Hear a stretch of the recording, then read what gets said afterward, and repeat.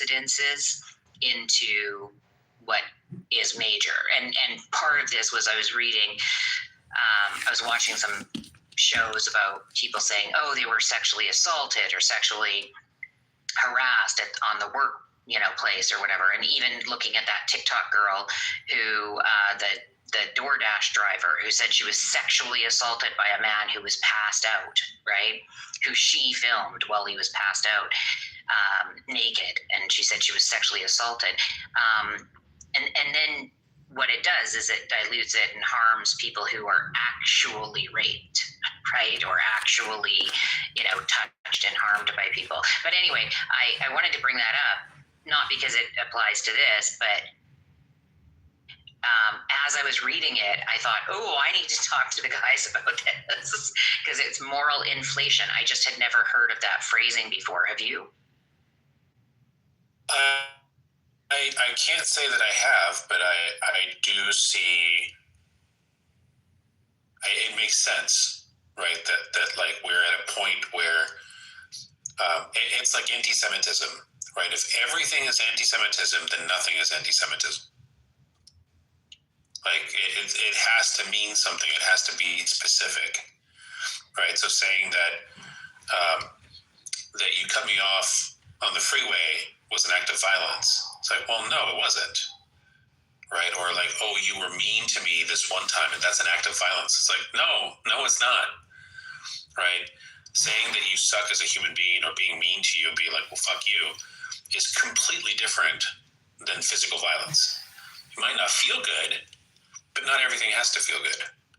Right, yeah, and that's actually, to the kid or something. But like, yeah, if somebody tells you to fuck off or somebody says you're a piece of shit, that isn't bullying, right? Bullying is a specific thing, but people go, oh, that person bullied me. Well, no, they didn't, right? Anyway, I just thought it was interesting because I think we all know the concept. I just hadn't heard of the phrasing. And yeah, it kind of made sense. So, Jamesy, had you heard of that? This, at the height of Me Too, there was this thing where they were talking about, the rape rates, and then like tagging on at the end in kind of a different, faster tone, like the end of a prescription commercial, or sexually assaulted. And like sexual assault is such, they tried to say that the world isn't less violent. It's just that the violence has changed. And like it took a lot of prodding for them to finally disclose that what they were talking about was this kind of words or violence. Like the amount of deception involved in that cell line just kind of invalidates the message that you're trying to get. The concept, and I guess I was thinking of like it's a dilution of meaning. So it took me a while to wrap my head around moral inflation, but then I thought, oh yeah, inflation, where your dollar is worth less, right? So that's kind of how I wrap my head around it. But anyway, okay, yeah, I just wanted to we didn't have to put a pin in it anymore because we've discussed it, but I just thought that was an interesting phrasing that I hadn't heard before. So, okay, I'm going to go back to my room and set up the other one. And I'll see you guys over in Discord.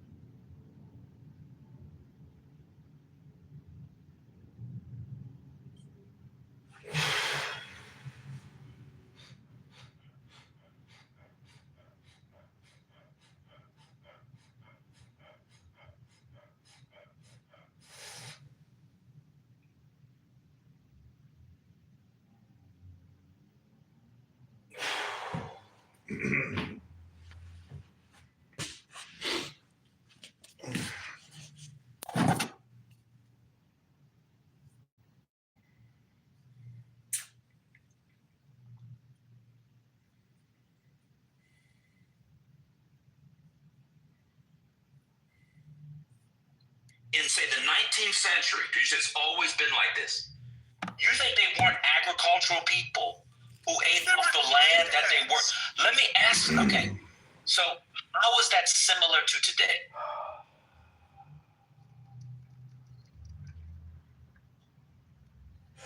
How's that similar to today? How's what similar? You just said that the diets were the same throughout the South for Black people throughout history. Explain how the diets are the same if the people then ate off the land. So they ate what was local.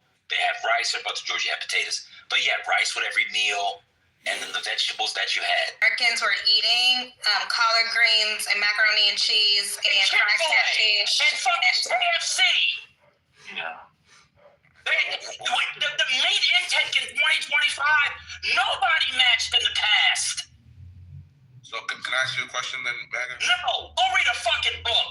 If Done. Black people, You cannot ask anything. Toye, I just wanted to point out. What is anti-negrophobic? What did he say? Go eat some chitlins, eat fried catfish, and then try to act like he was talking about white people too. Get shit out of here.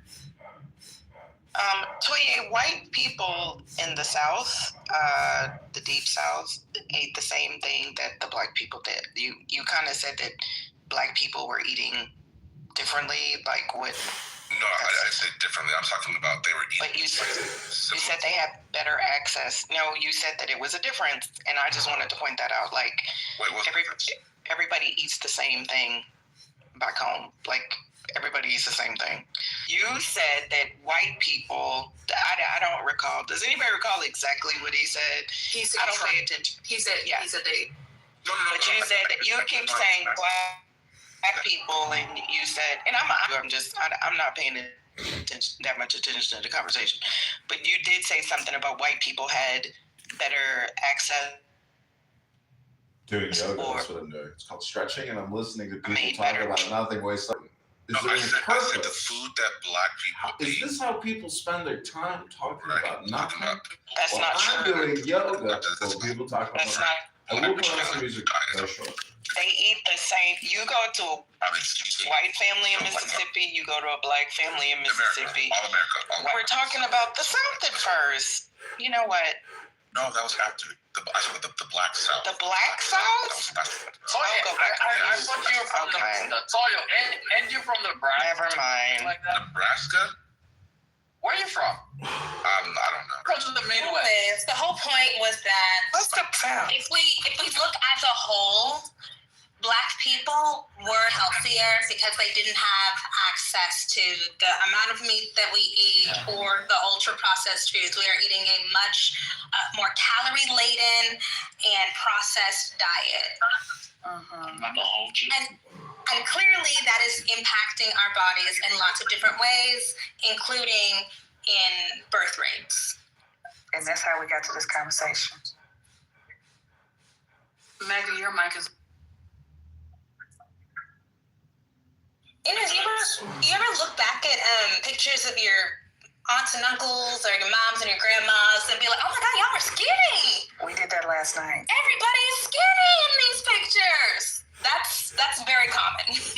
They weren't malnourished. They were just thin because they were More Well, people sedentary. cooked real food back then too. Yeah, but they were far more active than we are today. That's also, like we talked about this last night. We had a lovely, lovely room sharing stories and pictures, and shout out to that, y'all. That was so much fun. Seeing all the beautiful people. Like, we were even sharing how we grew up. We'd be out of the house by 7:30, 8 o'clock. You stayed outside all day. You came in at 12 o'clock for a lunch. If you were lucky, you got outside. If not, you came in the house, and then you stayed outside even longer. Y'all didn't have to delete his comment about that. That's true. I shared that.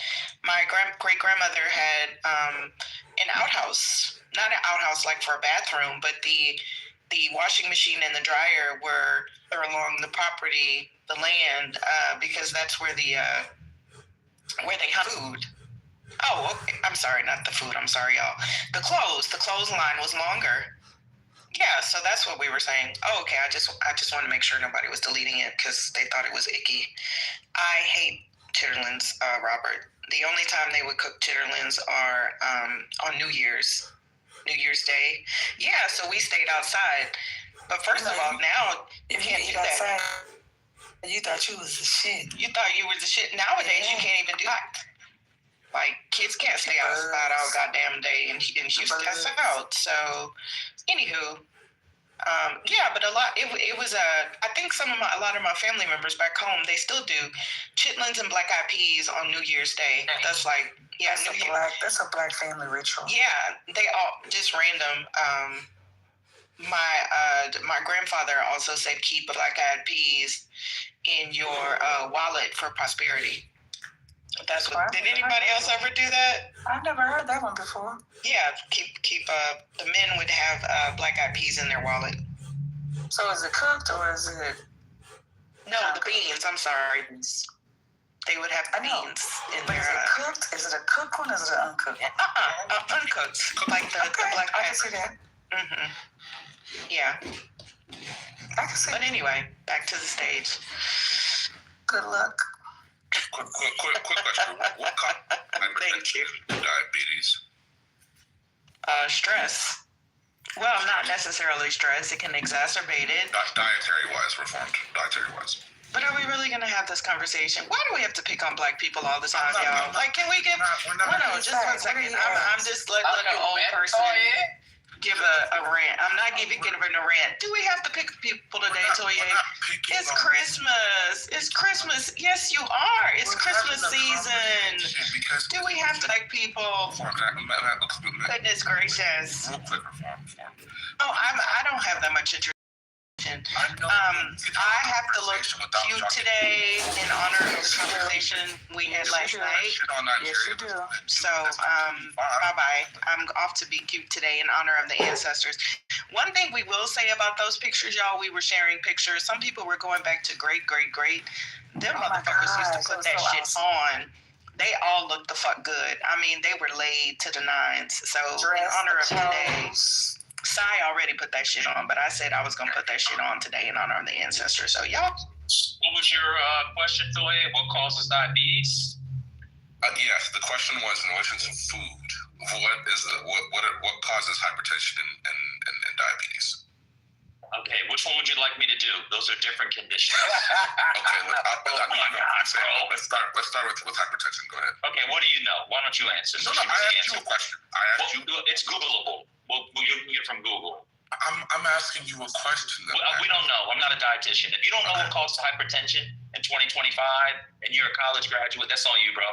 Well, just make your point. Just make the point you want to make. We all know what causes hypertension. We all know what causes diabetes. What's your point? Well, by the way, the point you're going to make goes against the argument that you were making earlier. So go ahead and make your point. Go ahead, make your point, bro. The point was that in relation, I made a point earlier about black people's food in America versus white people's food in America. And we're talking about, like black people say, oh, we ate healthier and we ate all these vegetables and they were from the earth, which not disputing that whatsoever, but are we going to act as if there wasn't a higher level of hypertension, significantly higher, and diabetes amongst black people than white people in America from the 40s all the way to the Yes, I got you. Yes. So then if we're going to have that conversation, right, we're talking about the diets of people in relation to... You're so stupid. Oh my God. So yes, actually, yes. We're going to. Listen to what you're saying. You said you know what hypertension is, and you're limiting it to food in the Jim Crow era. It's just so dumb. I'm not limiting it to food. We're talking about food. When you brought up about science and vaccines and health things like that, that's a separate conversation. I'm not disputing that. But there's also other factors as well too, correct? Are we is food not a factor in hypertension and diabetes? Yes or no? It is.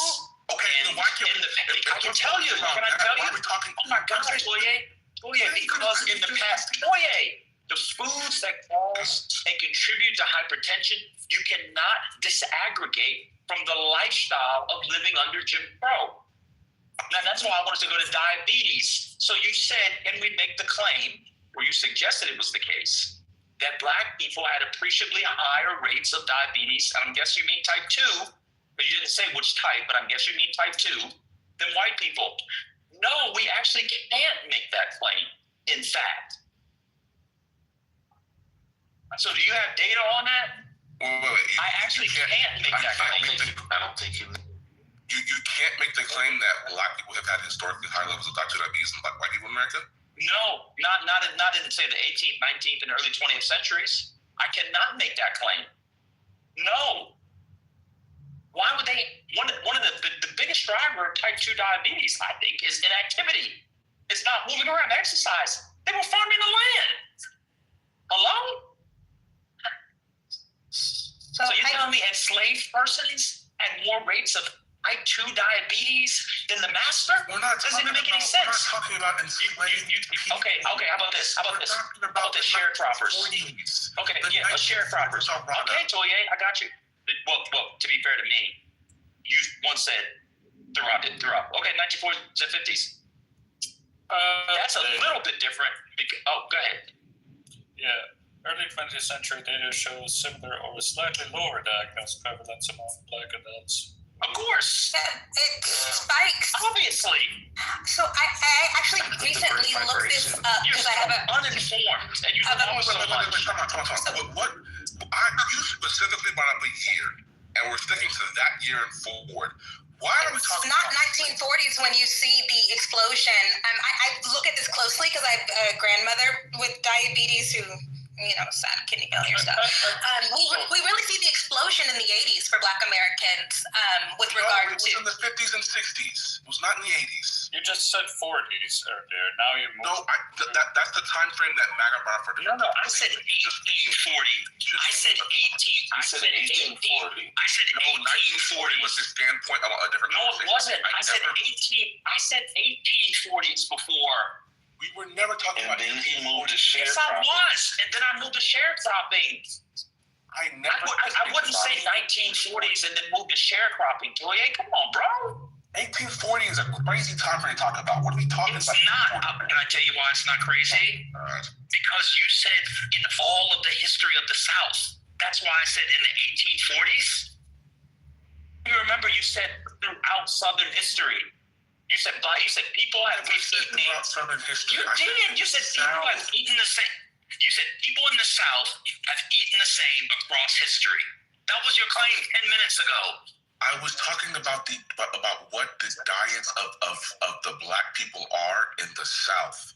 I know, and throughout history, they've changed. Yes, they've evolved within the same food, but they're not changing as far as like going from eating beef and chicken to now eating They didn't eat beef and chicken in the South because they didn't have beef and chicken I'm to giving an eat. example, MAGA. An example. I know. Please stop being. Toye, you're not. I'm talking about using a food group and changing to a completely different food group. They have changed to a completely different food group, is what I'm telling you. Do you know what the food group is? Beef and chicken. So which one is healthier, Toye? Less diabetes or more diabetes? You're telling me the types of protein that black people have which one is healthier? Less diabetes or They did not eat. They did not have. Oh my God, Toye! Do you not know what happened in the 1840s? You think they were eating? You think enslaved persons were getting beef? I know they were not because they weren't getting the big piece. They were not. And that I know that, but we're eating it now is the point. So it has changed.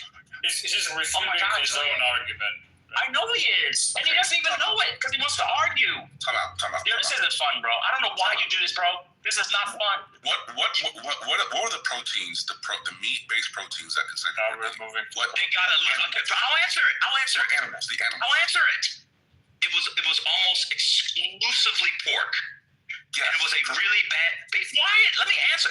Toye, you've never studied slavery. Shut the fuck up, bro. I don't need you to confirm me. I have. You studied slavery? I have actually. Oh, like who? Like what historians do you read? I'm not here to play like. None. Shut the fuck up. Just shut up, bro. I don't need you. Shut the fuck up. Shut the fuck up, Toye. Just let me answer the question. Don't interrupt me while I'm answering the question. You can respond. I don't need you to. Yes, while I'm speaking. I know it very well. And it was usually, if they were lucky, they would get a side of pork, if they were lucky, once or twice a month. It was not a meat-based diet. However, if they were near waterways, and they either snuck or their masters allowed it, they might get fish. But they were not eating as a general diet of enslaved persons beef or chicken. You know who else wasn't eating beef or chicken at the time, Boye, as a general diet? White people. Beef. So yes, diets have changed. Beef would be a change.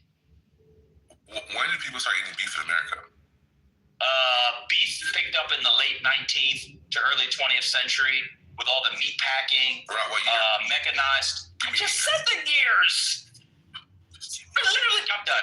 You're done. You just got to go down. You just got to go down. No, just shut up, bro. I literally said the years. You said what years? It's fucking dumb. This is not fun. Y'all got it. It's so dumb. I'm tired of talking to dumb black men. I hate what this country has done to black men. It's a fucking travesty.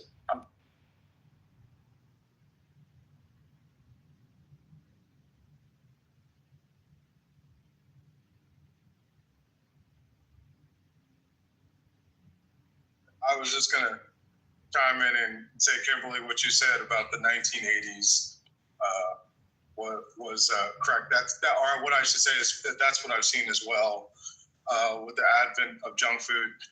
And by the way, in Texas, the highest obesity rates are actually in South Texas, in McAllen and Harlingen, which is 97% Hispanic.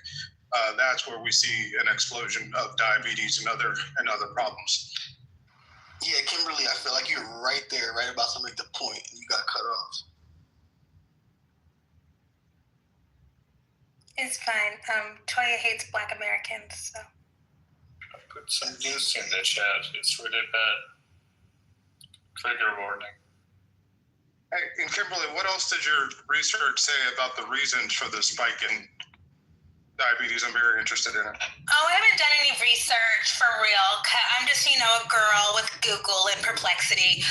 But we're less physical activity and then more access to the processed foods and the high-calorie foods.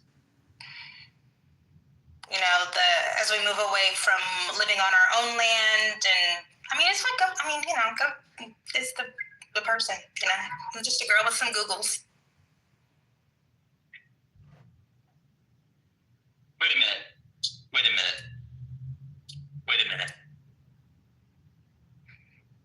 Americans started, beef was a staple of American diet in the 1500s, Toye? Is that what you're saying? No, America wasn't even a country in the 1500s. So what are you saying? So what is the point? Brought up 1800s, and then people in America started eating in the 1500s. There was beef eating in America in the 1500s to the Spanish way, like the Texas. There's been beef eating throughout the world, and so we're talking. Toye. I said you said what a diet is. Not so. For example, I've eaten snail, frog legs. It's not part of my diet.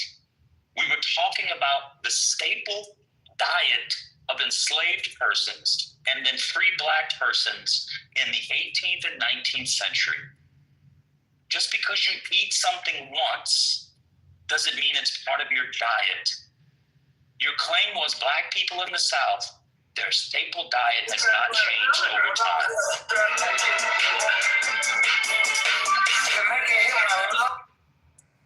Has not changed over time. That was not American diets. That was never my claim. All right, bro. I'm gonna be honest with you. You can change the claim. That's what you said. That was I made a point. You're doing this. Wait a minute. So you did say that. Do you not see how you conflate different things and act like you're No. You said my. This is slow. You said that my point. That was never my point. It was something I made. I didn't say that was your point. I said you made the claim. And so what I'm telling you is that it has changed, and the spikes in diabetes, not only as a percentage of the black population, but in relation to white Americans, is a new phenomenon. It is not historically stable. You also said 60s and the 50s. Y'all bring up 1840s. it's from the 80s and the 90s, Toye. It's not from the 80s and the 90s. How about this? How about this? How about this? Just give us the data. So All right. neoliberal and Kimberly have given us data. Go ahead. It's that easy. Just give us the data. That's all. For those who want to move on, there's other rooms. You have to move on to other rooms. This is what we're doing today. Just so you can move on to another room. If you don't like it, there's other rooms. It's free. It's a free app. Move around. Ain't nobody paying. You ain't got to stay. This is free rooms.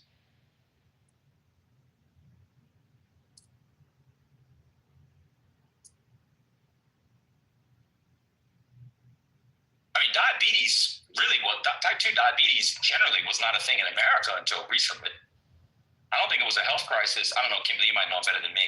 I don't think it was really a health crisis, or neoliberal. It was really a health crisis until what, the 80s, 90s? I know it's exploded in recent years. I have persistent increases in the 80s and 90s. Yeah. Same, late 20th century. That's what I got too. Yeah. Yeah. Toye, where's your evidence, Toye?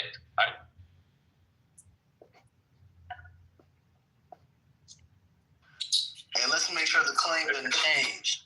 But so Moose, a lot of they link it to the explosion of junk food in the 80s. The Doritos, the Capri Suns, all the box things that were given the Lunchables, Right. the high salt and sugar content, Yeah. and all the sugary As cereals. people get fatter, yeah. As people get fatter, they get more diabetes. No shade to the big girls.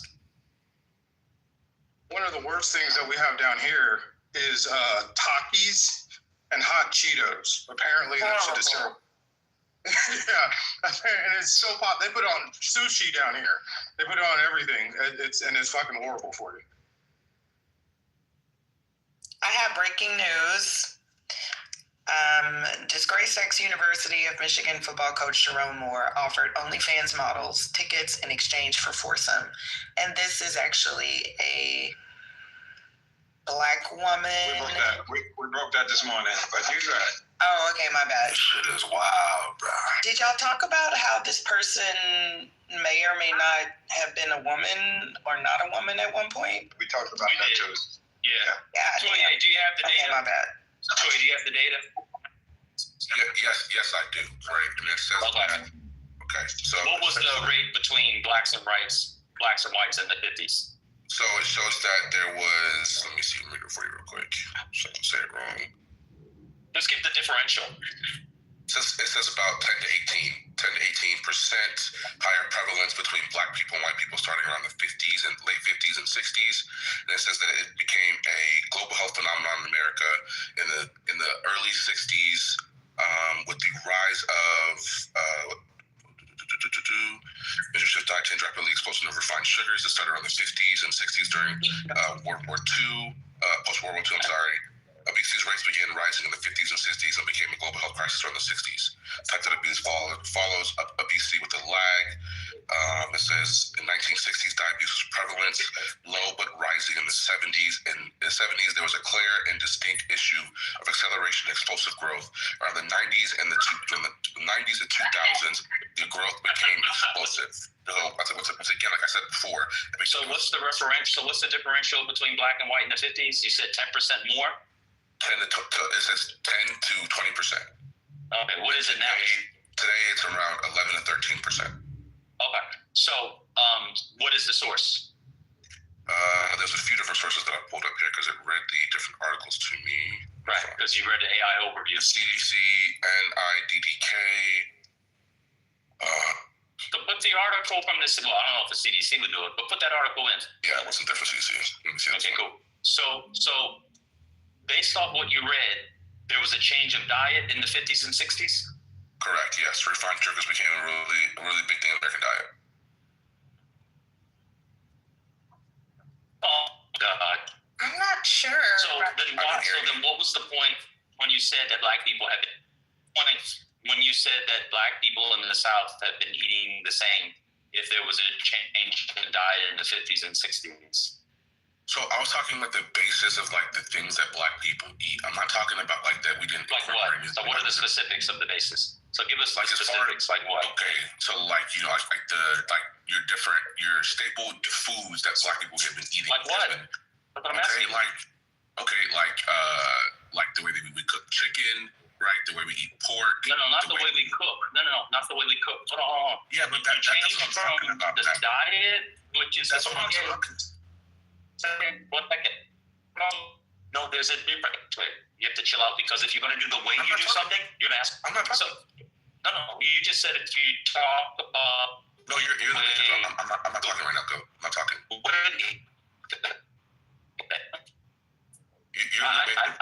not speaking. MAGA, you're in out of the matrix. Yeah, I'm not speaking right now. Yeah. I know. Can you hear me? Now we can hear you. Correct? Yes. So I'm asking you. Okay, so before you get to preparation, just tell us what the diet is that's been the same, because preparation has also changed over time. So your claim is that the staple. Wait, please, bro. You said I'm trying to learn. There's something you said you study slavery and Black history, so you might know more than me on this one. So that's how I learned it. You did say you study. I said you didn't study it. You said I do study it. That's what you said 10 minutes ago.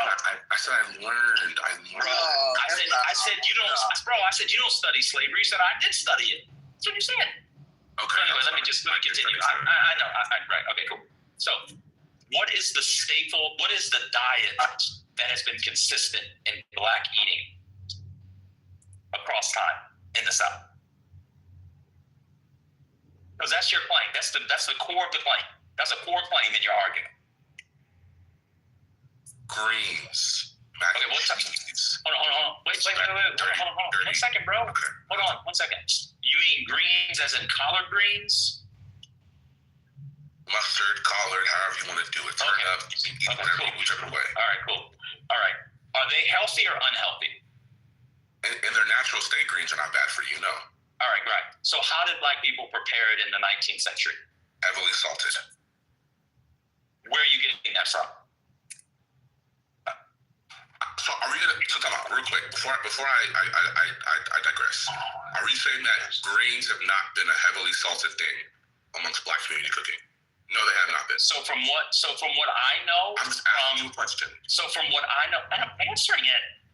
Do you hear me? It was a lag. So from what I know, there wasn't a lag. You just want to talk. So from what I know, and I'll be honest, I'm not a food historian. I read some books like Psyche, Force, and Williams, and others. Heavily salting of greens is not a long-standing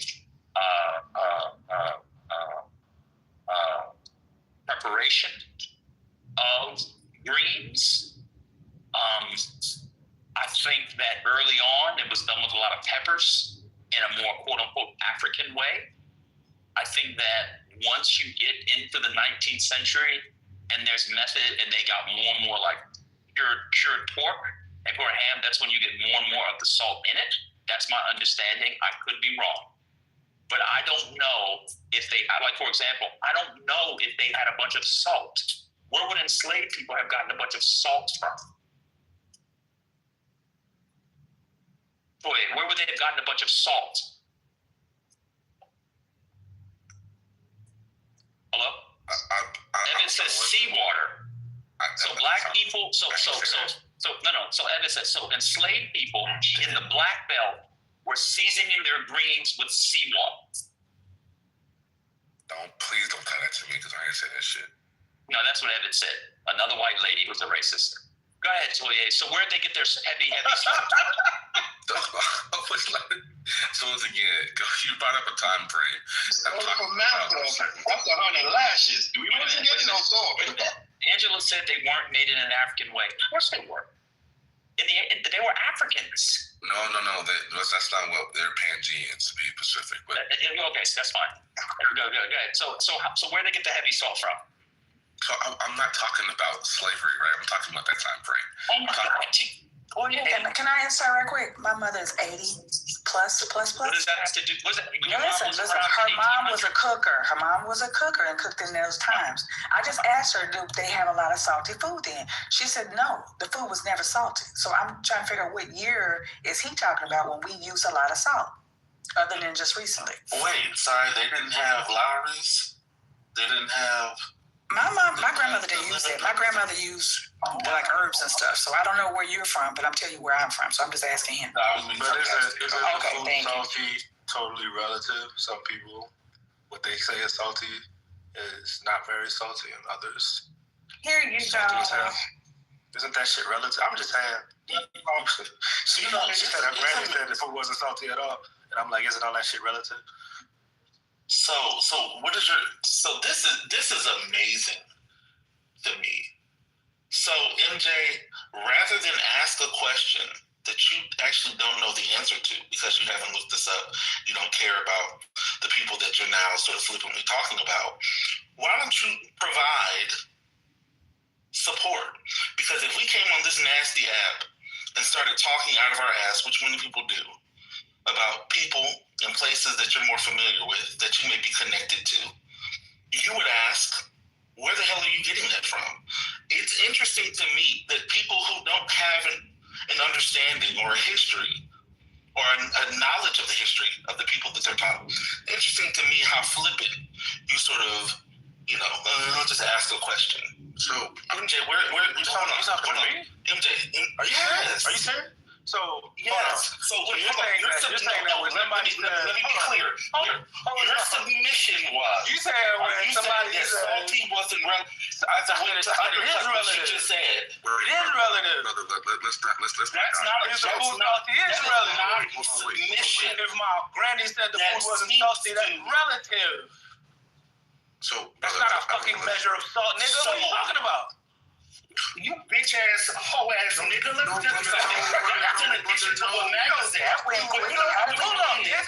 That was an anecdote. I want you at my crib. That's right. No. That's right. No. You are. I got heat for niggas like you, nigga. But you are stupid. You don't know what the fuck. You need to pull up now, nigga. Just like you get What's your address, nigga? Bitch ass up. Worry about that, nigga. What's your address, nigga? Shut. Hold on. We're not doing that on Patty stage. Let's be respectful of the space. Y'all can make it private and threaten each other. Thank you. Ain't nobody threatening him. He doesn't know what the fuck he's talking about. I want the address, nigga. Brother, no. Please stop. Y'all are gonna get the house shut down. No threats in here. He wants the address. Bitch, do what? Brother, please. Nigga, what the fuck you gonna do? That's what I know. What I do, nigga. Oh, you know. I fuck your shit. Okay. You're a joke. A joke. Respect the space. Respect the I space. want to joke at your mama house. Bruh, who is that? Okay, MJ, you've been warned. You're not gonna get the house shut down making these threats. Like mothers, man, that's too much. What's going on? This is your fault, Maggie. You couldn't handle her either, nigga. Oh, brother, what? Let's stop. We're all joking here, right? I love you, brother. Yeah. So I think, Toy, are you...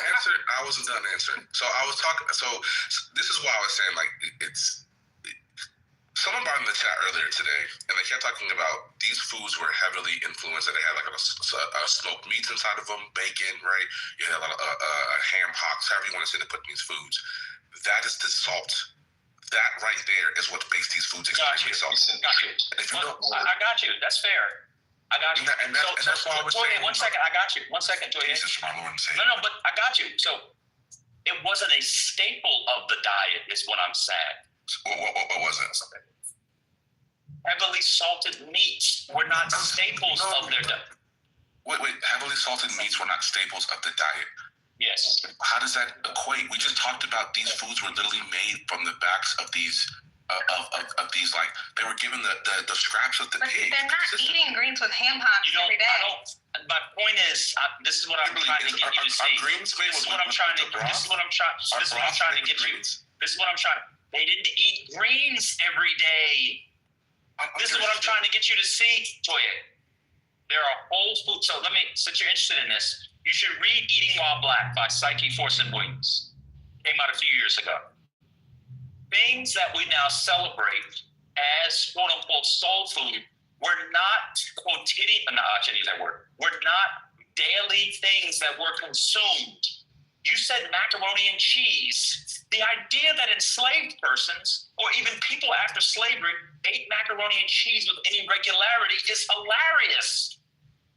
It's only a dumb thing to say. They were expensive. They didn't have the money for it. They didn't have the cheese like that. They had it, I don't know, for special occasions. They had basic staples, rice, fish, the things that they grew. That's what they ate. Black people in the South don't eat that anymore. That's why we're seeing these explosions in diabetes and hypertension and other things. The way the food is prepared. You mentioned fried chicken. They weren't using ultra-processed oils like we use now. And they weren't eating fried chicken multiple times a week like you and I do. I'll eat fried chicken. Well, not you personally. I'm just saying generally.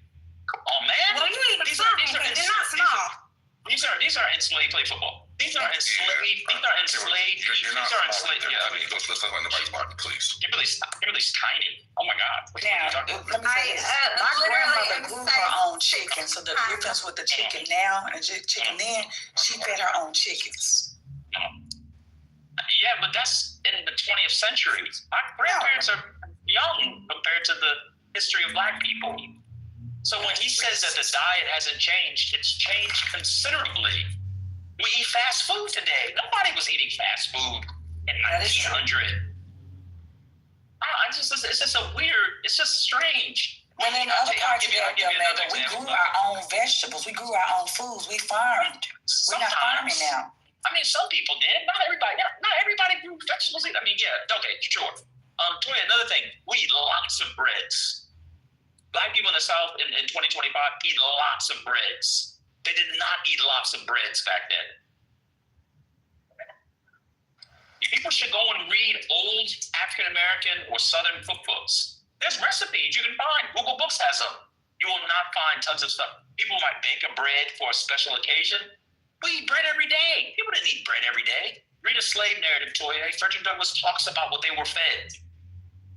Oftentimes, lots of corn. Black people don't eat corn every day like they used to on plantations. Diets have changed, bro. You've never studied slavery. Wait, I don't know what you're talking about. There's no planet on which I am big. It's not me. Maybe you're looking, I don't know, wrong bitch. Never been me. To be fair, you have a very aggressive self-confidence, and therefore that makes me want to call you fat. What? That's pretty sick. You need to be quiet. Well, they're only trying to break you when they talk about you. Kimberly, keep doing you. This is all I'm saying. No, I was just saying that there's no definition on your using. You're talking about my body, but you're not defined any shape or form. Hold on. You know what? Hold on. I want to correct something I said. I'm skinny. Hold on. I want to correct something I said. Angela made a good point. When I'm talking about bread, I'm talking about the kind of bread we eat today. Angela's correct. They would make things like hoe cakes or not fried bread. That's the Native Americans. Or it's a kind of thing that looks like with the Indian what's the thing that Indians eat? Fried bread that the Indians eat. Fried the things that Indians eat. Roti? Roti? No, the Indian ones. All the other naan. Okay, like naan. Yeah, like naan. It kind of looks. Sorry about that. It kind of looks like that, but they were not. Look at her. People never bought bread from the store. Put them on plantations. Nobody bought. Well, actually, black people did bread. So she's right. That's what I'm talking about. I'm talking about we eat white bread, processed bread. We're not baking bread in the home. Like that was the thing. So you should go and read. Go and read. I just reread Booker T. Washington's Up from Slavery. You should go and read. He outlays the slave diet. It is nothing like this what we eat today. Nothing. The idea that people from in 2025 slavery, you brought up slavery. I never disagree with you. Okay, how about this? After slavery. I was talking about 1940s. We don't eat like 1940 either, Toye. Okay, so then what? Okay, so He's probably never read a book about it. I'm confused on what can you give me an example of what the black diet was in 1940 in the South? Well, yes, it didn't. Just give me in the 1940. Yeah, sure. Yeah, very easy. Vegetables, rice, dishes, and whatever piece of meat, they could get their hands on. Dishes, MAGA, dishes. That is the dish. You got a plate. Vegetables is on a You put dish. rice on one. You put rice on. That is the dish. That is You get a plate. That You is put not a rice. dish. That is a dish. Wait, are you? You are engaging with someone who doesn't understand the history, and so he's thinking Wait a about minute. like 4-course meal. No, I'm Wait a minute, not. Toya. No, What do you mean? Toya, what do you mean? Okay, so if I said, right, like you said, give me a dish that we have been eating, Nigerians have been eating for a long time, right? I would say something like okra stew, right? We've been eating okra stew in Nigeria, and the way we make it. I'm doing the black version of that. Give me a dish. Give me a That dish. is the black dish. people eat in 1940s. Oh, I got you. Okra stew. Huh? Okra soup. Black folks in America have been eating okra stew. Yeah, for hundreds of years. Okra was the. Come on. Wait. What's going on? Real quick. Brother, how do you make okra soup the Black American way? Go ahead, brother. It's very similar to. Wait, hold on. Wait, No, we're not doing. I'm not from the 1940s, nigga. What is going on? What is okra stew for black They culture? call it okra soup. Okay, first of all, they call it okra soup. They don't call it okra stew. What is okra soup? How do you make it? Break it down. It's very similar. It's very similar. No. Who said gumbo? I said I don't know who said gumbo. Don't say gumbo. I don't know. He's not American, so he's not. Gumbo literally means okra in French. Okra soup for black people. What is the beginning? How do you create it? Because if someone said, "Hey, Toy, how do you make crawfish?" That you say, I can give you the steps on how to make that. So how do you, real quick, Naga, how do you make gumbo soup? Black I can't give you. Hold on. I can't give you. 1 second. I can't give you crawfish etouffee either. I can't give you recipes from You know food, don't you? I don't know every recipe offhand. What the fuck is wrong with you? I mean, I could give you based off my knowledge of cooking what it is, but I'm sure I'd miss some things. But the point is hold on. Here's the point. This is what you're doing. You're now clouding the fact that you didn't know that okra soup was a staple of Black American cuisine in the past. I know. I'm asking you. No. You didn't know. Just say you didn't know. You just say you didn't know. I did not know. Okay, cool. I'm gonna tell you. When I would go over my great grandmother's house, and there was anecdotes, she would have this nasty, slimy, green thing with these white bits in it. My mom, what's that? Oh, that's that okra soup, baby. You want some? And she would laugh and then put in a bunch of nasty slime. It was disgusting and generational. So you're asking what a dish was? It was okra soup. I mean, we didn't do My mother called but it it was a lot of goulash. beans. It was a lot of beans. My mom and my grandma loved beans, could eat beans 3-4 times a week. Yeah, so how do you make black eyed peas, right? I can tell you the exact recipe for but black eyed peas. I'm not even talking about black eyed peas. What do you mean? What do you mean? You can tell us the exact recipe. How do you make people have all different. Hold on a second, bro. Let me ask you a question. Okay. Let me answer the question. If I ask you about a dish from the 1930s that you don't eat, but it was a staple, I don't expect you to know the recipe. You're not proving anything. No, I'm saying if someone said, how do you make black eyed peas, right? Southern black eyed peas. We still eat Southern black eyed peas. I understand. That's why I said, can you give me a dish that has been, you can actually say, hey, if I give you a dish. I'm giving you a dish. I'll give you one. Red beans and rice. Okay, that's fine. Completely fine. There's a way to make that. I know that dish, right? But the way you make it now might be different than how they made it in the 40s and 50s. And that's completely fine. That's fine. Okay, so if that's fine, then your argument doesn't obtain. No, that's not my point. You don't even know your argument, bro. I do. Wait, why are you asking, Toye? Like, why are you asking? Because I was asking him. Go ahead, man. Go ahead. Go ahead. No, I apologize. No, I was making a point that, right, like, that the staple dishes that black people have been eating, right, while they may have changed how they're prepared, certain things have been added to them, right, or maybe even removed. But for the overall arching conversation, right, these dishes have been pretty similar over time. They have not. Okay, so then I asked you, give me a dish, give me dishes. You said vegetables, right? Now I said, okay, give me a dish. Vegetables isn't a dish. So you said, you said vegetables is not a dish. Rice. I have red beans and rice. Okay, But now what? This is why it's disingenuous. This is so dumb. Because if we're talking about, disingenuous, I asked a question and you gave me vegetables. Can I finish? No, I wasn't done. Can I? I wasn't done. So how can you finish when I wasn't even done? Yeah, but we can't. How do you ask? Okay, so here's the thing. How do you continue to talk when you clearly don't have even a history of the thing that you're asking about? You're talking over people who are giving you things, and then because you don't have a history or knowledge of any of those things, then you're asking something else. You're asking about dishes, and so I asked one specific question. One specific. No, that's But not. you got an no. answer also. No, Billy, I did not. we're now. Hold on. You are the first person to give me an answer. Maga said that. He said red beans and rice. No, he said it after I continued to say, what is okra soup? Okay, but all right, we're in the present. Let's ground ourselves in reality. Right, you've never heard that Black Americans eat okra soup because you don't know about Black Americans. He doesn't know. You don't know anything, so why don't you just learn the part of our... Okay, cool. Why don't you just learn? Why don't you just learn? Why don't you just learn? That's all right, meet up. All right, sorry, meet up. Hold on, man. Meet up, bro. I said back and forth. You're still talking. You don't know anything about Black Americans. I said, hold on. You know nothing about. You know nothing about Black Americans. You know nothing. Question. You know nothing. Question.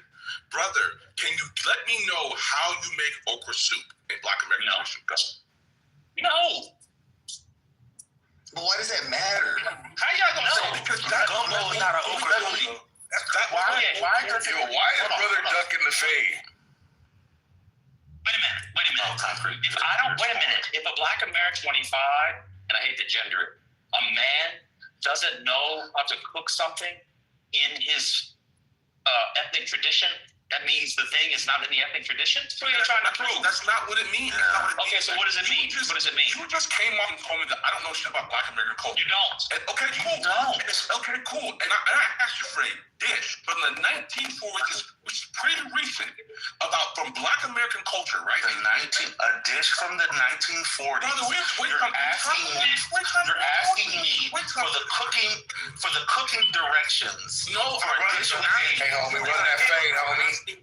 And so now, 85 years later, what you want me to do is give you. Would you like me to tell you what temperature they're set? The stove. I'm doing all that. Just say you don't know, brother. Just say you don't know. I'm just saying, can you give me okra soup in Black American? Why does it matter? Because that was the point that I literally made. That was the You didn't ask for the cooking directions. You asked about the food. The food we're telling you is different. The ingredients are different. They just told How can you make different this is a basic. At this point, this is a basic thing. I put in the fucking chat.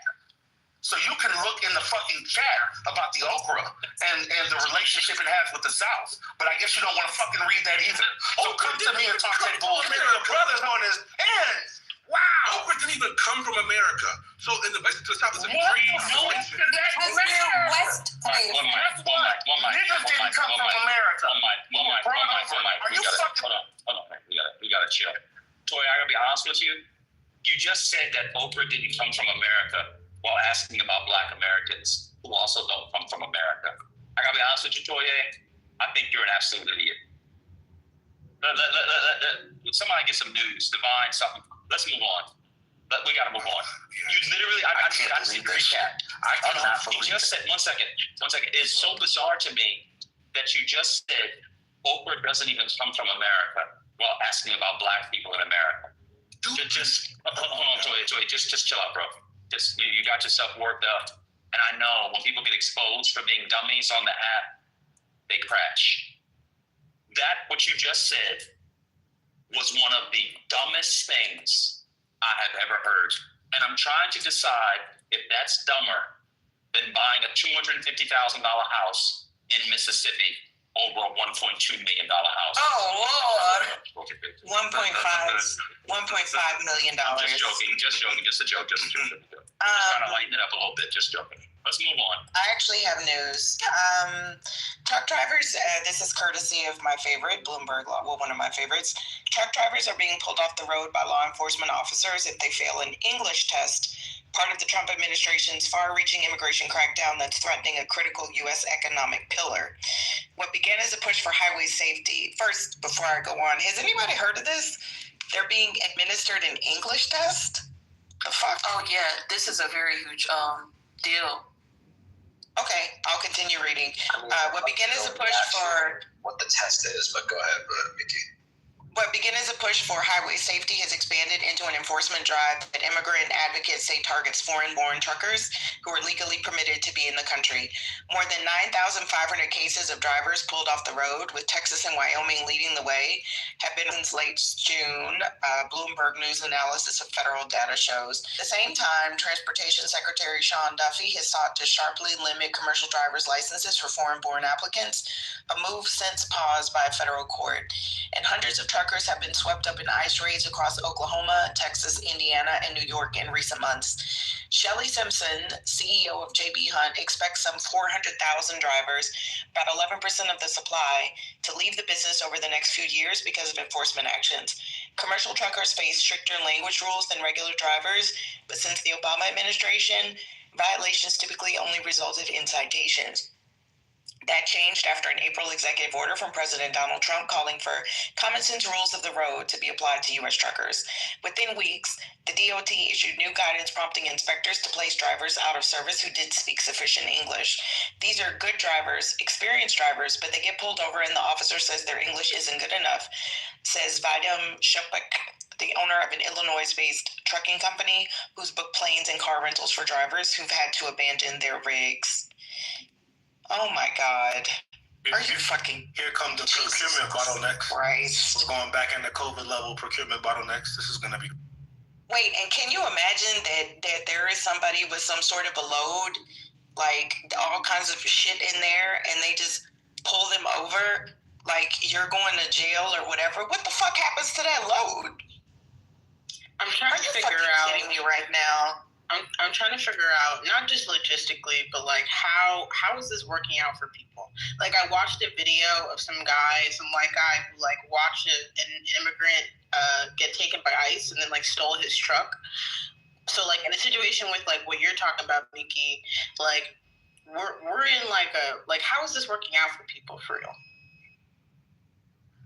And I saw someone in the chat say they don't have an issue with it. Here's the problem.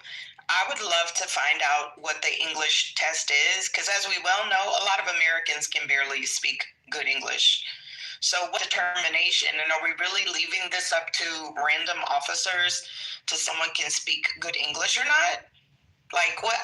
This is so fucking problematic, y'all. As a daughter of, well, not my dad, but granddaughter of truck drivers and all of this, like, this is so fucked up. They passed the damn CDL test. So clearly this is good enough for that. Right. Anywho, somebody asked for news. Back to the stage. Like, are companies going to start suing because of this? Like, you're literally stealing our employees? Like, what? Well, JB Hunt is one of the big boys. So I can't imagine. This is the law. I mean, I haven't heard about any law, but I did put the article from Bloomberg Law in the chat if someone wants to read. But this is very problematic. Yeah, very, very, very problematic. Have on the supply chain. And then how are they stopping these drivers? I'm not surprised that Texas is not one of the number one states, but Wyoming? That's crazy. Those are major transportation highways as far as like when you look at logistics in the United States and you talk about places like Texas and Wyoming, you're talking about the way they get things to the rest of the country. That's gonna be very problematic. I don't understand his logic behind that. Well, and then we already have, I love how Cindy Stumpo, when I tried to say we still have supply chain issues, because she talks about this quite a bit. Of course, she's building $20 million houses. And she said, no, we don't have supply chain issues. This is just the new normal. Because even at that level of building, she still has to wait for products, like for windows and doors and stuff. And of course, she's just a build. But it's just, no, she's on Chatter, Jazzy. She's on Chatter exclusively. But that's just, I'm sorry, y'all. I didn't know that this was happening. But anywho, That's just the news. But that's really just no. She's even acknowledging. That's what I'm saying. There are a lot of Trumpers that are acknowledging that this is not what they signed up for. But we knew that was going to happen eventually. But yeah, because these people are going to leave. Yeah, but if you're just they were shocked the first time. That's so. But why are they pulling over these truckers? Like, what are they saying that they're, like, are they getting them at the weigh stations? Because in some states you do have these weigh stations. I don't know enough about it because, I don't want to get beat up today for talking about something I don't know specifically how the weigh stations work. I don't know if we have a trucker here. I know that they're not weigh stations in some states versus other states. I know in Texas, you have like the weigh stations for your load that you have to. I don't know how often you have them, but if you drive in this area, you might see some of them. Like they have to pull over. It'll tell you on the sign, weigh station. Okay, AJ said weigh station in every state. I was talking to somebody in Boston, AJ, on Chatter, and he said that they didn't have as strict requirements as they do in Texas. So I don't know what that meant. But he did local hauls all over Massachusetts during the day. But anywho, I think they're strategically placed throughout the United States, and it's really based on what you're carrying. Like out here, you see them a lot. This is a state where you get a lot of, it's a logging state. We have a lot of evergreens, so we're cutting wood, and I'm not that far from the port. So you see, from both ports, both the port of Olympia, the port of Tacoma, the port of Seattle. There's a lot coming in and out because we're China is like the neighbor, Canada is like the neighbor. So because of the extent of materials that are coming through the state, you have to weigh to make sure you're not breaking any laws. And then when you get so far, I guess it gets more lax because they're breaking things down as they go along logistically throughout the rest of the United States, if that makes sense. Yeah, I'm just wondering, like, what the fuck is happening to the load? So people are going to figure this out and start following these truckers, and then you know what I'm saying? Like, that's just crazy to me. But anyway, here's another little bitty one. Members of Congress clashed with DHS Secretary Kristi Noem on Thursday. Oh, we know this one. Sorry. So, all right. Back to the stage. I have a little... Thanks, Miki. So I know that when there's a load gets left, the company, they're definitely going to send out another driver. But this has always been a law, but it's being enforced more now. I just found U.S. federal law enforcement by the Federal Motor Carrier Safety Administration requires commercial truck drivers be proficient in English, enough to understand traffic signs, communicate with the public officials, and fill out reports. So I guess they have to prove this non-proficiency. Again, it says read signs, communicate with the public, and fill out their reports. So if they're unable to do that, I think this is a problem. But if they're targeting truck drivers because they're not able to have a whole conversation, if they know enough English to do their job, leave them alone. We have navigation now. We have navigation that can be set to the language of the driver's preference. All of that. We've all been to Europe, right? And Europe has multi-languages, and you can go from the way the EU is set up now, you go from one country to the other, just like we go from one state to the other. And I don't think they require that, okay, you're a German truck driver, you must be able to speak French or English or what have you. Just another target, I think, another attempt to target people that aren't quote unquote American enough. I land with that. Yeah, and definitely not in Europe, brother. But once again, they want to target the goddamn people that are working and paying taxes and shit. Truckers can make pretty good money. I have a ton of truckers in my family. Like, grew up with truckers. This is such bullshit, y'all. It's just dumb as fuck. Thought they said that they were gonna go over the bad guys. Now you want to attack the people that are literally at their job, doing their damn job, Bad guys, that have their CDLs that are like, stupid asses. There's not enough fuckers. Anyway, you guys, didn't it start like back in September where that guy made a U-turn down in Florida with his rig? And Yes, six people, I think it was 6 people that got killed. Ron DeSantis went crazy. And he was like, we're taking all their licenses, and if they can't read English, if they can't pass, and he went crazy. So this is the new MAGA thing. So they're gonna get rid of the truckers that. What he didn't say was the Chinese got killed were actually immigrants. The Chinese bus driver also had an accident somewhere down south. So yeah, they're gonna target these people because these companies need to. If you own a hauling company, if you're doing logistics, you need to vet your driver, or you're gonna lose your load. But they have licenses, right? They do. Truck driving schools that have had their certification pulled because they didn't meet the standards from the USDOT.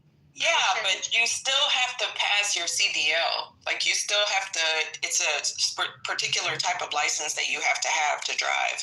So that's a CDL. That doesn't come from the truck driving school per se. Like not every. I mean, I read English and I've driven the wrong way down the road before. So yeah, the CDL is administered by the when you where you go to take your license. You know, your license exam, right? Like where everybody goes. So you can take a CDL exam without having gone to a truck driving school. Like my grandfather was old school. My uncles and my cousins could drive rigs when they were 10 years old. They could break apart those engines when they were probably 10 or 11, but that's just what they were taught. There's a huge company back home called Carrier. I've said this before. One of my uncles is literally on the damn brochure. So, and Fogelman, which was a company back in the day. Yeah, I'm a truck driving girl. I wanted a Mack truck or a Peterbilt. Shout out to Peterbilt. Peterbilt is the best in the fucking world. But anyway, this just breaks my heart. These people are working, minding their goddamn business, taking a load, probably picked up some Christmas presents for their kids, and then they get stopped, asked to read a damn or something, made to the determination by some crackhead ass cop, and then they're hauled off to some immigration detention center. Would you change your mind, Mickey, if you learned that 53% of the CDL licenses issued in New York were issued unlawfully? How are CDL licenses issued unlawfully? Did they game the test or something? Like, where'd you get that information from, Monica? Where'd you get it from? Right. How does that? Just give them the title. The link is in the chat. The Twitter link? What's the link? Which Twitter link? You're giving us a Twitter link? Wait, maybe she has another one. What is the link? Because that's interesting. If more than 50, what does it say? I don't have Twitter. Could you break down how they got the it legal? Speech from Secretary Duffy. But could you break down how it was legal? I can't. I don't have Twitter. What did he say? 53% of New York CDLs have been issued unlawfully. If someone's taking the test has been granted a 1-year visa, New York issues a CDL that's good for 10 years. Secretary Duffy threatens to block funding, but that's not enough. How does that make someone qualify? No, I'm asking what was the illegal part? What's the illegal part? A federal audit of CDLs issued in California just exposed a huge corruption scandal over tens of thousands of illegal aliens being given CDL licenses. Yo, Monica, what are you doing, girl? This Come on, is man. this is beautiful. Wait, You said New come York, on, MJ. Hold on. Because I'm driving. Can you just... I'm learning. I have But what was the New York one? What you read, I'm saying, what's illegal? I don't know. That's what I'm asking. Because I'm not challenging you. The other people coming off mic are challenging you and they want to be mean, not me. I'm just saying, what's the illegal part? That's all I'm asking. I'm learning with you. Okay. It looks like if someone's taking the test and has been granted a 1-year visa, New York issues a CDL license that's good for 10 years. Apparently, that's not supposed to be done. Is that what is the law? I'm saying, is it a federal or state law? I don't. That would seem like a weird. That would seem like a weird law that they would say if you're on a 1-year visa, you can't take a test for a license for 10 years. That doesn't make any sense because people come and study, and they have short-term visas and take tests all the time. So, is it a federal law? Is it a state law? What is the law? You said it was a law. Maggie, I read the article she's referring to. It's 100 out of 220. It's not a lot. New York has issued over 32,000, so we're talking about 100. The governor has since revoked them. It was a loophole. I don't know which law they broke, but it should not have been done. Wait a minute. Wait, the licenses got revoked? Yeah, the governor revoked them. Governor Hochul. This happened over the last couple of days. There's an article in the New York Post. I read it today. Wait, it was 100 licenses? Yep.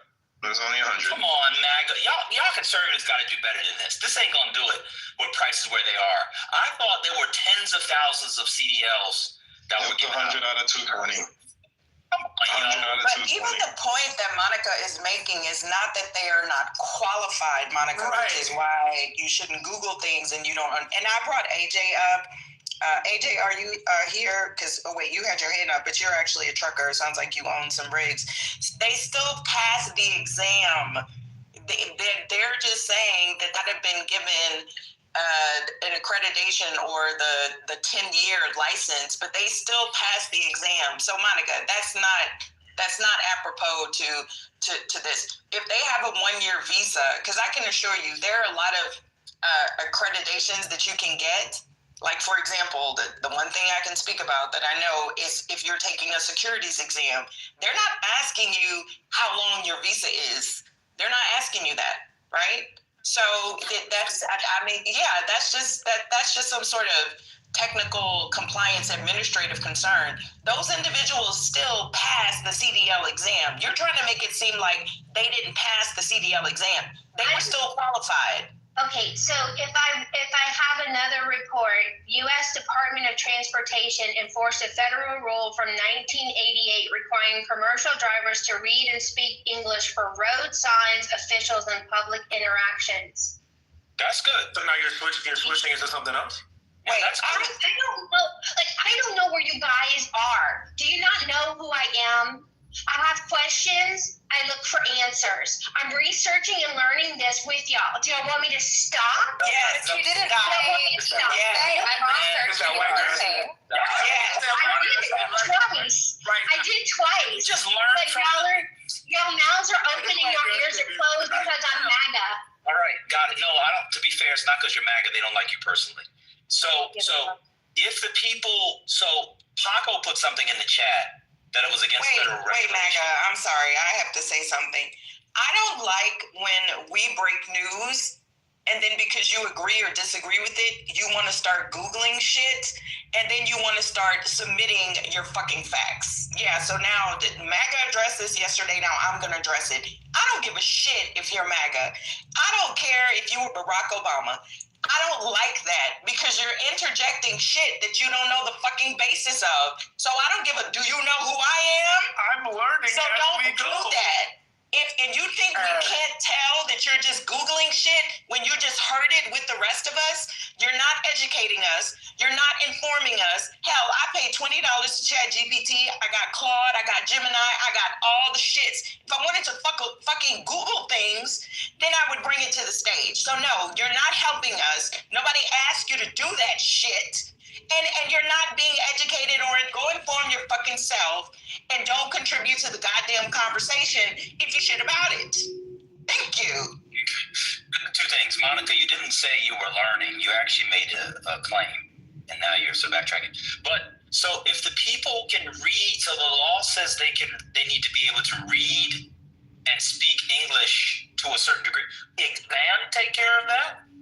Like if they pass the exam, in English, ipso facto, they were able to read and speak enough English to pass the exam. I'm actually very confused. I'm sorry. I gotta be honest, this is more confusing than Toye. I'm confused. If you pass the exam and the exam's in English, and you have to have enough English to read the signs and do things to be a driver, wouldn't by virtue of passing the exams you know enough? I'm confusing. I'm confused. Did they pass the exam? That's what I'm asking. Did they pass the exam? According to Matt Cool in the chat, that apparently they did not. Monica's not. Well, they did not pass the exam. According to Matt Cool. Amanda, I'm wondering if they offered those examinations in the language that you speak. That's possible. And if they don't check to make sure they understand the different road signs, because that can turn that.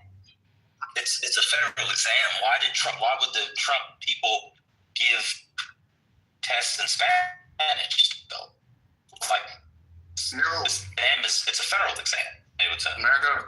AJ, hey, what's up? You're a trucker. Can you speak to this? Let me jump in.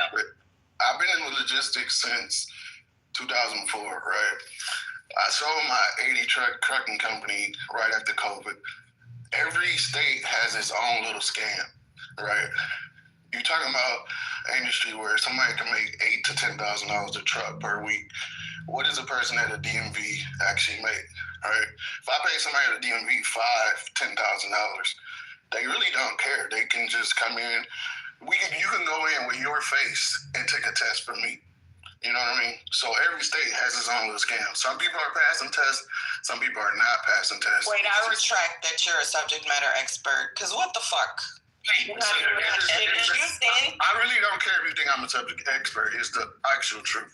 No, but so are you suggesting DMV officials with 10 grand? Is that in the story? Wait, where are we getting that from in the New York story though? I don't know about the New York story. I'm just telling you the facts of what the industry is doing. This is why everybody is like pulling back. In every state's DOT handles this shit.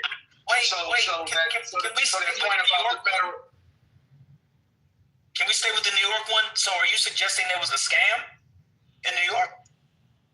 You want me to read the article? It's a quick read. Is it hard to fucking believe that there may or may not be a scam there? Well, then who got charged, fucker? Why are you cussing at the fuck you? What are you cussing for? What's your question? Damn, Sounds like y'all the only fuckers who can cuss. I simply asked a question. What you cussing at me for, bro? Fuck. So, was anybody fucking indicted? Fuck. So when Kathy Hochul took the fucking, when she took the fucking license away, did a motherfucker get fucking indicted? I love it. Did the Trump administration fucking indict somebody? Fuck. The fuck, y'all? I'm just asking. Is it hard to believe? No, it's not hard to believe. I'm asking about this fucking story. Did it fucking happen? If not, then shut the fuck up.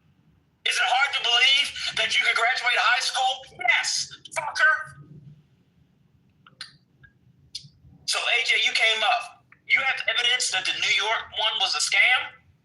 Well, no, I'm just speaking in general, not necessarily about New York. I don't have any information about New York, but this is an industry. This is an industry thing across the country for sure. What's that got to do with this? Okay, well, did you also know that truck drivers like to get lot lizards who are females, males, sometimes trans? And I know it has nothing to do with this story, but AJ was in the business, so he used to get hand jobs and blow jobs by trans women in lots all the time. Oh shit! Since we're doing things that aren't related to the story, since it's not related to the story, let's just bring some stuff up. How do we get here? Because we know all that matters is that we're here.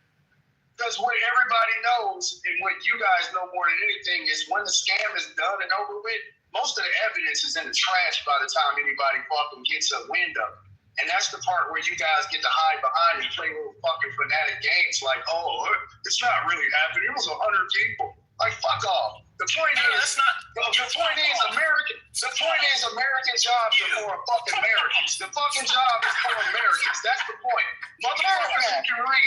Motherfuckers who can read English and who know what a fucking legal U-turn is. Motherfuckers who are used to. I've already had my DOT several times in my life. So fuck off, you not working. Shut up with your fucking loosened up fucking clean ass ass, you fucking non-working. Nigga, fuck off, fuck. Did you say his ass was lotion? You ain't lifting nothing but a 10 in the page, you lazy fucker. Yeah. Fuck. Fuck it. Fuck. Yo, this thing is homoerotic.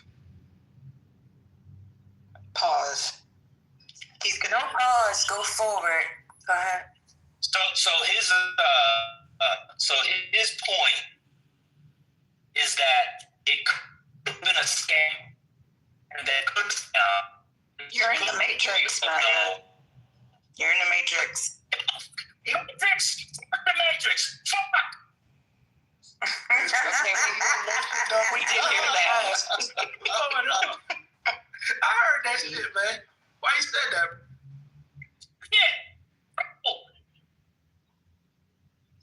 My point is that your fucking ideology breeds on the state, city, and fucking national level when it all comes to it. You're a bunch of fucking people who turn your back and turn a blind eye to bullshit. We got fucking Somalians ripping off by the billions, and all you're gonna fucking say, well, it was only this amount. It wasn't really this. Fuck you, man. Like, y'all need to get with the times. Do you want this fucking place? Do you want it? The times is that the way you fucking people carry out, we're gonna end up living third world. And that's the way it is with you motherfuckers. That's what y'all like. Y'all like third world because a lot of you motherfuckers are plugged and got tenure somewhere and y'all good working a federal job and y'all will be all right, state job. Like, but for all the real motherfuckers out here in the real world working like the man that y'all, and I ain't jealous at all, motherfucker. Not at all. Not at all. I can sleep at night. I can sleep. I never said it. You said it. You're complaining. I can sleep. Jealous. All right, let's move on. You don't know what people's ideology is on like Somalis and stuff. I know what your ideology is. Calm down, bro. It's all good. So I was just wondering if if they passed the test. Does anybody know if they passed the test?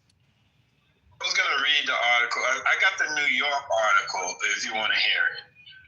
This from the Post. This all started because the DOT threatened to pull $73 million after audits of half commercial truck driver's license went to illegal drivers. This is all they're saying.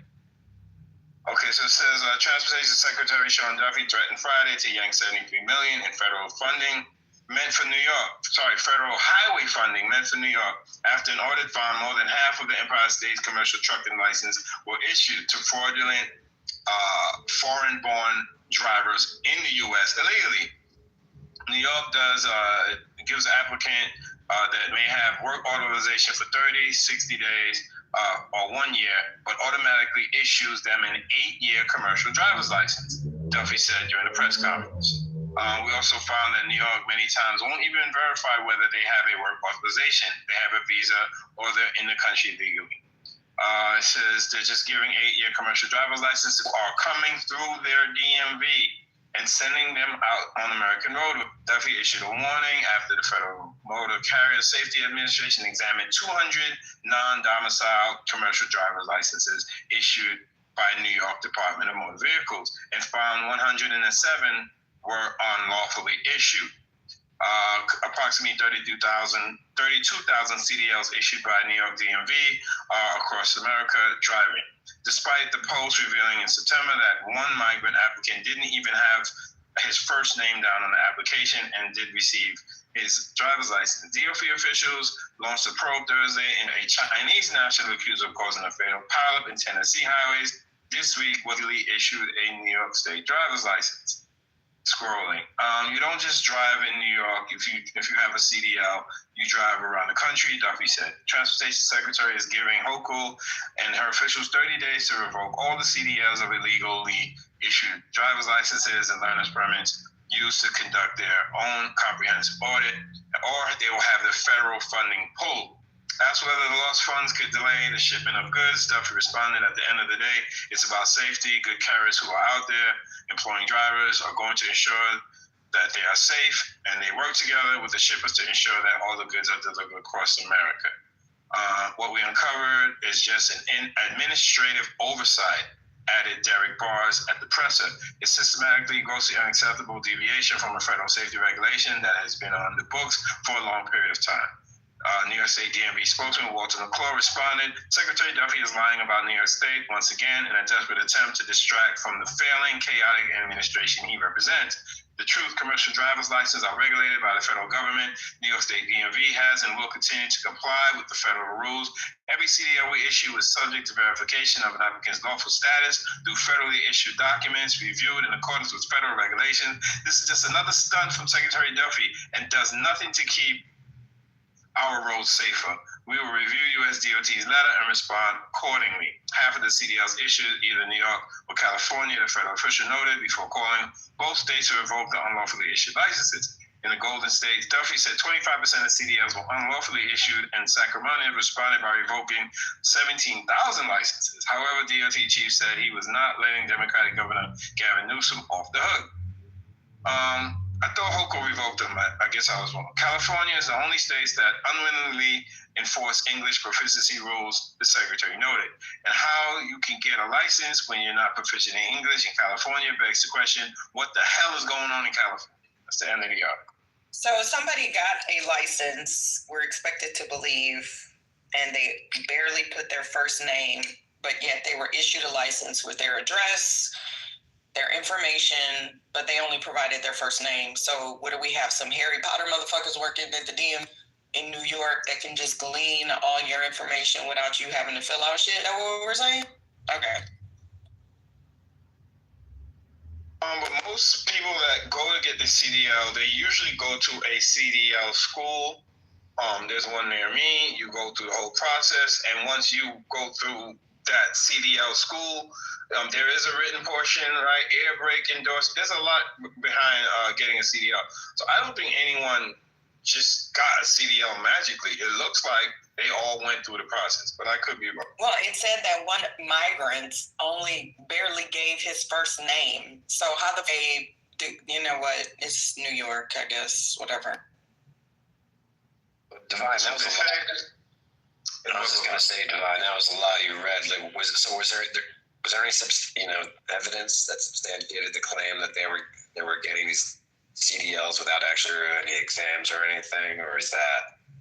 There's no evidence. It just looks like accusations, and it looks like another attack by the Trump administration. This is money promised to us for our highways. So it's like, you had 100 undocumented CDLs issued. We're not going to give you $73 million. That's what they're threatening.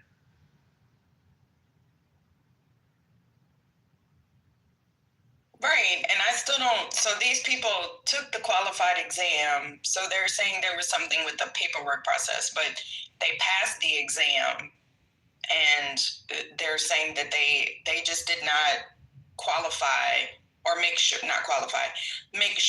that they were legal citizens or that their work visas allowed for them to be issued a 10-year CDL.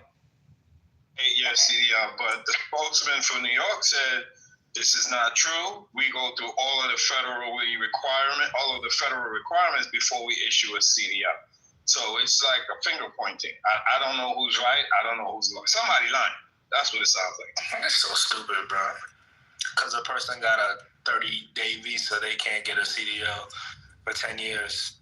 Why?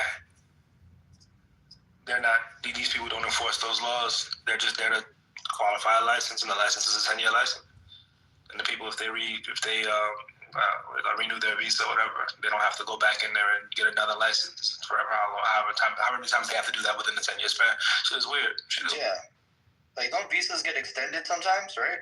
Why would you keep getting over and over and over? You have to go back and get every single thing that you qualified for. Every time you have to renew. That's so stupid. That is stupid because once you the expiration date, right, for 10 years, that's on your license. You think you need to go back over and over? How much is that going to cost? Our money for getting retested every time. And then plus for your employment purposes, right? Isn't your employer mandated to go through all of those things, like your work visa, so forth and so on? Like, isn't that also the employer's responsibility, is to vet whoever they hire? I mean, you don't just get hired because you have a CDL. So this sounds like just some targeted bullshit against immigrants. Because didn't the first thing that I read say that this was Trump's executive order in April or May. So this was something that they were intentionally going to go after. They need something to talk about. They need something to be doing to make a little bit of noise. It's a recurring theme. Yeah, but like, look at Toya as an example. We have these immigrants amongst us that have this antipathy towards us, and who knows what type of detriment they're causing. MJ, look, he threatened violence. I mean, you gotta get rid of him. Toye, while he may be annoying at times, is also a taxpaying I'm still waiting for the citizen. address, Brother Messi. I'm still waiting for the fucking address. He's still a tax-paying citizen who contributes to the U.S. economy. Like, what do we have Americans that don't contribute to the U.S. economy? So, what are we saying? He needs to go. You gotta go. They don't have to be power. Don't say me now. Oprah's not even from America. I've been saying your stuff. Yeah, Toya, I don't know why you said that. Oprah's not even from America, so how could it be a black American dish? We know you're pro-Nigerian, sir. So Oprah's not even from America. Yeah. You're gonna marry a Nigerian woman. No African American women for you, Toye. But how y'all getting no African American women Toye was already married. How y'all getting gumbo? Toye, you got married? Thank you. Brother, please don't put your address. I'm deleting it. Please don't do that. Hold up. Oh my God. Please don't do that. I'm on my way. No, it's over. I'm not putting my actual address in there. I know, but people still report things to Clubhouse and they remove houses for that purpose. Come on, guys. MJ, when you were in college, how many D1 or D2 O linemen did you beat up? Could you take down? Now one of them, not even the family one. Okay. So now in your 40s, how many you think you can take down? Nothing. Okay. You know that man is a D1 O lineman, right? Oh yeah. Yeah, y'all know who y'all be talking to. So that's why I was laughing. He's a D lineman? What? O-line is O-lineman. I apologize. Even stronger. I apologize. Yes. Well, I'm pulling up anyways, goddamn. It was bench. I'm saying bench press over 500 pounds. Y'all just assume because are thoughtful and maybe soft spoken and are settled, have children, that they're like, wayfish, wan losers who can't beat your ass. Y'all still gonna get their ass. Okay. Toya, you're half his age, and you'd be out of breath by the time he let go of your neck. No, he never been in a fight more than run out of breath, though. His hands are the size of a desk. Damn. Now I want to get to you. Now I want to get to you, Toya. He tried to say I was fat, and I find that to be very offensive. Well, he's clearly blind. He has 8 astigmatisms. Toya, I want to talk to you about something. So you He likes Jamie White, brother. I got you. I got you. Well, it makes a good trick. I'm good. So I don't know my workout. So Toya, you said that you so what was your point about Thomas Jefferson's slave, James Hennis? Thomas Jefferson. I didn't talk about him today. Yeah, you did. His slave. Did you hear what I just said? I didn't talk about Thomas Jefferson. I said his slave. Talk about the mac and cheese. Yeah, what was your point? Nothing, bro. Nothing. Nothing. So, have you? It's okay. Because I want to ask you a question. Have you since Googled about black people in okra soup? Yeah, there's not a bit. But I digress. You digress. What do you mean you digress? Yeah, there isn't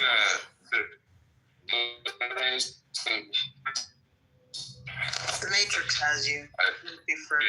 There's soup, bitch. That black Americans have to cheat. What'd you say? I'm in the HEB. You gotta start over. What'd you say? Can you hear me now? Yeah. I'm in HEB. Wait, you're in HEB and not Whole Foods, and you were yelling at us about better eating choices? You can afford Whole Foods. How come you're not at Whole Foods, Toye? Why are you at HEB, Toye? Wait. So what were you saying about okra soup? A premium grocery store. What were you saying about okra soup? That isn't a dish. It isn't a dish, a black American dish. Wait, okra soup is not a Black American dish?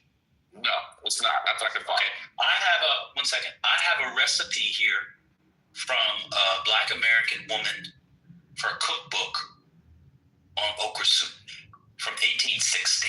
Okay, can you read it out? Where did you get this from? What the heck? Sure. What do you mean? Google Books, there's old recipe books free online.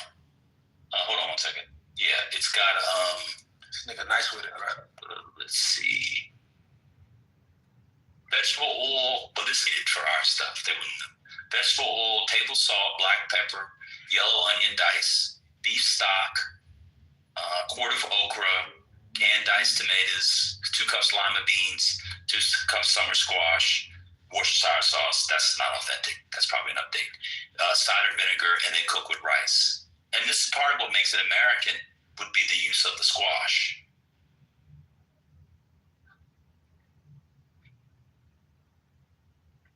You don't know that people in the Carolinas had okra soup? Like the Gullah people and Low Country people, Troy? Have you ever been to North Carolina, South Carolina?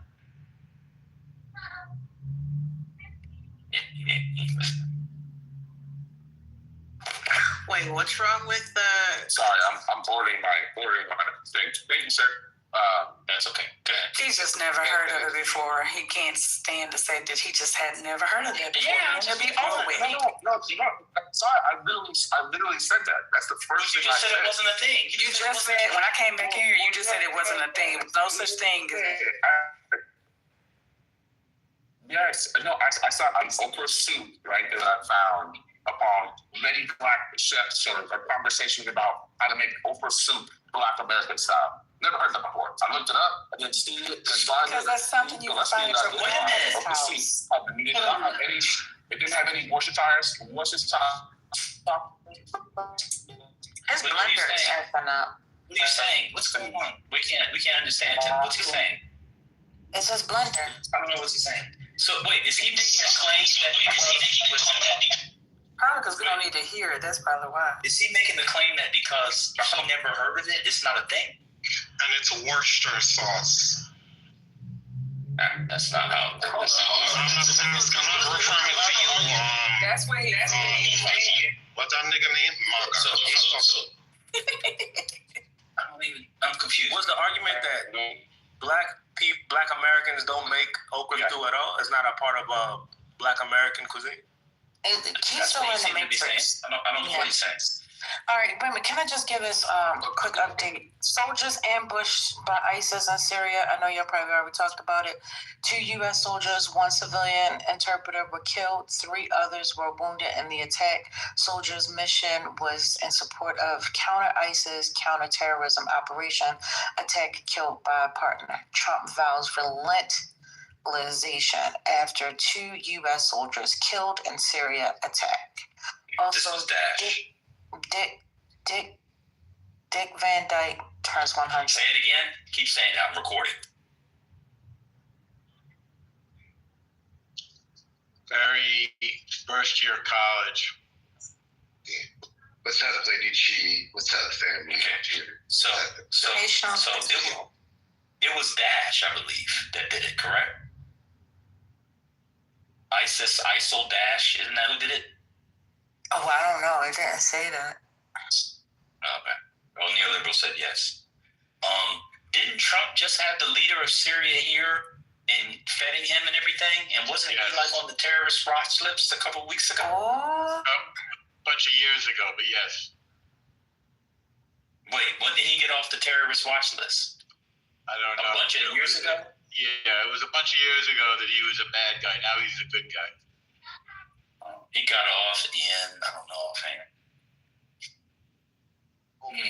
Say that one more time. Was Trump on the terrorist watch list? No, the leader of Syria. Oh shit! Okay. What's his name? Giuliani. His name is Giuliani, I think. Now he's calling himself. Oh, okay. But we've had troops over there on and off since 2015. He was removed by the U.S. and the UN off the terrorist watch list in late 2024, early 2025. There you go. Y'all talking about that coach, the Michigan coach, yeah? No, we're talking about the attack on U.S. soldiers in Syria. I was talking about the topic. I just got here, damn. That Michigan coach, that's crazy. I'm surprised that didn't hit the top. Boy, are you there? What news? Boy, are you there? Or don't, sorry, are you there? Don't matter, are you there? Yeah, but it may be hard to hear me. I'm in HEB. Okay, this sounds better. So you're saying that okra soup is not a dish that Black Americans have made, had, and served traditionally, you're saying? Correct. That was my point. Okay. I'd like to know if I can try it. Is it delicious? Is it good? I don't like it because it's slimy. So those of us who are old enough, so those of us who are, well, it's definitely not as good as matzo ball soup. It's not even a question. But for those of us who, nothing like the schmaltz, you need the good schmaltz off the top. So for those of us whose great-great-grandparents, granny, my mom, etc., who are from the Carolinas, Georgia, certain parts of Alabama, Mississippi, and they used to make okra soup all the time. Did they get that off Instagram? So once again, asking for Absolutely not. I should probably made it because that was the specific question I asked. Anytime that I have had it, I go to I've been to the place called Sweet Georgia Brown, right, and off of Ledbetter in Dallas. I love going on Sundays, right, and they That's have not authentic. Wait, so yeah, you know that is like not normal Black American. I know you're going too far. Just relax. I'm down. But what I'm saying is that like the only time that I had seen okra, right, consistently American dishes that have predated like the 1940 is tomato and okra, right? They have this thing where they put tomatoes and okra in the same dish and they kind of mix it together. It's best vegetable. They should be first. You mean okra gumbo? No, gumbo. It's something like tomatoes and also okra. I said okra gumbo when we make okra gumbo, it's made with a tomato base and it's thicker. It's not like traditional gumbo, but we still call it okra gumbo. I'm saying I'm not made with okra, but I'm gonna go on there. Yeah, I mean it's just a derivative of what we call okra soup. So it started. Can I just tell you the story? No. What she's talking about is a derivative. I know. I'm telling you. Can I just tell you the story, Toya, so you can learn? Do you want to know the story, or do you just want to continue to act like you know about Black American culture? Then listen, bro. Listen. It started in the Lower Star. All right, listen, Toya. Look, all right, never mind. First Lady, you want to do your the news you had? I'm sorry. Do you think? I apologize. I ain't gonna leave this on my front door. Yeah. No, or you guys can do the thing. He just wants to argue. He didn't know that okra soup. He's doing it again. It just came off mic to say I'm not talking. How is that possible? At the level of logic, I'm not talking. All right, cool. First Lady, do you like okra, First Lady? No, sir. What kind of okra did you ever have growing up? I don't know. My dad used to make it, but I didn't eat it.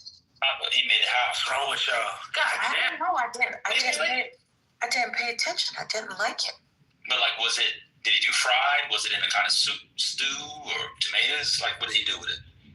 I've seen people fry it, like at the church and stuff. I think my dad just had soup. Okra soup. Your dad, okra soup? Incredible. Toy's going to tell us. Toy's going to tell us who grew up with our parents, grandparents, and great-grandparents eating it. Especially those of us whose people come from the Carolinas and certain parts of Georgia and Alabama, that okra soup is not part of our cuisine.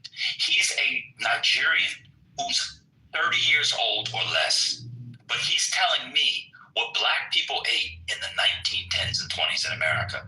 And then his defeater is that okra's not from America. The funny thing is so why'd you bring up okra not being from America? Because when we're having a conversation, I asked you specifically for the dish. I asked you what the dishes were and what came with it. and you said vegetables at first. You do understand? Yeah, you said what did they eat? No, you said what did they eat in the 1940s? What did they eat? And I said, and you said vegetables. They had rice, vegetable. Yeah, like most people. That's what I'm saying. They had rice, vegetables, and if they had meat, that's what they ate. And then you asked for a dish. You said a dish like okra stew. And I said, that's my name, okra stew. I didn't say. I said, can you give me a dish? And right, like okra stew is a dish. That's what you said. Someone said red beans and rice. Yeah, I said red beans and rice. I said red beans and rice. Correct. I didn't. Now, red beans and rice is very regional. Right, and rice is actually very regional. As you get further east, it might be black-eyed peas and rice. Like the type of bean, as I was trying to tell you before, a lot of it was based off what they could access around them because they didn't have supermarkets. That's why we eat differently than people did before. We have a far more homogeneous, well, that's not necessarily true, but we can get stuff like out of season. I just went and bought some blueberries and raspberries. They're not in season in America. They didn't come from America. Hello? I don't. Whatever. Strawberries are out of season too. Maggie, can I make an order? Please. I'd like to order some First Lady cheap. Yeah, it's just tip your waitress in the goo when you make your order.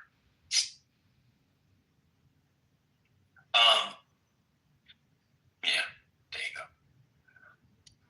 Opra's delicious, man. Y'all I love okra. Opra's my favorite thing to eat. I just asked a simple question though.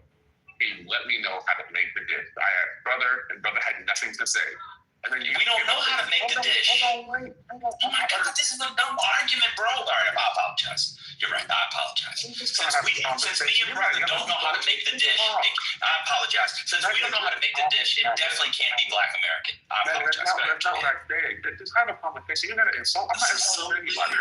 This is so dumb. I'm saying it. I asked a simple question of how you are insulting. What's the No, I'm not. We don't know how. We don't cook it, bro. So again, right? I asked you. So the question was prefaced with the fact of that what are the dishes? We're talking about Black American dishes all the time, right? They've been around here. Your mic is kind of muffled, man. You're a little muffled. I'm an HCD. Y'all hear me? Hello? No. Keep going. Go ahead. Okay. So I asked the question of what are some of the dishes, right, that Black people have been eating for quite some time, right? That's been passed down from generation to generation. And you brought up okra soup. I said stew regarding Nigerian dishes. An example. And you said you have okra stew. And I said, okay. I said okra soup. Well, yes, you said soup. That's actually hold on. That's actually not what you said. Jesus Christ, call on him. So the problem with that is you were the one making the claim about the uniformity across generations. My claim has always been, and the claim that MAGA was making, and correct me if I was wrong, was that the choices of food and what we eat have changed over time. So it would make sense that my ancestors would be eating a dish, but I don't know how to make it because I'm also not eating that dish from 85 years ago. Now, it may not mean a lot of things to you. 85 years may not mean a lot to you, but believe it or not, in the context of African American history, a lot has happened in that time. Yeah. So I don't understand what point you're making by asking me if I eat a dish that my sisters ate when I told you when we have been telling you repeatedly, various ways, different African Americans have been telling you repeatedly that the food choices of our ancestors, some may still be alive, some may not be, but the food choices that they had are different than the ones that we have now. We literally made the claim that they were healthier back then than they are now. Yeah, so I would not have answered the question, what is a similar dish over time? Because that's never been my claim. That's been yours. It wasn't you. That's the point that I'm trying to make. If you just calm down and breathe. So why would you ask me, if it wasn't me, then why did you ask me a question? Why did you ask me a question of how do I make a stew that people made 85 years ago? Hello? Goat and I were having a conversation. I made a point and Goat refuted it. And I said, okay, and you came off the mic to say, agree with Goat about okra soup. So I asked Darius. I've also never done a ring shout. I've also never done a ring shout, but those well. Yeah, I'm not a ring shout either. I've also sung Negroes. Like I've also read about Negro spirituals and never been enslaved and done them. I've never done a field holler. I've never actually done a field holler, but I know about those. I've heard those before. So what point are you making? I gotta be honest, y'all gotta play on somebody else. Y'all gotta play on somebody else. And I'm tired of pretending like y'all's thought processes are making sense because they fucking don't. Yeah, they make no sense. You gotta play with somebody else. You gotta play with another Black American who doesn't know his shit. You gotta play with somebody else. But you're not gonna speak on my shit like you know what you're talking about because you don't. You barely know how to make an argument. You are not even making a cogent argument.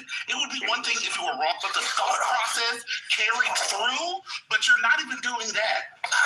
So play with somebody else. Talk about Nigeria, nigga. Like stick to Nigeria and what the fuck you do currently, but don't speak on Black Americans historically. Please don't do that because you're playing with somebody. You don't even know Nigerian stuff that well. You're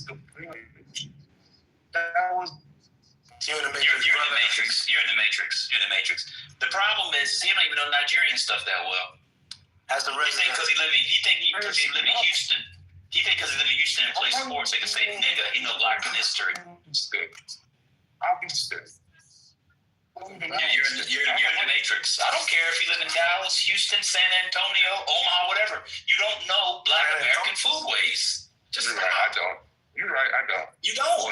For the record. When I asked the Black Americans who was Black American foodway, you had no idea. I guess you're right. No, you didn't ask about a foodway. You asked for a recipe, dummy. You're fucking dumb.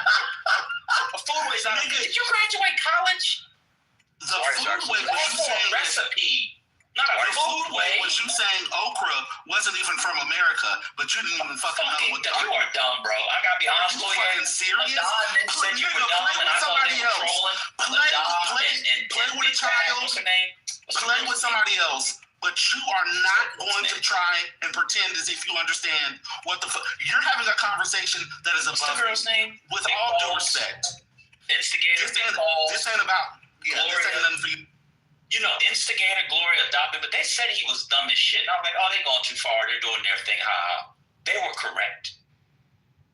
You didn't ask about a foodway. Other people on. Did you hear what you just Toya? You asked when you didn't know about okra soup. You could have just said, "Oh shit, all right, that's interesting. Oh, I didn't know about that." You continue to maintain. One second, bro. One second. You then asked us what the recipe was. I don't know the recipe to lots of things. That doesn't mean it's not a historic food way. I said you don't have to give me the exact recipe. And then I said, well, it's made. And then I said, well, you came back an hour and a half later after somebody else got me up. Then give me an explanation. Toya, calm down. Toya, calm down. Toya, calm down. Let me just be. I'm very. Then you said, Toya, all right, then be quiet. I'm calm too. Then you said, okra's not even from America. What does that have to do with you know why okra soup and okra dishes are part of Black American history? Yes. Why do you think? Why? Okay, explain why. Well, Michael, we do know why. We know why. Well, Michael, it's okay. You can continue. We're moving the goalposts 5 times. The conversation. Okay, so here's the goalpost. Here's the goalpost for everybody. Let me reset the room.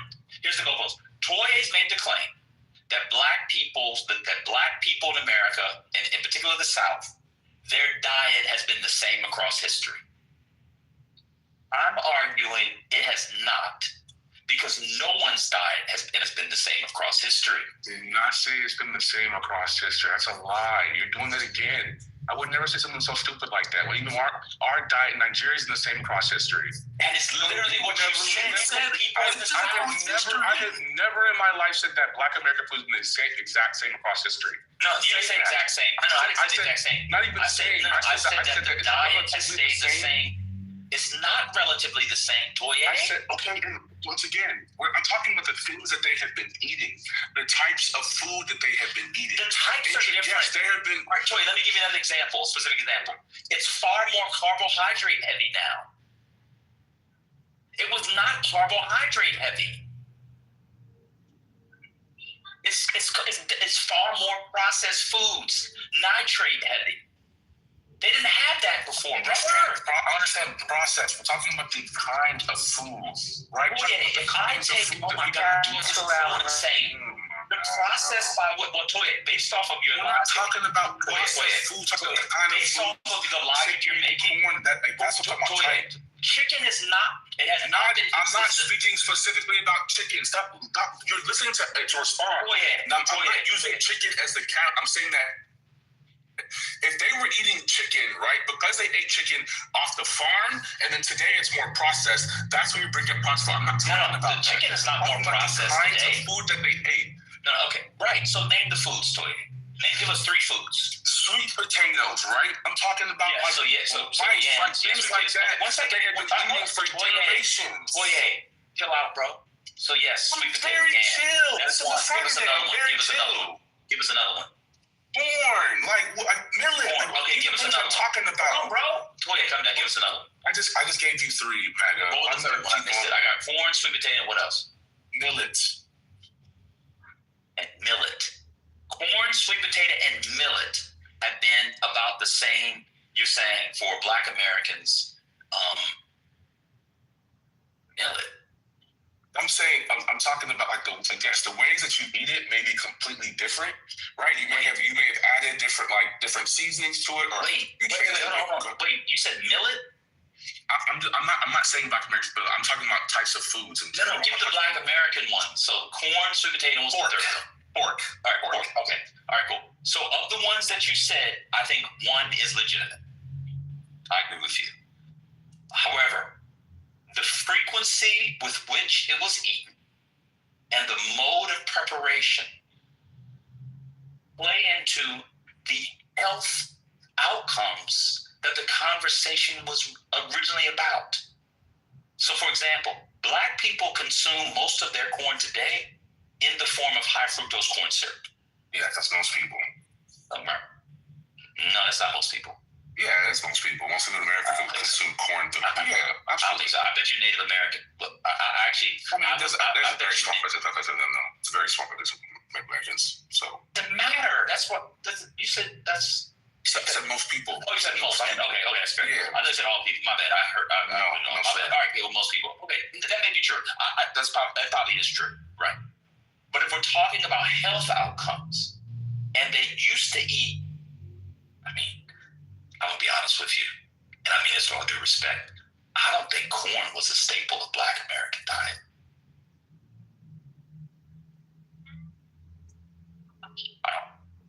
I'm trying to think back. I don't think so. Now it is true on plantations. Well, no, to be fair to Toye, they might make a corn cake, around Christmas time. They'd have the big shucking stuff, but a lot of that stuff was saved for the master and not the enslaved persons. Corn. Some enslaved persons had. Oh, go ahead. Somebody can speak. I was asking when you get through. Tell me what a corn cake is. Oh, it's sort of similar to. Oh, go ahead, Toye. What's the corn cake? No, Black American food. What's the corn cake? No. I was responding to the first thing you said, right? You and Kimberly were piggybacking off each other. Unless I've studied Black American history correctly my whole entire life, right? Corn was a very common eaten food because of how cheap it was to Black American slaves. So are you saying that Black American slaves didn't eat a large amount of corn?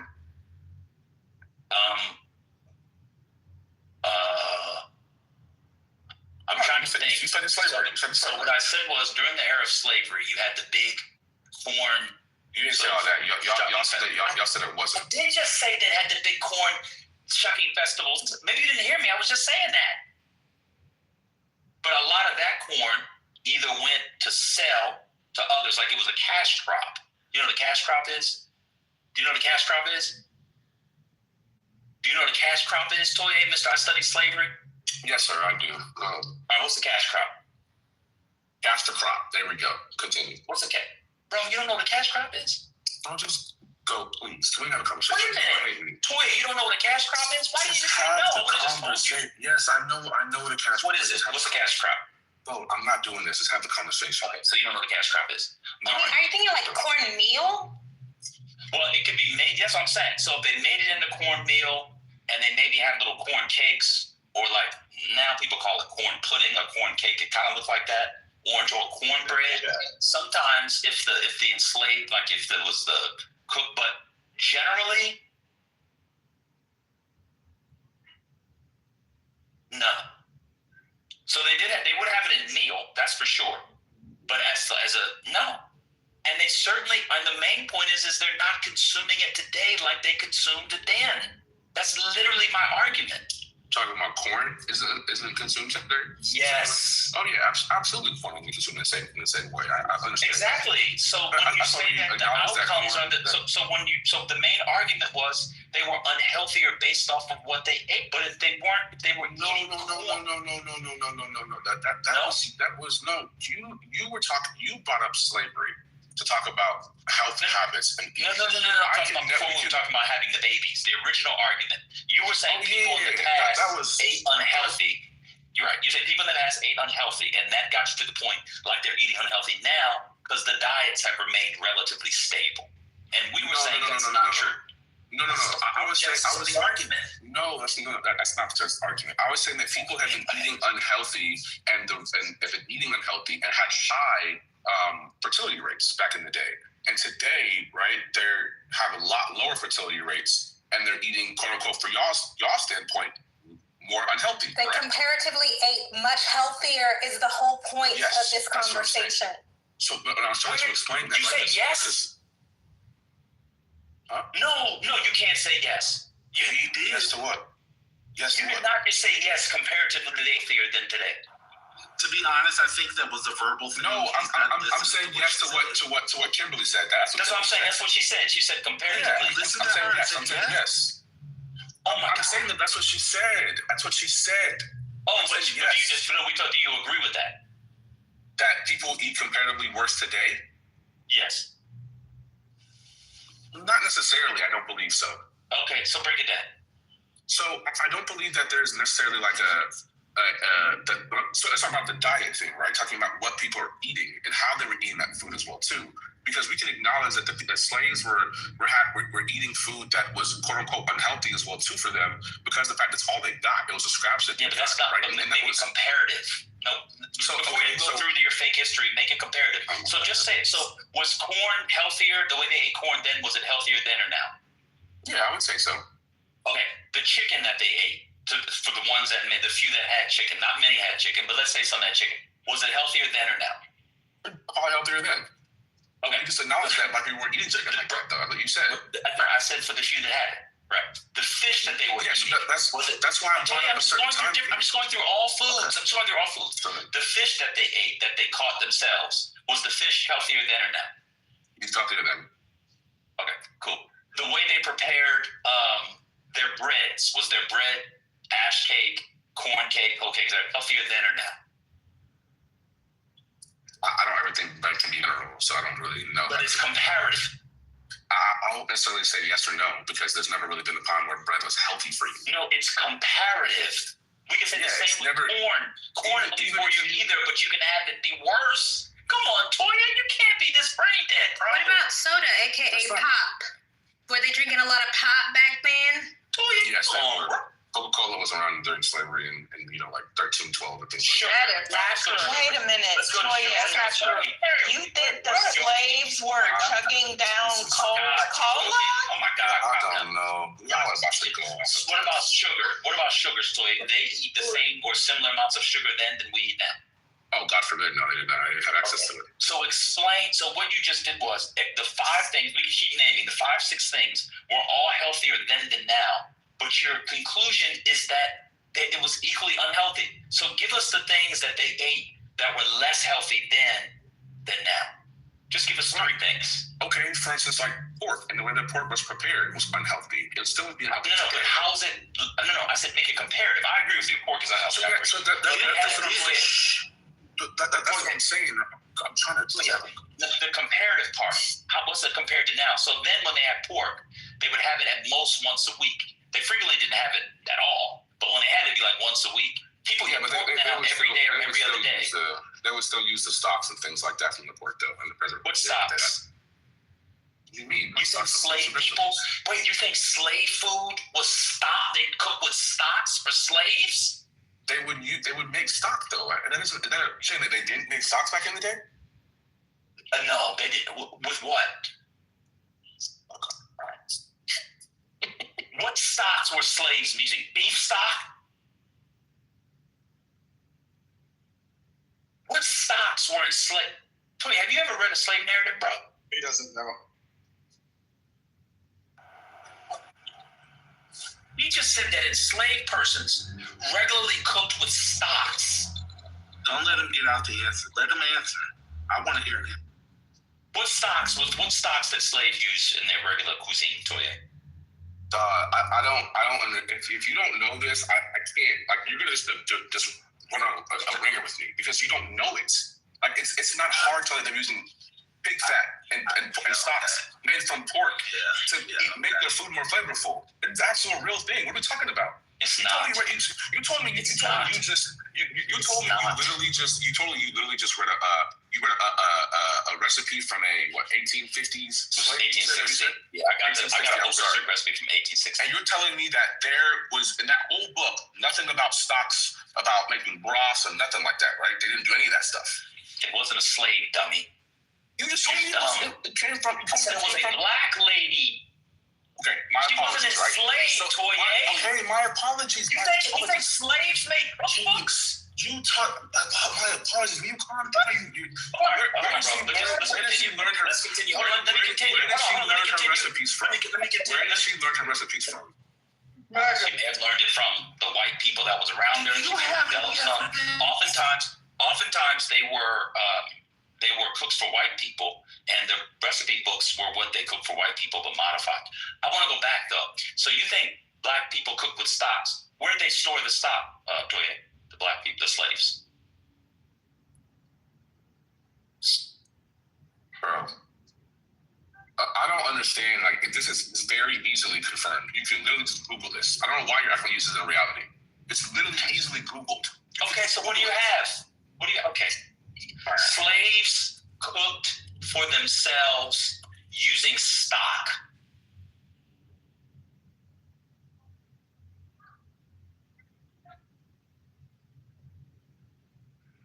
I had never heard the word stock before, but thank you. Oh, okay. So this is going to be hard to find because when they say stock, this means ingredient. So what kind of stock, Toye?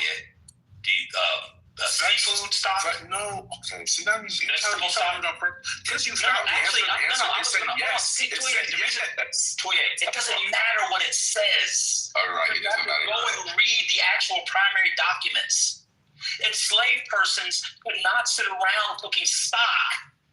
Do you know what you think a cook sat around making stock for her family? And on a lot of plantations, they didn't even cook for their own families. They got scraps that the master, the overseer, threw to them. They didn't have a bunch of fucking beef stock sitting around. Slavery was, bro. Time out. So real quick, right? When was gumbo created? Oh, Toye. Gumbo was probably created. I don't know that.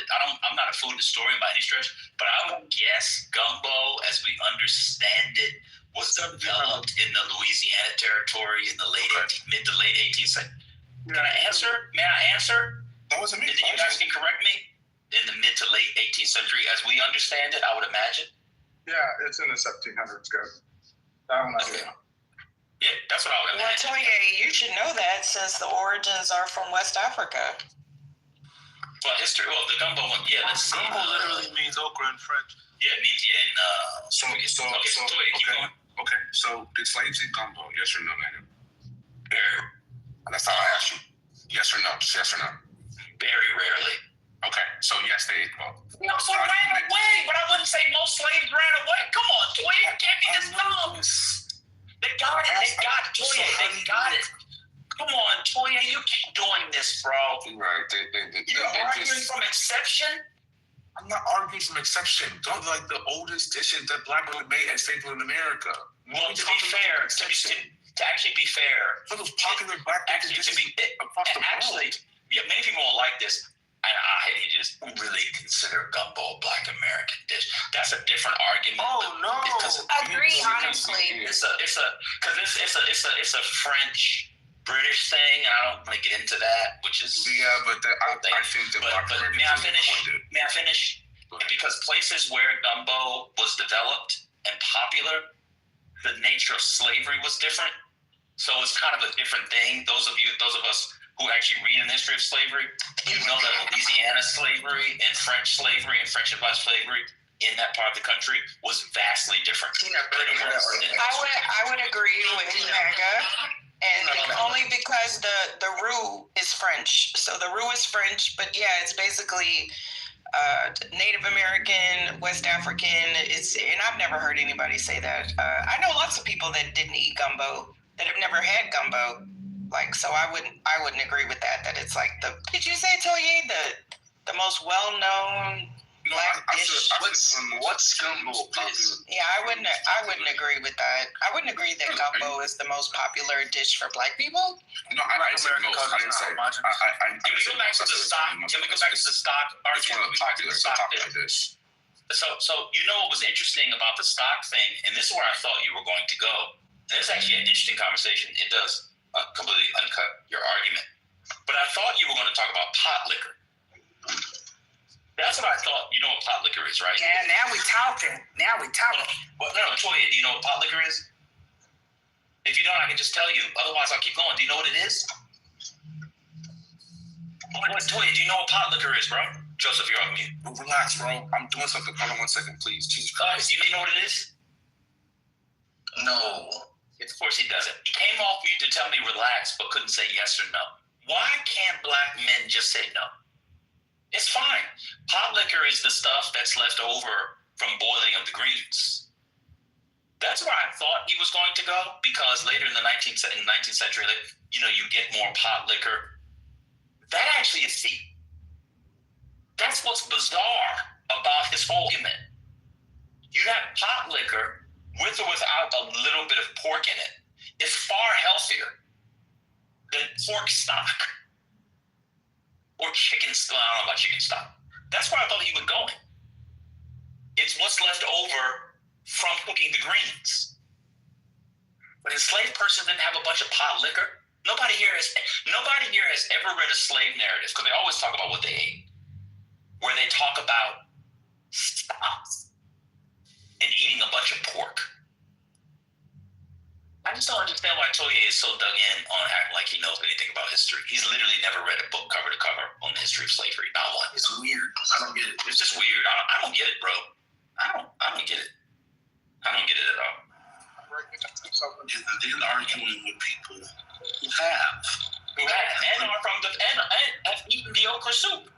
I'm breaking and say something. And I say another one bites the dust, Mega. I wanted to add something too, if I could, before we change subjects. Real quick. There's breaking news. There is a shooting at Brown University in Rhode Island. So far, 6 casualties. Don't know if that means dead, but 6 casualties confirmed. I'll let you guys go. No, good. All good. Oh, God. Doesn't casualty mean dead? Yeah, I was going to skip over that. Okay. No. Casualty is injury. Yeah, it can be death or injury. Yeah. Okay. Appreciate it. See, I didn't know, so I asked. But what caused it? You said, is there a shooting, you said? Or what? Yeah, Brown. At Brown? That's what we said. At Brown. At an Ivy League. By the way, the semester should be over. Oh, okay. Okay. It's in the middle of a city. What's wrong? A holiday doesn't begin until this coming Friday for most colleges. Doesn't matter. It's in the middle of a city. Oh, I know a bunch that are already off. And it's an Ivy League university, so it's in the middle of a city. I got you. I can't deal with that bullshit. People think only people who are affiliated with Brown or at the Ivy League live in and around Brown. And you don't think students stay on campus even during a break? I think. What is going on? I think he's intentions. I mean, not enough to go shooting around. It's kind of empty. Well, how many people do you need to go shooting around exactly? Well, how about you go over there and check for us? Okay. What's the point of him talking? Yeah, I'm not sure what this is. It's Providence. People live in Providence. Yeah, but they said on Brown University, right? I'm just expressing my surprise, that's all. Yeah, that's You just bumping your gums. Yeah, you know, we know what that's rooted in. I mean, when I was in undergrad, somebody got shot and killed on campus. Like, shootings happen.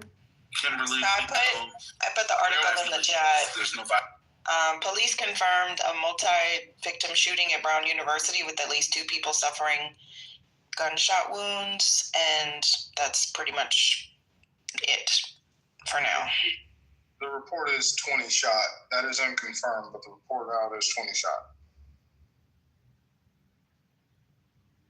What, do you have an article? But we know that a lot of these things change, especially when it's just happening. They do change. The 6 casualties, I think, is confirmed. These are people on the scanner.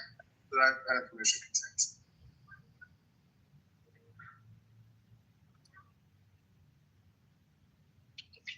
Mass shooter. Sounds like another one of those crazy incidents.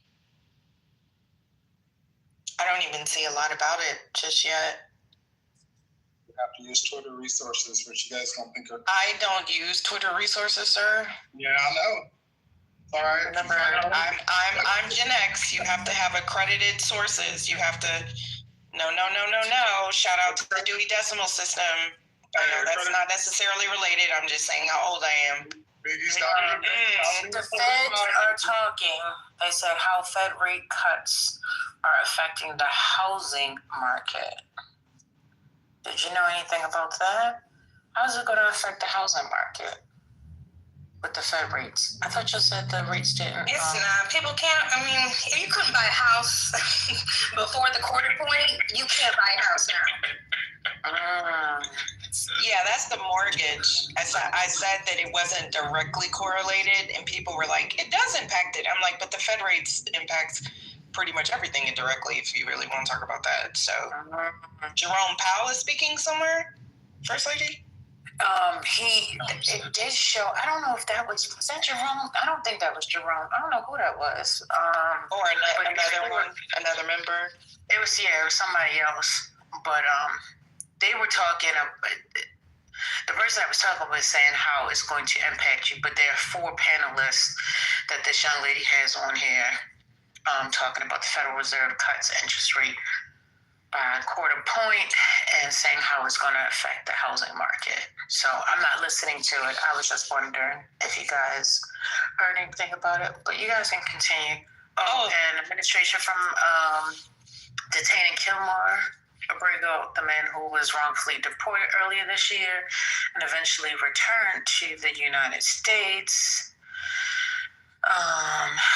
Before a Friday check-in at the ICE office in Baltimore, Abrego Garcia, speaking in Spanish, told supporters, I stand before you as a free man, and I want you to remember me this way, with my head held up high.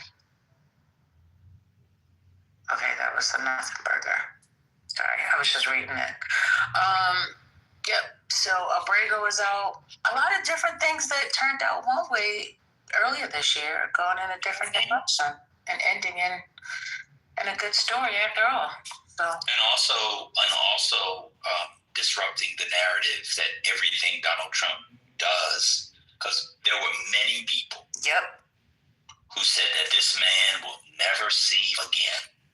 That is especially when he was in that jail in El Salvador. And here he is. He about to be your next senator of New York. Then you went too far. And the judge ordered progress checks every week too, as well. That's crazy. Who's gonna do that? Really? I hope he sues the shit out of everybody.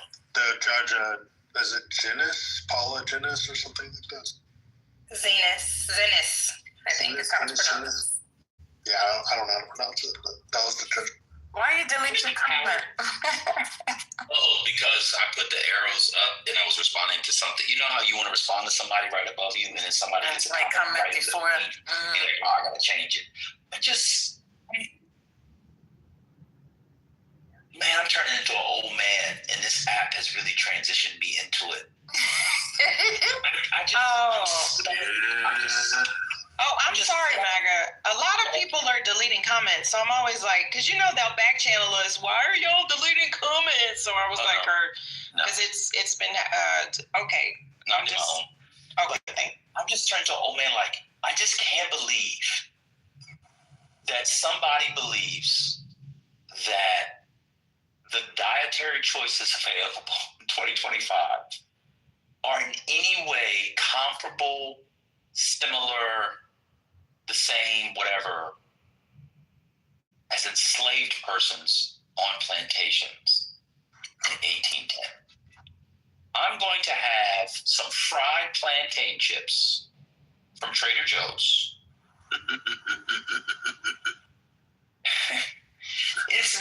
You could just stop right there. Yeah. Exactly. And on top of it, enslaved persons probably burned on average, oh my God, I'm sure there's some research on this. I'm going to look it up. How many calories on average did an enslaved worker burn in a day in the antebellum era? It must have been thousands. I can't even imagine. It must have been thousands.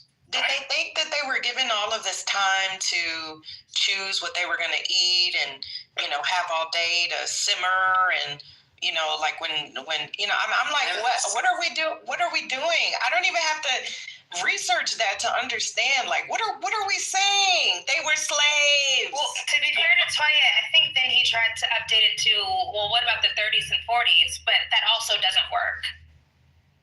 Oh my God, historians have it. It doesn't. Historians have it. Oh my God. Oh my God.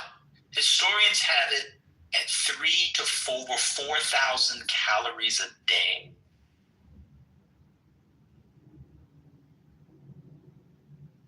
And he wants that. Probably eating a quarter of that if they were lucky. And the idea that Black people in the 19th century had higher rates, and first half of the 20th century, had higher rates of type 2 diabetes than white people has to be the most diabolical idiocy of the week. How would they get type 2 diabetes if they didn't have the calories, the sugar, and they burn 4,000 calories a day? Did y'all ever talk to your grandparents? My maternal grandma was born in 1920, and she would tell us stories about how their big treat was like a bag of chips, like one bag of chips, and she would eat one chip at a time, take it out of a bag, then scrunch it back up in like a paper bag and set it aside. And then the next day, one chip,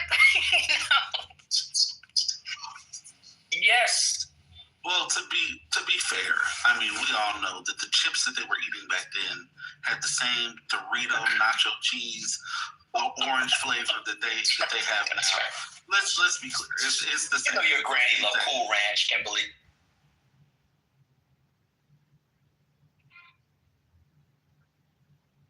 I think what triggered me, besides being old on the app too much, and now not giving a fuck, and it's fun, was when he tried to gaslight and lie and say, when he said, what did he say? Fried catfish and chitlins? Or what was it? Fried catfish and chitlins. And chitlins, but he was talking about all people. What are we doing? We need to DoorDash this brother some ramen. No, we need to DoorDash him a Plan B. No, I'm talking about you. We can get you some ramen. No, I'm making this perfect chicken. I'm fine. And I'm not doxing him because he said this on stage plenty of times. The fact that Don't is a chef just makes this even more funny to me. Totally agree. I to Oh God! He said that he said earlier that black people, a staple of black diet from then, from say even the whatever to now, was macaroni and cheese. Yeah, that part was crazy. You think black people in 1890 were regularly eating macaroni and cheese? Yep. Where were they getting the cheese? Pour the milk. You know what? I think in his mind he thinks that slaves like somebody went and cooked for them, and like they had kitchens in the slave quarters. There was a head slave. Would they even have had access to an oven?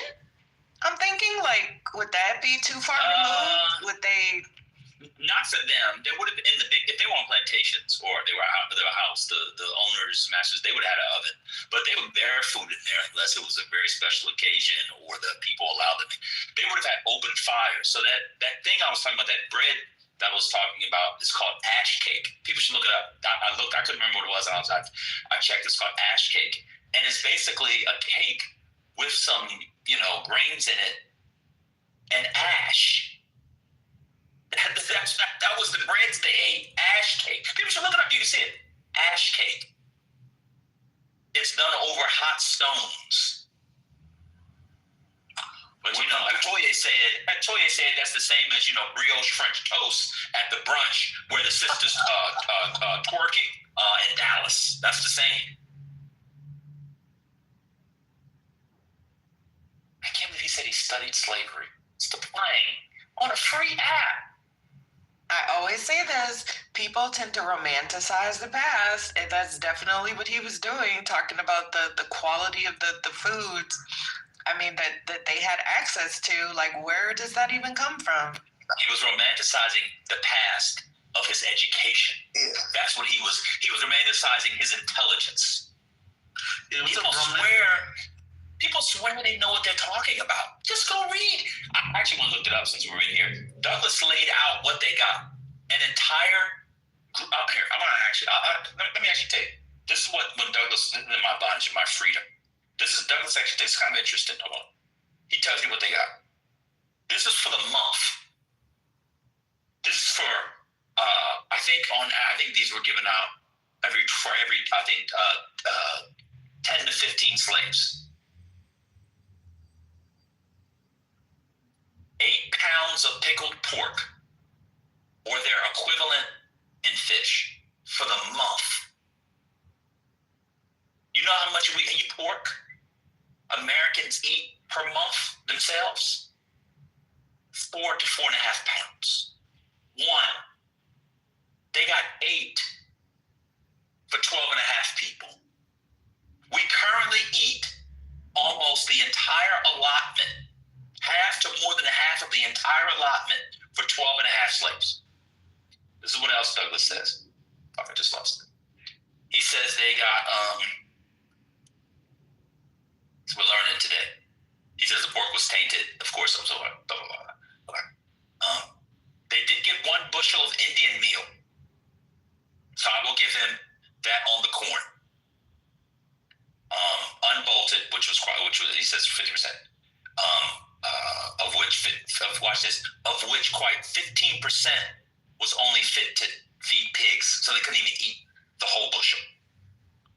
1 pint of salt, 1 pint for 12.5 people for a month. Watch this. That was it.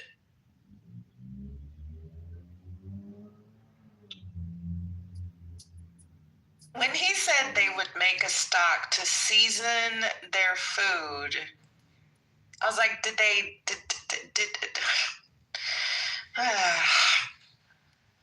It's insane. I thought he was going to mention pot liquor, which actually can be quite healthy because it's just the boiled down juices from greens, vitamin A, vitamin D, carotene, I don't know, all that stuff. I'm not good with that stuff. She said stock, like beef stock. I'm sorry, y'all have studied slavery. We're pretty cattle. What is he talking about? I'm pushing it now. Anyway. No. This is, you have, everybody else can crash on their history, on their culture, on their ancestry. I find it absolutely insulting and completely infuriating, that conversation. Not a source, not a fact, not a data point, just vibes and fucking audacity. Talking to people who might actually study this shit, not just as a fucking clubhouse talking tactic, not just having Google tell me what the fuck the answer is to a question, and not even looking up the source. And the part that gets well, the idea that we're airing our grievances. The fuck.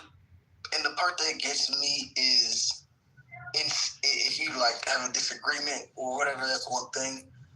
But all the overtalk, can't even get a sentence out or just say what you want to say. It's kind of revealing.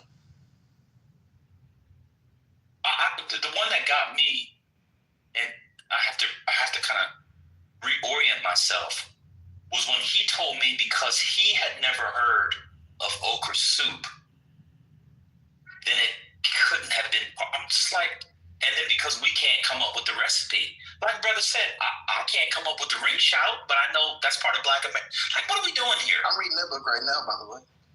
Which one? Ring shout. Well, Clay tried to turn me into a xenophobe because I called him out because he was being anti-Black American. And I was not being xenophobic. I was simply saying, don't default to Black American stereotypes, and you need to worry about Nigeria. And then he said that I mentioned it so many times, and I didn't. I just said it that one time. Is that the part? But I was not being xenophobic. Is that the part when he talked about your body? Well, I did say he was big bone, so. Oh, big fat. Oh yeah, but I'm stuck. Which is worse. But I had asked him earlier if he was anti-Black, and he didn't feel the need to do all that. What's going on? Why is this happening? It all stems from the discrepancy between okra stew and okra soup. But I just don't understand the incessant need to demand that you know about a person's culture, you know about a person's history, and then say, well, tell me everything. So now because you have said that what I've said is wrong, now you have to give me every detail. Now prove to me that you know your fucking history. Excuse me? But those are all deflections. Are you? But let's be clear. If anyone else does that on this app, they get dragged appropriately. The fact that he thought that was appropriate and the whole stage didn't absolutely crash on him, I gotta be honest, it's the fucking audacity for me. I mean, Alina, who's his name, said, to be fair, he doesn't know, he's dumb when it comes to stuff about Nigeria as well. Oh, well, God bless. The last thing I'll say on this, so what's my name? Because one of his defeaters was, it wasn't on the menu at Sweet Georgia Brown. Oh my God. Which is so, but it does say a lot, right, about the ignorance. Everybody knows, as Phaedra Park would say, that is exceptional, the most decadent, fatty, expensive, like pork chop, catfish, greens, sweet potatoes, macaroni. Like, that is, Black people are not eating that. That is the exception. Yeah, I think y'all gotta calm down. Y'all getting called liars in the chat, so. I mean, but I do love Sweet Georgia Brown, though. I'll stand in that line. You know, just as an exercise, folks should try to look up old cookbook recipes. Of different, regions. And look at the things that people, or just, people who are writing about it. Look up the things that, the recipes, the dishes that were being offered. Even the sweets are different. the drinks that we have, those things have definitely changed over time. And one of the biggest arguments I've made on this app and other spaces is that one of the reasons why we have the argument between sweet potato and pumpkin pie is because so much of the food that Black Americans used to eat has been lost over the years. And so now we only have a few things, and we hold on to the sweet potato over the pumpkin because there ain't shit much else that we eat. Never mind that we talk about food and the differences and what people, if you don't bring up the Great Migration and how that shaped things, we actually see changes in the health pattern of people who move up north. Right, the health conditions of the people moving up north were so different that we actually see worse outcomes health-wise moving into these urban areas. Food changing, access to vegetables and crop change, and they change the lives of people. I mean, I don't understand what's going on. How could you talk about a monolith when we know, if nothing else, that the shift in where Black people live changed the outcomes and their lived realities? It's absolutely insane. Absolutely insane. And it's disrespectful to play in my fuck. It was nasty. One of the things that's fascinating about what you said in the Great Migration, Alan, come up, because you seem to know a lot about slave history. Alan made the claim in the chat. No one's panties in the twist of that. We just want to defend our culture and our people. And it's a good conversation. Maybe if you young people started defending us, we'd be in a better spot. Yeah, if you actually care about your people, then you'd get offended. The young don't care about Black America, so I understand why she doesn't want to have her panties in the pot. And Alan said, this is Alan, the great historian. He says, are we talking about the house or field slave? House slave ate same food as his and her master. I need evidence of that. Wait, who? Who was this? Alan said the house slave, whatever that means. That's not actually it's kind of a fake term. Ate the same as his or her master. I need some evidence of that. That's all. So we'll bring Alan up.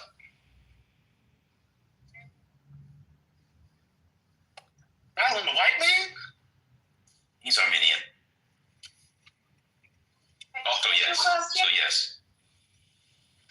Well, he's here. Is he here? Alan, do not come up. Let's talk when you can't hide behind your mom. Now, just come up and tell us. Don't come. What? No, I just want to. What sources he has that the house slave ate the same as the master?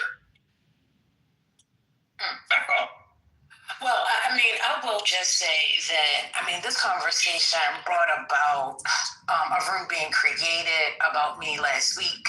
So I'm just not going to comment on it because, you guys are doing a great job about Black history. Go ahead, continue on. I have no idea. What happened, First Lady? Say that again. I have no idea what she's talking about. You tell me later.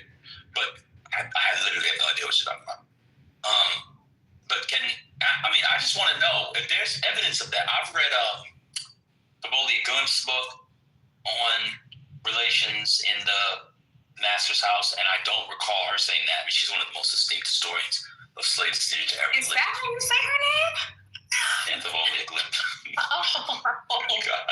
Please never say it wrong if you ever meet her in person. Just say, ma'am, please. Put that old Black lady to smack you in the face with those old Black lady fingers where the knuckles have gnarled in a particular kind of way. You don't want to get smacked by her. She'll smack you too. Great woman though.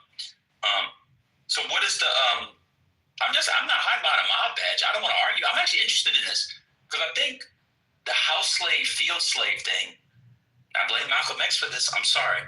It's totally overplayed. It's also very gendered. The female, quote-unquote, house slave was victim to certain kinds of torture daily that, quote-unquote, female field slaves did not have with the same frequency because of forms of proximity, et cetera, et cetera. So I don't know if Alan has Alan's got it right here. Okay, cool. Thank you, Alan. You don't have to hide it. Cool.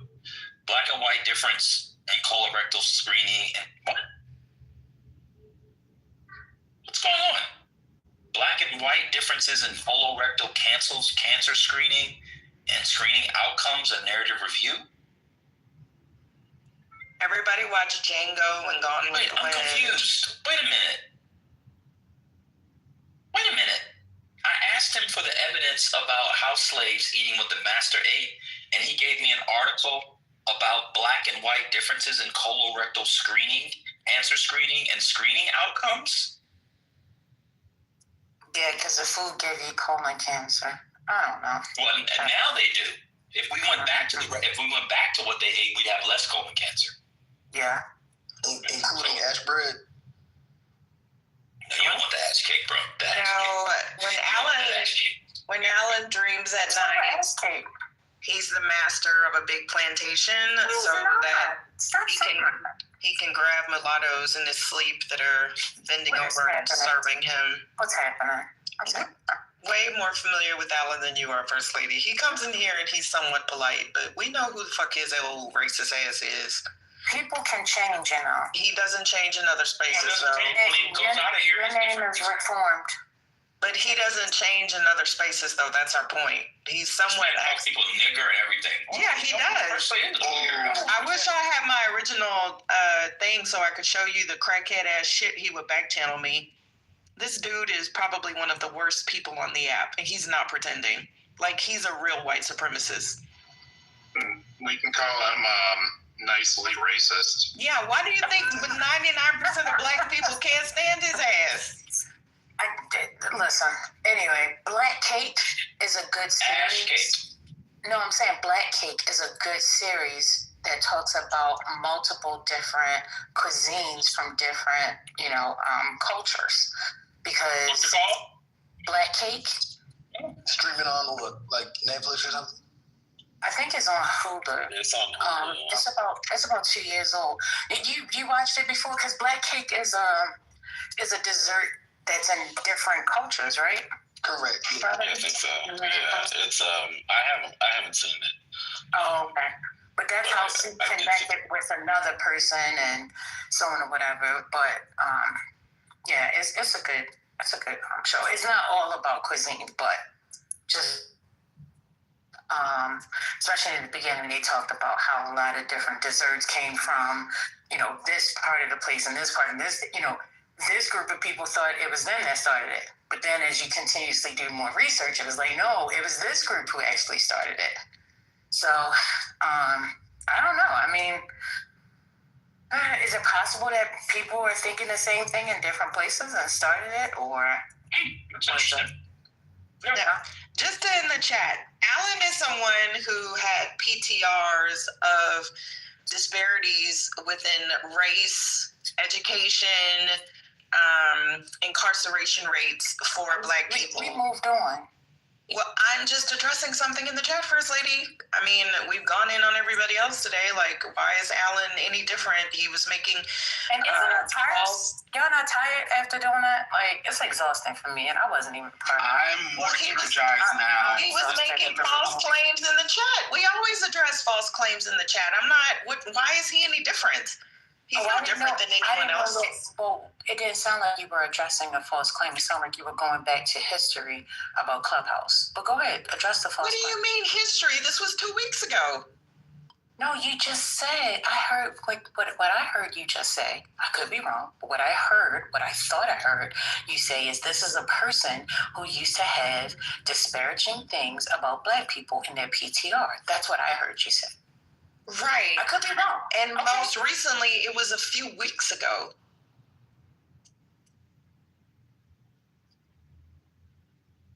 Okay, so we can't talk about Alan? Okay. Carry on. Do what you did. Is it acceptable that there's an Adolf Hitler profile in the chat, a picture of Adolf with his little mustache? And here goes the other one. Jesus Christ. I just asked if it was acceptable.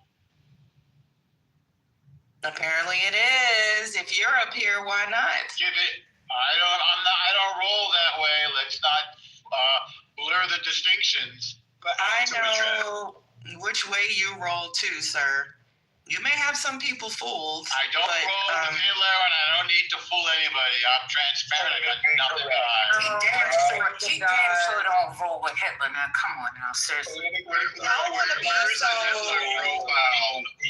Where's the Hitler profile?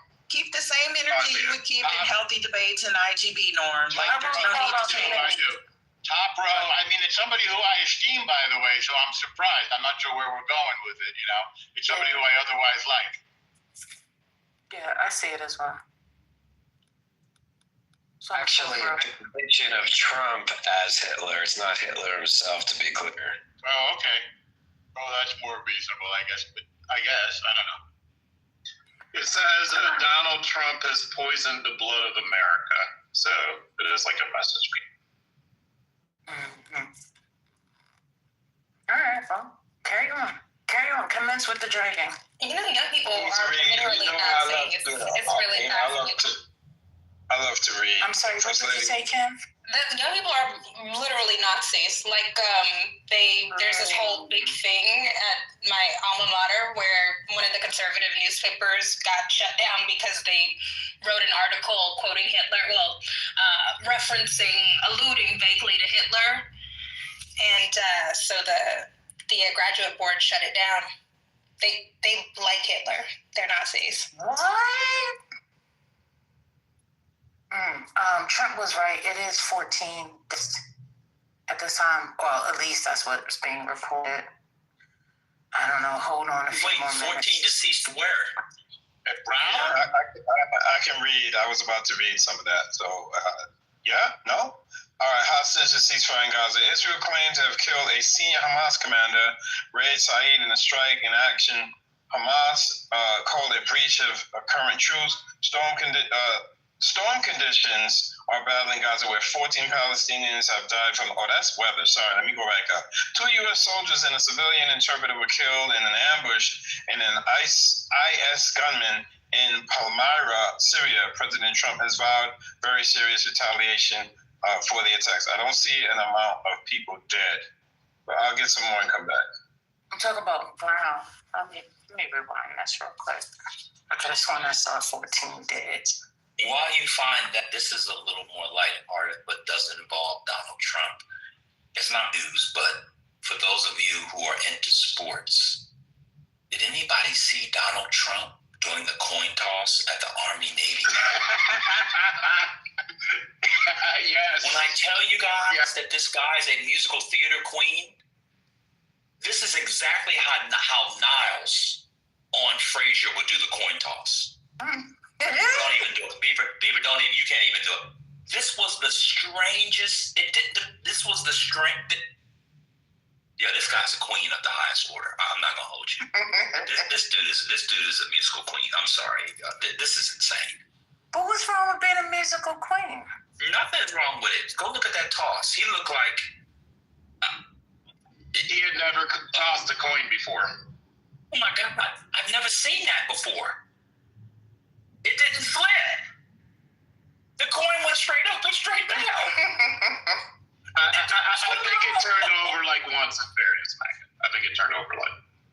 Oh my God. All right, 14 dead at Brown. Where are you getting that from, girl? I'm still researching, sir. All right. Like, we all agree, Donald Trump, his mind is gone, right? Yes. Yeah. Increasingly, when I see him do any kind of speaking, gone. I mean, it's early. I mean, I didn't feel that way about Biden until the end of 2022, early 2023. But Donald Trump is gone. I mean, with Biden for that, and that's why I didn't feel that was fair, because he was clearly sick the day of that debate. His team revealed that they had him running around all damn day. And I can tell you, after I turned 40, like as active as I was, I couldn't run around all damn day and then prepare for like a major debate at the end of the night. I'm not sure why they didn't have him resting and he wasn't even feeling well, because his points were clear. He actually wasn't that much off on a lot of the things that he said when they went and fact checked him. Like maybe the numbers, but it's hard to recount, that information. So I admire anybody who can recount all of that data like that just based on those questions. But when you look at Donald Trump, first of all, his first administration, I do agree, was that Kimberly that said that. Remember when he gave that speech for the 4th of July, and he said that the George Washington overran the airports? I was like, now, this man is wealthy. He has an education, but I mean, come on. And then when he literally took the black magic marker and tried to say that the hurricane was in Alabama or something when it wasn't. He literally took a black magic marker and tried to extend that area on the map. And I was like, okay, narcissist, okay, arrogant, okay, but remember when he confused he said oranges for origins? And it's just like a lot of his speech, a lot of the things that he says, even though we all watched that infamous press conference where he doubled down on, can't we just drink bleach? Now that's to his intellect, right? But if you pay attention to his speech now, there was he was walking to the helicopter, the plane, whatever. Melania was clearly helping to hold him up. Like if you've seen some of the recent footage, he's veering off to the right. Has anybody seen that? And then there are some people that are breaking down like those bruises on his hand that they're trying to say is from handshaking. He's clearly been getting, they're either taking blood or something. Like, come on, it is clear. He does seem to be a little bit off. He's sleeping more. He seems more confused. So it doesn't even have anything to do with me not liking the guy. Like when it gets to that point, just go and spend time with your family and your loved ones. Like it's not worth it. Oh my God, I'm sorry. MAGA is as bad as the Democrats. Y'all are in. Y'all are in. I'm enjoying it in the chat. Not me. I was calling Biden crypt keeper the whole time, but I'll say us. We were definitely like in denial. Beaver, Matt Cool, some others, well, they might be the only two. They are totally in denial. You think that Donald Trump's cognitive is the same now as it was? Dude falls asleep regularly now on camera. Insane. Yeah, like all the time. And his ass be sleeping. Like sleeping. Not nodding off, like pass the fuck out, knock the fuck out. I mean, there's even things in the way that he speaks, right? So a big tell. Okay, Beaver, bye, bitch. You want to say quiet piggy? Oh, wait, are you saying that is an insult that he's given? I'm going to give you a pass there. But otherwise, be careful, motherfucker. Huh? Yeah, carry on. I'm okay. His syntax, the way that his syntax has changed, very short, very few words, limited vocabulary. He repeats phrases over and over again. There's not jokes when he speaks contemporaneously. You can see he's really struggling. I mean, I'm just saying, it says close attention to how people speak. Very clear.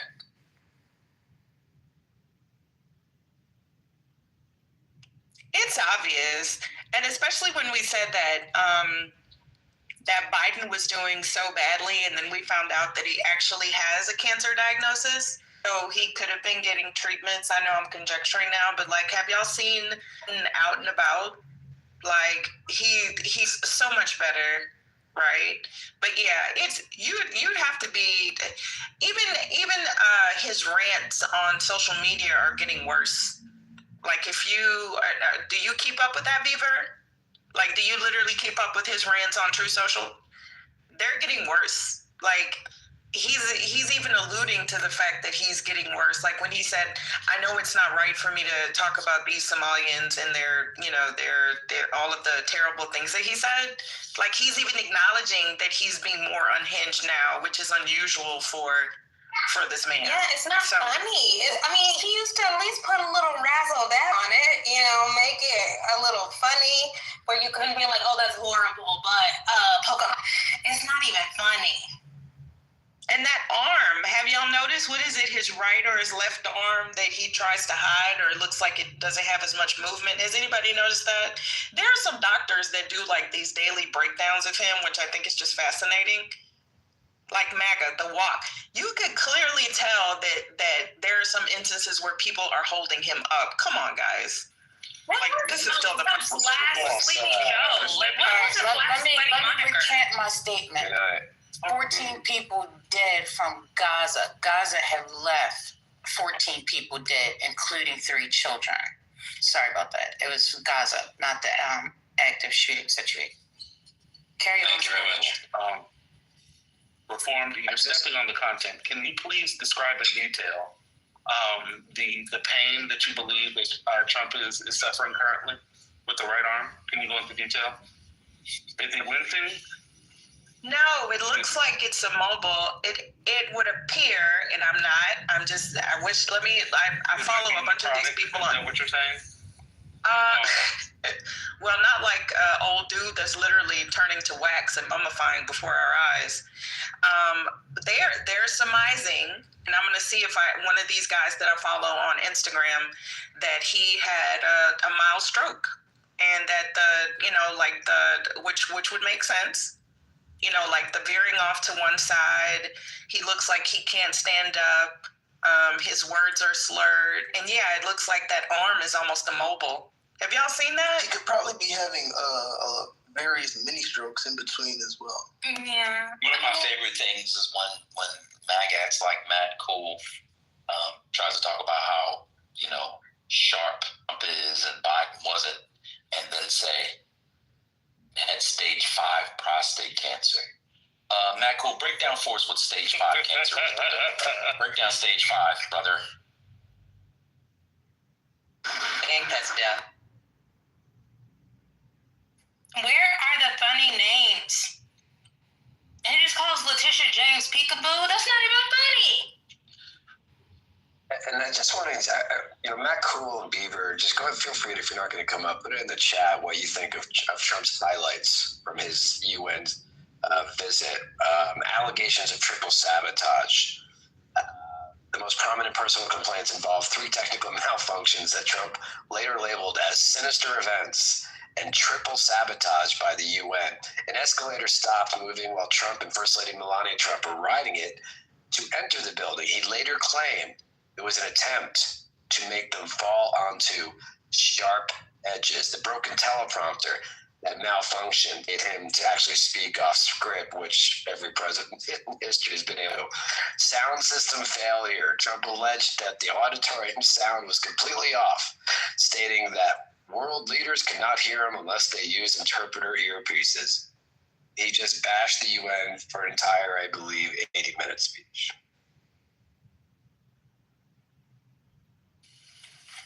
He got that Gaza plan through, got the hostages back. That's pretty historic. What's historic about getting hostages back? Happens in every presidency. I'm not aware of ever getting hostages back from Hamas like that. I'll see if I can find some. You mean grade 5? Oh, before you said stage 5. Okay. See how you're losing it just like Trump? Trigger.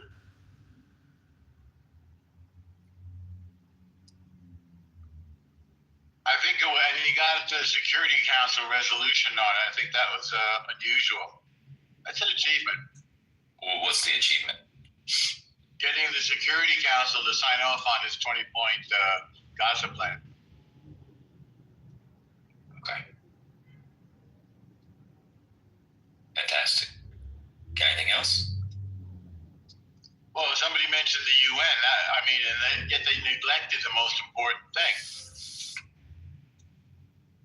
Enlighten us. What's the UN? I don't know. I just did. What's the most important thing? What I just said, the 20-point Gaza plan. Are you paying attention or not? Oh, spicy, Norm. Wait a minute. I have a list here of there was a prisoner, Gilad Shalit, in 2011, one of the most high-profile exchanges ever. Israeli soldier. We got one person back. Bro, let me just read it. Let me just read for people who don't know. Norm, why can't people just learn? I didn't know this. You know what? You don't want people to learn. Fuck it. I won't read it. Never mind. Damn.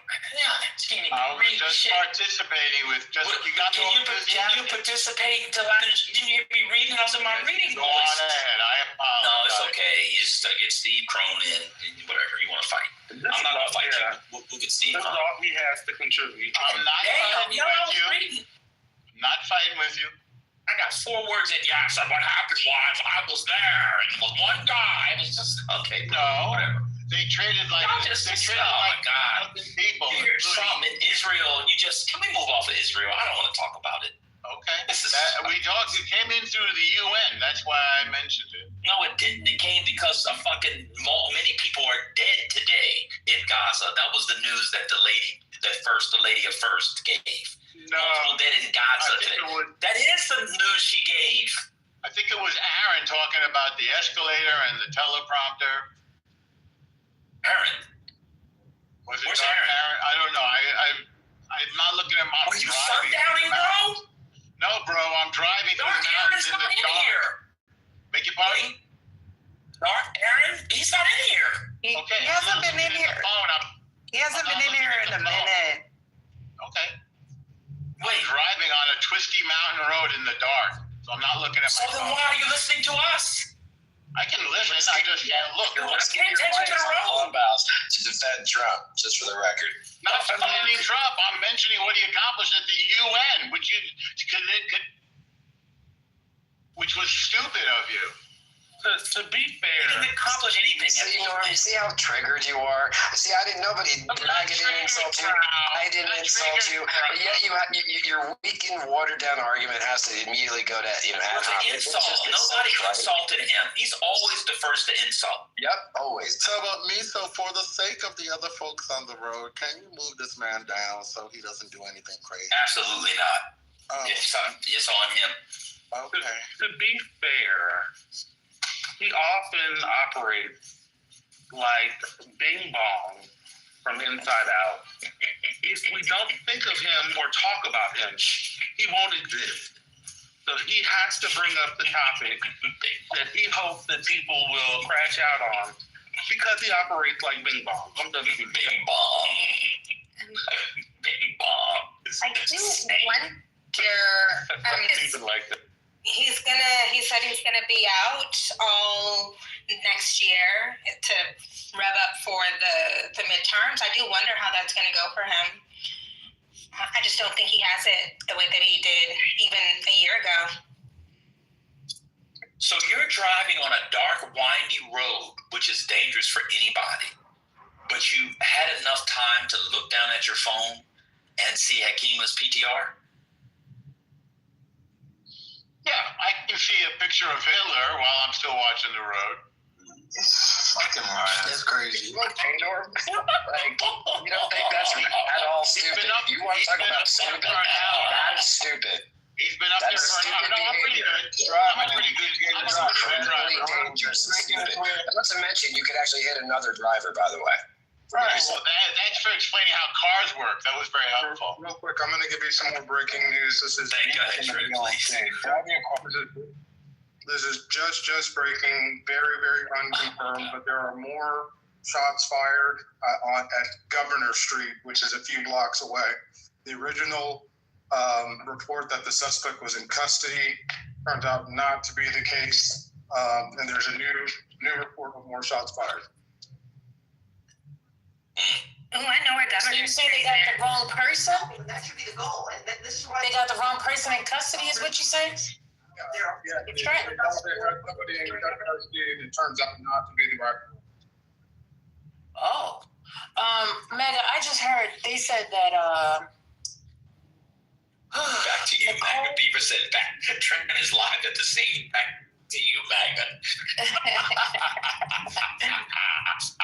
Nicole Malakatowski, however you pronounce her name.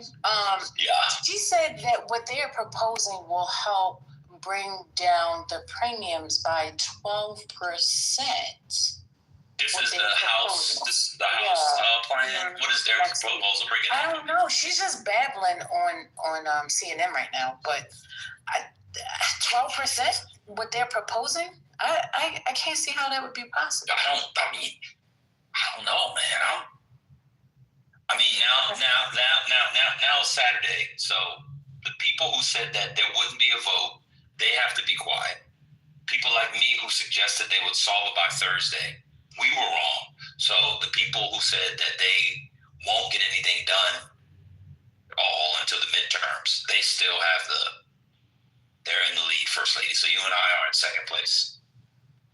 I don't really understand this. Open enrollment ends on Monday. Well, they can extend some of the plans that they offered. Well, that was in the Senate, where was to extend the enrollment. So hopefully, whatever they're proposing, they will add that in it as well. I'm not sure. Oh, I mean to be covered on January 1st. So they could extend it, but you wouldn't be able to be immediately covered, I assume. Oh, I don't know. I'll look it up. Yeah, if they extend it, they will. Okay, does not extend. Oh, wait a minute. Hold up. So the House GOP's healthcare plan, the vote expected next week, does not include extension to affordable care subsidies. So they're not looking at subsidies at all. Expands availability of association health plans, which allow employers to purchase coverage and lower cost of benefits. This is the one where they were planning, they were saying it would lower costs for all people, not just people on ACA. Oh. But I don't know how that's going to work. Okay, funds and cost sharing reduction programs meant to lower premiums for certain ACA enrollees requires more transparency from pharmacy managers in effort to lower drug costs. What? How? They should be doing that anyway. Yeah, that's it. That's all that they gave. It's crazy. The Republicans want to lose the Senate. This is what I'm getting. You can take the issue off the table. I don't know why they want this on the table. So they clearly don't want to be in charge of the Senate. Fuck it. 2 tears in a bucket. Yeah, for El Normo, it said in the past 72 hours, 14 people in Gaza have lost their lives, including 3 children. That's what I said. I don't know. And the source is, what's the source now? This is coming directly from CNN. Yeah, and where are they getting that number from? Oh my God. Let me call up to the How does she know? producer. They'll tell you where Let me call Sarah and ask. Why don't you check when it's time to make a turn the road? You just look down at your phone and check. Oh man, it's gonna start snowing. So you gotta be careful.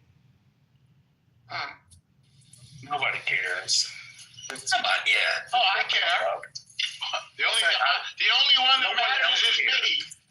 No one else cares. Well, that's it. The people that I love care. Have the drive you deserve. And I'm not looking for love in all these wrong places.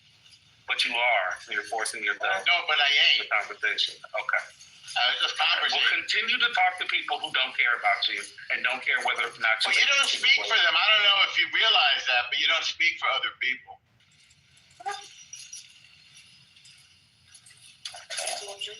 Okay, moving on. I hope my spirit doesn't. Maybe I know everybody doesn't like me, but on the app, and sometimes I just think about like the spirit one emits in the world. I just hope I don't have my spirit doesn't do that. I just hope they don't. I just hope it doesn't. I just hope it doesn't. And if it does, to people, please back channel. If it does to anybody, I'm asking, please just back channel me and let me know why, and I'll change it. Like I don't want to have this on your life. I know my clubhouse personality. I just don't. Jazzy said you heard her feelings. All right, she can back channel me. I apologize, Jazzy. Don't feel bad. You done hurt everybody's feelings on this stage at least once. Yeah, but people, my feelings get hurt too. But I'm saying I don't want that spirit. Goat is mean to me all the time. I'm not mean to you. Yes, you are. I'm not. You sure? Okay. You might want to eat. You're in the Matrix. Concentrate on the road. Look out for that tree on the bend there, Norm. There's a moose coming up. Avoid it. Or don't. And then we'll just see where it goes. That was funny. That was mean. But don't run into a deer. Just as we were talking about people in the South, people think that you can like knock down the deer. It will fuck up your vehicle and you just FYI. Wait, what's wrong with them running into a deer? I was saying, Goat, you might want to ease up on the stay off my okra. Let's start with what's right with it. Stay off my what? Well, What's I right can with tell it? you one Stay off thing. my okra. I can tell you one result of him running into a deer. He'd I have said to what's go. right with it. What's right? Not result. Right. What's right with it. Actually, yeah. What the result would be right. And one of the results would be him having to go on mute so that we don't have to hear him. That would be a result, and it would be a right result. Yeah, I don't have any deer experience. That would be wrong. No, it would be right It's scary. because we wouldn't have to talk to him for at least 10, 15 minutes. I mean, some people feel that way about you. Exactly. And So, some but I people wouldn't feel that dare. way about I you. wouldn't dare wish that you could hit or that you would hit a Some deer. people feel the same way about you. I wouldn't dare wish that upon you, sir. Lady. Okay, well then you can just go ahead, because I'm not gonna deal with you today. So y'all gotta get your little boy, get your little friend, get your little friend. Get your friend. Get your friend. I don't want to get him. That's not. Don't worry about it. Wait. Don't worry about it. Don't worry about it.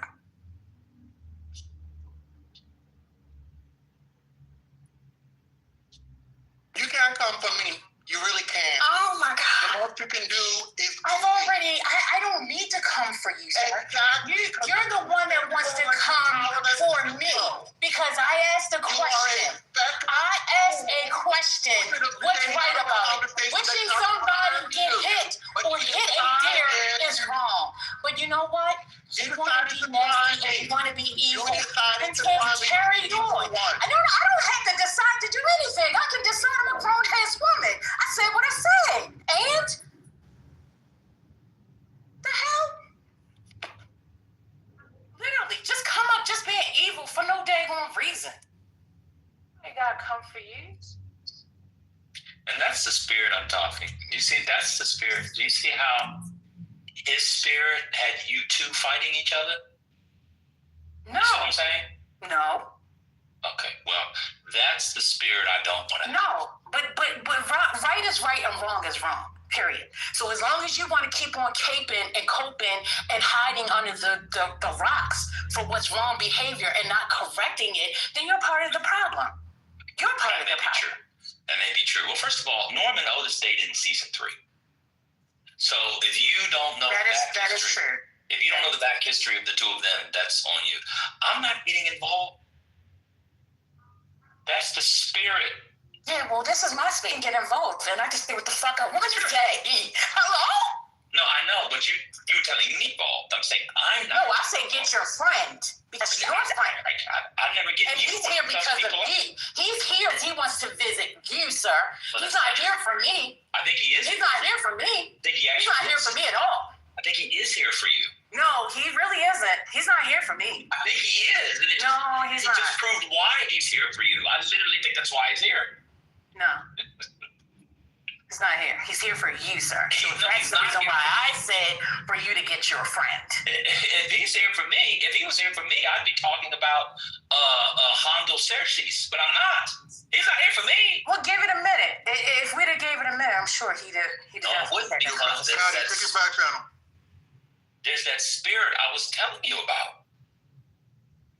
There are people on this app that have a spirit, and I don't want to racialize it, but they frequently aren't. They're non-black people, and they get black people going back and forth at each other. I don't want that spirit. That's what I'm talking about. Well, there are some black people or non-black people who claim to be black who got the same spirit. I don't think so. Well, I did. Well, You're entitled to your opinion. I'm entitled to mine. And one of us is wrong. One of us is absolutely right, and one of us is. That's true. Wait, you said absolutely though. Yeah, because I'm absolutely right. Oh, okay. Well, Did y'all see the report about how Kimberly Foster being first lady in the crash out? Yeah. it's a slow motion crash? Oh, no, that's how we like it. We're old. We can't do it fast no more. Y'all are going above the rim. Yeah, just sometimes. You'll get here soon once you get old, over 32. First lady, I'm saying that the spirit people come in and they troll and they have histories and they get people worked up. They go on mute or they leave like Alan. And then other people start arguing based off that spirit. No. Okay. Because to be honest with you, the person who started it was actually Brother. Because Brother said, or not. And then somebody came back and reaffirmed, oh yeah, I think it'd be good. And I'm like, well, what's right about that? Because I said what's right about that allows somebody to want to attack me for no reason and nobody calls out that bad behavior? But it's okay? But that spirit is fucking okay? I'll take the spirit. That spirit is okay, is what you're saying. That spirit is okay, but you got a problem with Norm spirit. Yes. Whatever. All spirits are wrong, period. Okay. I don't. The devil is in both of them. How about that? Well, that's what I said, and I'm standing on both of them. How about that? The devil's in you.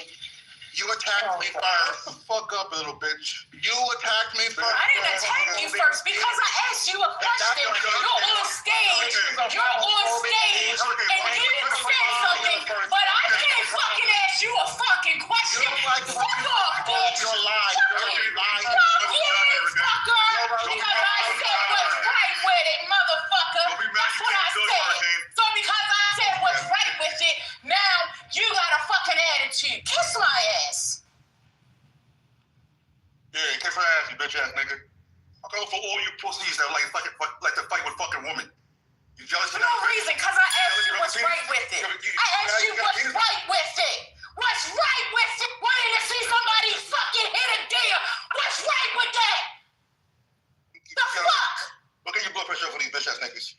No, I ain't got no fucking blood pressure problems. Maybe my fucking pressure need to go the fuck up. Shit. Ain't nothing in my fucking veins that say I gotta take no blood pressure medicine or whatever. Shit. Ass white. Somebody asks you a question and then you gotta go the fuck off for no fucking reason. Just because you don't like me. If you don't like me, stay the fuck away from me. Because I'm not gonna fucking be silenced just because some young bitch ass is on fucking stage. What the fuck you think you are? You don't run shit in this motherfucker. Oh, but let out so you can go and make another room about me.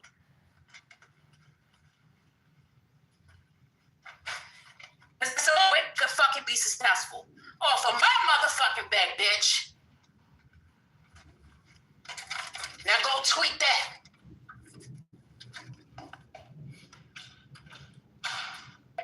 How's everybody doing today? What? How's everybody doing today? Wonderful. Doing good. That's great. Love you, First Lady. I love you more. I'm so good, yeah. First lady, did you have a salad today? No, I did not. I had a salad today. It was amazing. Was it good? It was amazing. Amazing. That's good. I'm glad. What you have on? I just went with grilled chicken. I did romaine base with arugula, and I did some grated tomatoes. I asked you a goddamn question. You want to sit there and want to show your ass. You want to pull down your motherfucking ass to show it. Fuck you! Really fucking piss me off because I asked you a question. Bitch, if you think I'm not going to fucking talk to this motherfucker, you got the wrong motherfucking one. Go find somewhere else to be.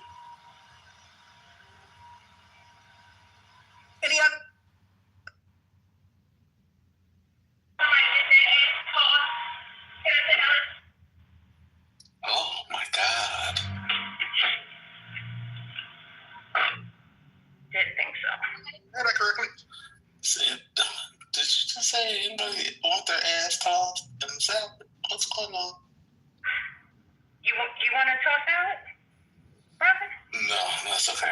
Wait, I put up a good Brussels sprout. is that what you mean to say? Hold on, but no, I'm asking about a real toss, a house salad with vinaigrette and croutons. Ew, not a house salad, brother. Okay, well, listen, we started off with the tossed salad. A house salad, well, I can't speak for everybody. Some of y'all like that.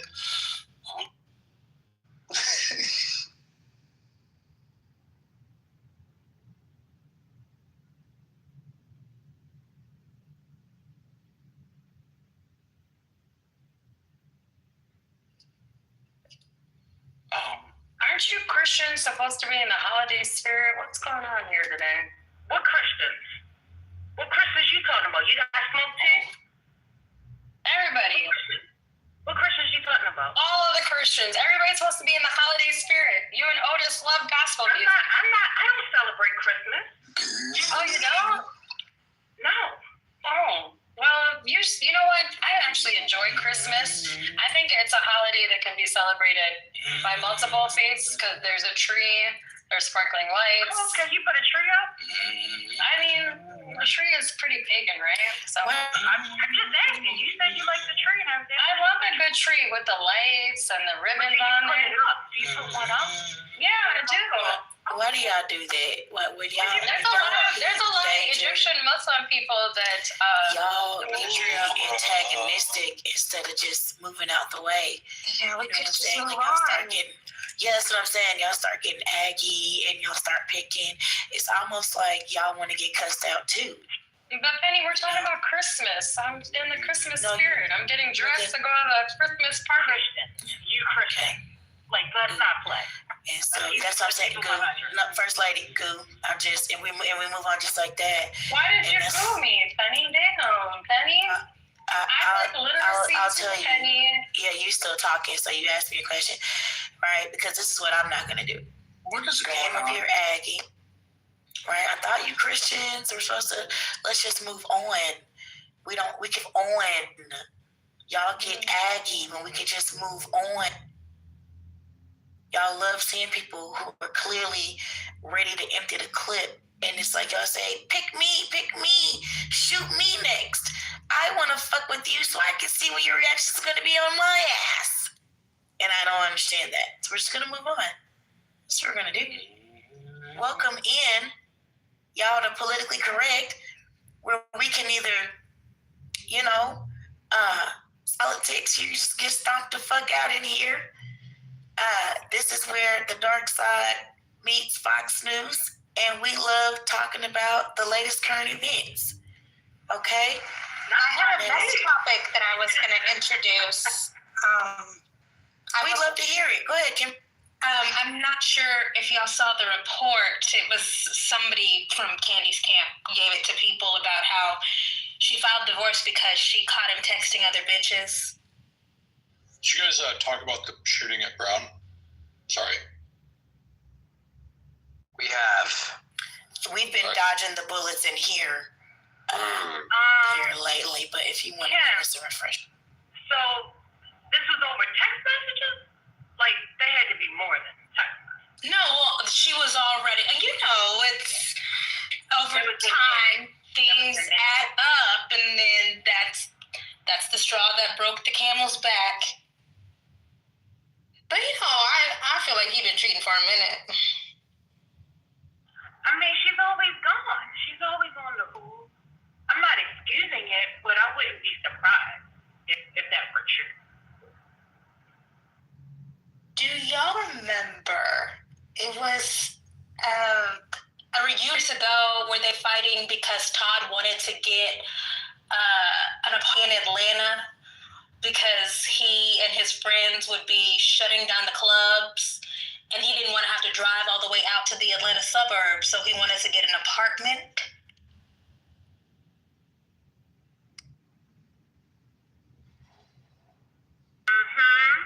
Cheating. That was an apartment to fuck bitches in.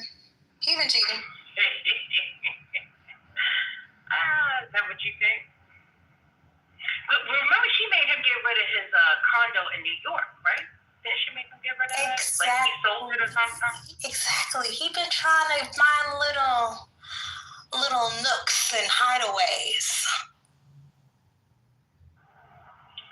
Yeah. With Cheetah Brown situation, allegedly, well, apparently, let me correct my word, the person they had in custody wasn't the right person. And the person at large, if I'm not mistaken, is shooting somewhere. I think that's what Trump came up to say. I heard that before I left the house. So, what's going on with them capturing the wrong person and saying they got the right person and putting it out there? They did the same thing with the Kurt situation. Oh, we got the right person. Oh, we got the person. Come find out it wasn't even the right person. Why are they reporting this kind of stuff? Wait, there was a shooting today? I saw it. Yeah, Brown.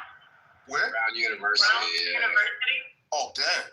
Any fatalities? There's no details at all. They're just saying multiple people shot and suspect is still at large. Wait, I thought we had it said 6 casualties the last time we checked. And you guys saw 2 U.S. soldiers were killed? Not confirming any fatalities. Yes, that was brought up. I have a special announcement for those of us who remember Riley. This is on his Instagram, as we still follow each other, but he's been named as the ACLU Pennsylvania's new president of the board of directors. So y'all remember Riley? He was on the app. Great brother, great dad, great husband. So I just saw that. I just wanted to acknowledge that. Shout out to him. That's an awesome sauce accomplishment. I don't think he's on the app anymore, but shout out to Riley. Anyway. It's another school shooting in the chat. Apparently, we are in December. This school shooting is now number 70, approximately 5.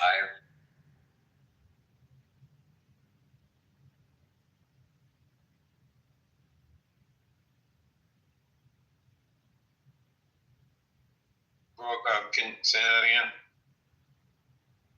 Yeah, I was just saying, so they're saying this school shooting today at Brown Mark is now the 70th year of 2025. The year's not over yet. And quick math, and it's just approximately 5 a month. That's fucking outrageous.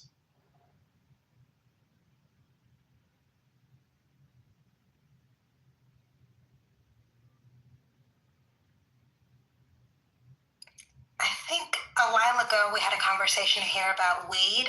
I saw something on CNBC about Trump going to sign an executive order reclassifying marijuana next week. Yeah, Jim and I spoke on that briefly. What is it supposed to do, Kim? Let me pull this up. President Trump is expected to issue an executive order as soon as Monday that would allow for reclassification of marijuana. A person familiar with the matter told CNBC, okay, such a move would allow cannabis companies to fall under different tax regulations and encourage investment. That'll be a great day if he really fucking does it. We're hearing that since the last administration. Most states have already done that, right? We just need it on a federal level. Yeah. Some states. Some states. Wait, so what happens with this reclassification? Okay, so the cannabis companies would be allowed to actually get bank accounts, right? So because of the current classifications, if you were a weed company, you were debanked, basically. You can have a bank as a weed company if you're in the industry. What it is you can't get financing and funding from the bank. Maybe I'm mistaken, but I thought I had heard that people would regularly have their bank accounts shut down because that was early on. Maybe on the full weed side way, because the CBD hemp side was that way. Mm-hmm. And you had to go through like merchant processors, who used to rob you for every fucking sale you had. But now there's some banks that are willing to open accounts. Oh, okay. Yeah. But yes, now they can get investment, like you said, Haitian. And research. Research is another big one. Yeah. judicially or when it comes to like felony charges, you know, because we got a lot of brothers still doing football numbers behind having weight.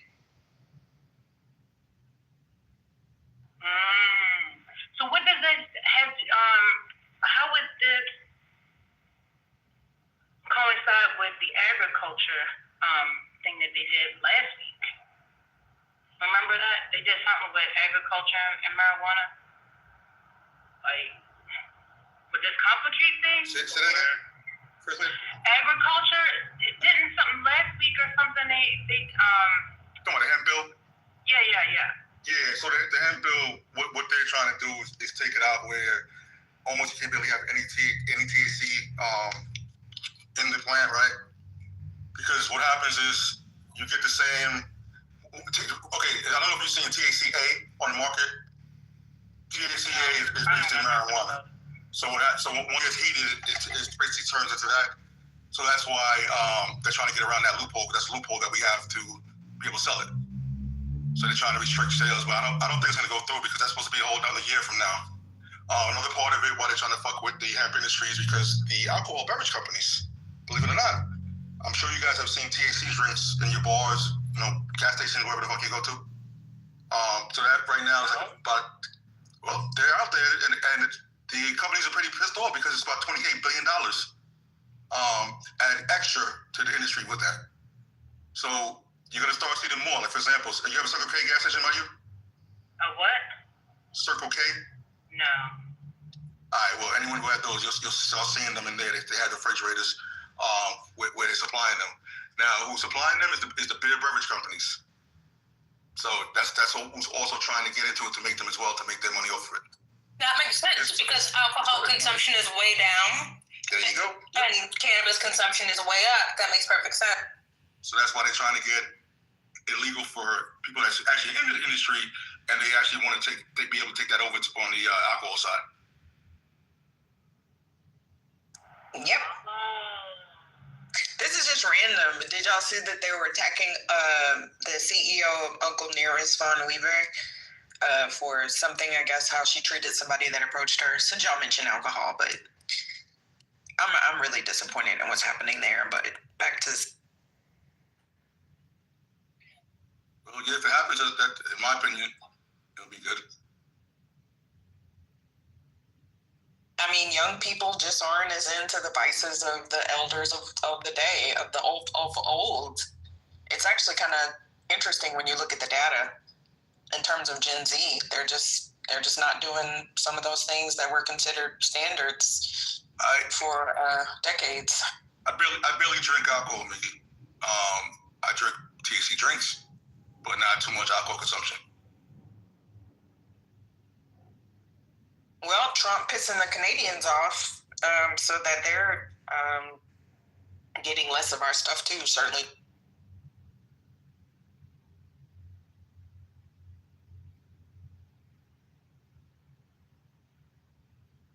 I have something, if we have a lull in the conversation.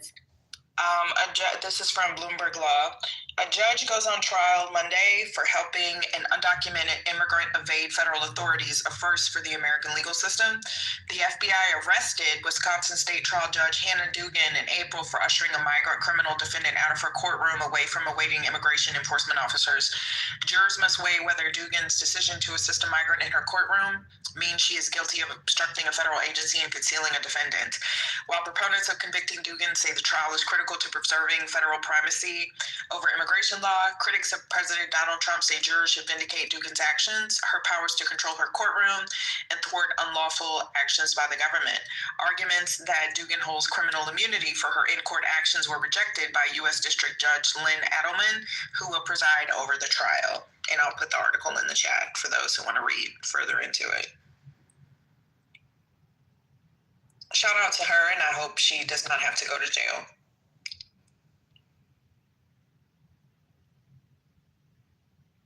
Where was that? Was that in New York?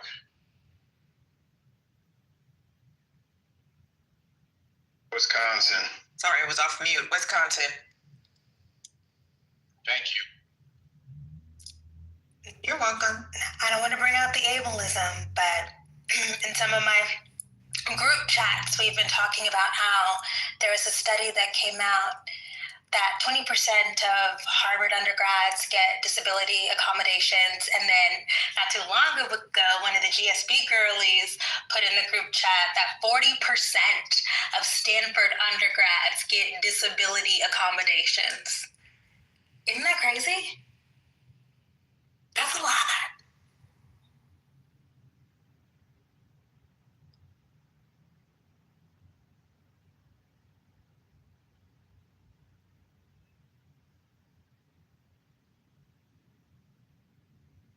I would say good evening, suburban blacks, but niggas think that's a pejorative, so I'll say good evening, regular blacks, El Normal, and everyone else in between. Thank you. Have a nice.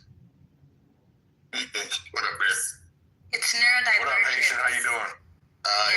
Chillin'. What up, Concrete? Haitian. Nah, don't say what's up to me, Divine. Yeah, I'm finishing the Army Navy. Army's down by 1, though. Concrete, I have no issue with you, brother. Neither do I. I don't have no issue with you. Anyway, I'm going on mute. Let me stay. What up, bro? We good. This is for We've never argued. I try to just actually like everybody else. It's the negrosity, bro. That's all I'm saying. It's a little crazy. The negrosity is Let's out of hear it. control. Yeah, okay, let's hear it. What's the problem? Nah, leave it alone. Okay, before y'all get into it, I don't know why I feel like reading, but here we go. Trump's change to what harms species adds risk in logging areas. For those of you that are worried about the endangered species, the Trump administration's pending deletion of the Endangered Species Act definition of harm. So now he's after the animals too. Wonderful. Will have an outsized impact on imperiled species in Northwest forest targeted for logging, especially the northern spotted owl, environmental attorneys say. Habitat for several species, including the threatened owl and the endangered marbled murrelet seabird. Don't know what that is. Overlap with federally managed forests in Oregon, Washington, and California, where logging is expected to increase under the White House emergency orders in a new law that requires a roughly 75% increase in timber harvesting in national forests by 2034. Without adequate, suitable places to live and reproduce, species go extinct, said Melinda Taylor, senior lecturer at the University of Texas at Houston School of Law. Repealing the definition of harm would undermine almost all of the regulatory framework in place to protect endangered species. So Trump administration, once again, just fucking shit up for absolutely no reason at all. Isn't that lovely? Just wanted to read that. I do agree, agents. A lot of clear people will lose their mind at taking away the habitat for the animals. I happen to agree with them. I'm just not gonna, go out and, put red dye on your fur coat kind of person. But yeah, that's just kind of fucked up. Why do we need to redefine what harm is? Anyway, I just read that and I wanted to share. Back to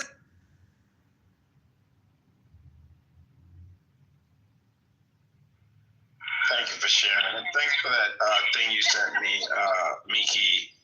That Cadillac, the Cadillac series with Diggable Planets doing I'm Cool Like That, riding around in a Cadillac. That's a nice little series. I appreciate it. Do you follow it? Yeah, because they have all of the OGs. They had Selena Johnson. They had they just had Hurricane Chris and Bebe. Hey, they have so I'll put it in the chat too. It's I'm seeing it on Facebook. It's probably on Instagram. So people ride around in this nice ass Cadillac with the leather seats convertible, and they have a lot of current and older R&B stars, hip hop stars, rap stars that are singing like their music, and it's actually kind of cool. So they have Big Daddy Kane. Hey Lisa. So yeah, I'm gonna put it in the chat. I came across it on Facebook, and now I'm just like fascinated by it because it's kind of cool. But I'm gonna put it in the chat. I'm glad you like it. I saw that as a New Yorker. I'm like, oh, he's gonna love this. Yeah, I never saw that. And another great one, you're probably familiar with Tiny Desk. Love Tiny Desk performances. Those little intimate performances. Rakim did one. I mean, everybody's done Tiny Desk. I'm sure you guys are familiar. Oh yeah, I love Tiny Desk. Yeah, I'm gonna share the Diggable Planets one because I'm cool like that. But if y'all follow it, they do a lot of groups. Like I saw Selena Johnson, and some others. So yeah, shout out to Cadillac for doing that. I think that's kind of cool. Wait. Oh, y'all saw what Owen just put in the chat? Leslie Hunt is something. He's something. I saw him in an interview yesterday say, someone was interviewing and he said, maybe it was old, but I just saw it yesterday. He said, we've never had a black statewide official elected in Texas, which is kind of astounding if you think about it. It really is astounding if you think about it. But everybody thinks Texas is good for black people. You can't even elect an official statewide. That's their discussion. And South Carolina has elected black people statewide in the last 10 years. Anyway, Georgia, North Carolina, anyway. But Texas is we got HEB. I had to look because I was like, Barbara Jordan? Nope, not Barbara Jordan. Nope, not she. And he goes, well, you've also never had a Army Ranger. You've also never had someone with the Army family lineage to me. And he named like 6 things they've never had, which I guess to him. And he said, and I'm paraphrasing, but this gets to the gist of it. He said, I'm so much more than my skin color. Obviously, being black is not about skin color. That's like the dumbest thing anybody could say. So, this is not important, and then you can't about racism. No one's going to take this seriously from him. I'm sorry, go ahead. Okay, but the claim is what is just because it was a black Republican woman making fun of his ashy ankles. That was the racism claim. What? Y'all gotta click the links. I don't have Twitter. Oh, you don't. Sorry. Okay, wait. Let me find it. It was about his ankles. Okay, he was saying that the racism was a black Republican sharing a picture of him and his wife at the White House where he was wearing those flooded like ankle pants, and his ankles were ashy. Wait, let me just read it. Wait. The gray ankles got dude looking like he just did a tap dance routine in a bag of flour. Oh, that is racist. She's black. Oh, the one that said it is black? It's a black Republican. That shit is funny. Can we not do any more dashiki wars, please? Had enough where y'all like jump Toye. It's like, come on, man. What is dashiki wars? What the fuck are you talking about? I'm talking about the Negro social protectionism that y'all have to engage in whenever y'all feel that the community is under attack, right? Oh, I'm sorry. I know y'all have one second. I'm gonna land. So yeah, y'all have numbers, and you have a very loud voice, and you have structural power. So obviously, you can always drown out your dissenters, but it's not healthy. You have to be able to face people who don't agree with you, and you have to be able to deal with it in a intellectual way. You're not in your virus. You can't scream, fight, and this. I'm sorry, guys. I normally don't do that. Hunt thing? I'm serious. Confused. What's he talking about? So wait, Maggie. I'll bring him back up. You not do this, bro. You gonna do this again? So ChatGPT says that do judicial races count for statewide offices? No. Executive. No. Executive. Oh, okay. Well, then there's a couple of those. Okay, my bad. Go ahead and pontificate. Is this about the Wesley? No, this is about the prior jumping of Toye that y'all do. Are you going back to that? No, I'm not going back to that. I'm talking about. Can we finish the Wesley Hunt convo first? Yeah, of course, brother. They just broke the news. Oh, okay. So the lady's a black Republican? I put the link in the chat. Yes, she is a black Republican woman. She is an NRSCC, the Republican something. Senatorial campaign? Yeah, she's black Republican. Yeah. Where'd you put it? It's a link to a Substack post in the chat. Okay. All right, let me see. What's the lady's name? Oh, here it is. with Jennifer DeCastro. Oh, that's hilarious. That is hilarious.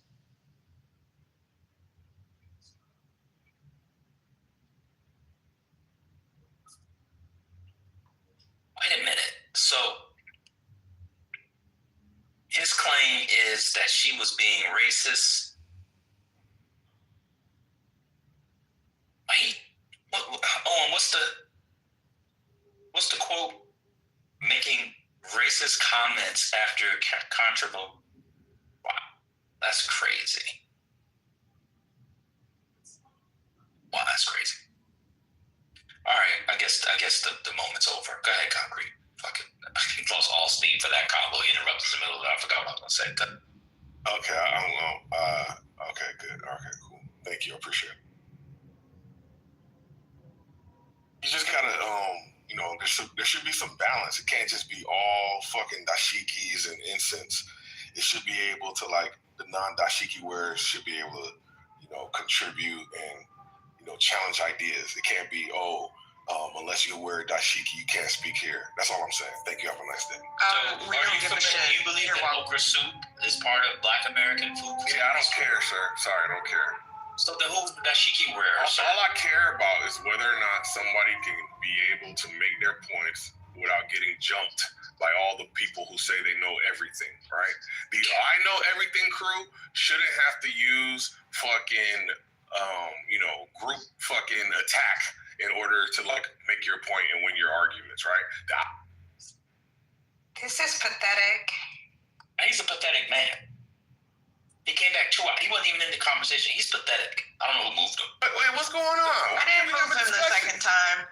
I don't know who moved him. So the I Know Everything crew should be able to walk somebody down intellectually. We should be able to, as the audience. Concrete, why do you feel you can come in? No, I'm sorry. What are you doing? What's going on? Because I was given instructions by people that we're not going to argue with people. We're just going to move them down. If you haven't, let me just make this announcement on behalf of Politically Correct. If you have an issue with how this room is run, please feel free to back channel one of the mods, and they will communicate that to Patty, our First Lady. But otherwise, we're really not going to allow stage time for you to fuss, wag your finger. But it's okay for you to wag your finger. Okay. This is Clubhouse. In the suggestion box, Concrete. Just put okay, Concrete, and you just got booted from the room. This is Clubhouse. This is a free social audio app. You were not required nor mandated to be here. You were not required nor mandated to agree with anything that occurs in this space. There is the leave quietly button. And if you're unable to do so yourselves, and you constantly make appeals to the moderators of the space, then we will exit yourself. Wait, that didn't come out right. I'm gonna boot your ass out of the motherfucking room. Okay? God damn it. What you're not gonna do is, no, I'm just kidding. Please don't come up in here and attempt to moderate the space, number one. Number two, attempt to tell us how we should moderate the space. You're welcome. See, if you let somebody slide, they gonna ice skate. He was the apology police yesterday, and now he's the mod police today. See how they go? See, when you let somebody shenan, they will shenan again. This is why I told y'all yesterday, you got to get dead on people's ass in the moment. So you can't let time go by. You got to let him make it a little too long. Tomorrow is not promised. You got to cuss that motherfucker out today. You have to do it today. Thank you. Yeah, that's why they be dropping me the Google. I be doing the same thing you do, Penny, or they come at me. I attack shit right away. See what happens. No, he put himself in the audience. Oh, he What's did. going on, everybody? We appreciate that. He said, I'm gonna Thank go you. down. I thought he said, oh, okay. But there was an awesome sauce room last night, y'all. Somebody put me in the Google. I was about to, but I'll do it myself again. Thank you, though. I didn't put you in the goo. Hey, inflation. I don't have any problem telling you if, when, and why. Put me in the goo, Miki. Me and you. No, I don't want to center. It's not about me. But no, I'm addressing. We did have an awesome sauce room last night, y'all. Sometimes those, middle of the night rooms. I don't know why we're all up, and we're having a good time. So we shared pictures. We talked about the good old days. It was a bunch of like Gen X people. I think the youngest person in the room on stage was like, 35? And we just shared pictures. Spirit had some really beautiful pictures. Haitian, oh my gosh. Pastor Rodney, who only had one friend and listened from the goo, came on stage. Pastor Rodney was awesome sauce. So we were just sharing, vibing, talking about the good old days. Even Joe B was sharing her pictures from when she was little, Eduardo. So yeah, y'all, it was so cool. So shout out, I saw some. I slept right through it. But you did, First Lady. We had a time. I woke up every now and then. I checked out a few people pictures. Yeah, we had a time. But no, wait a minute. I was the one that introduced you to Pastor Ruggs. Yes, I gave him that name. You did. Shout out to Pastor. He was singing.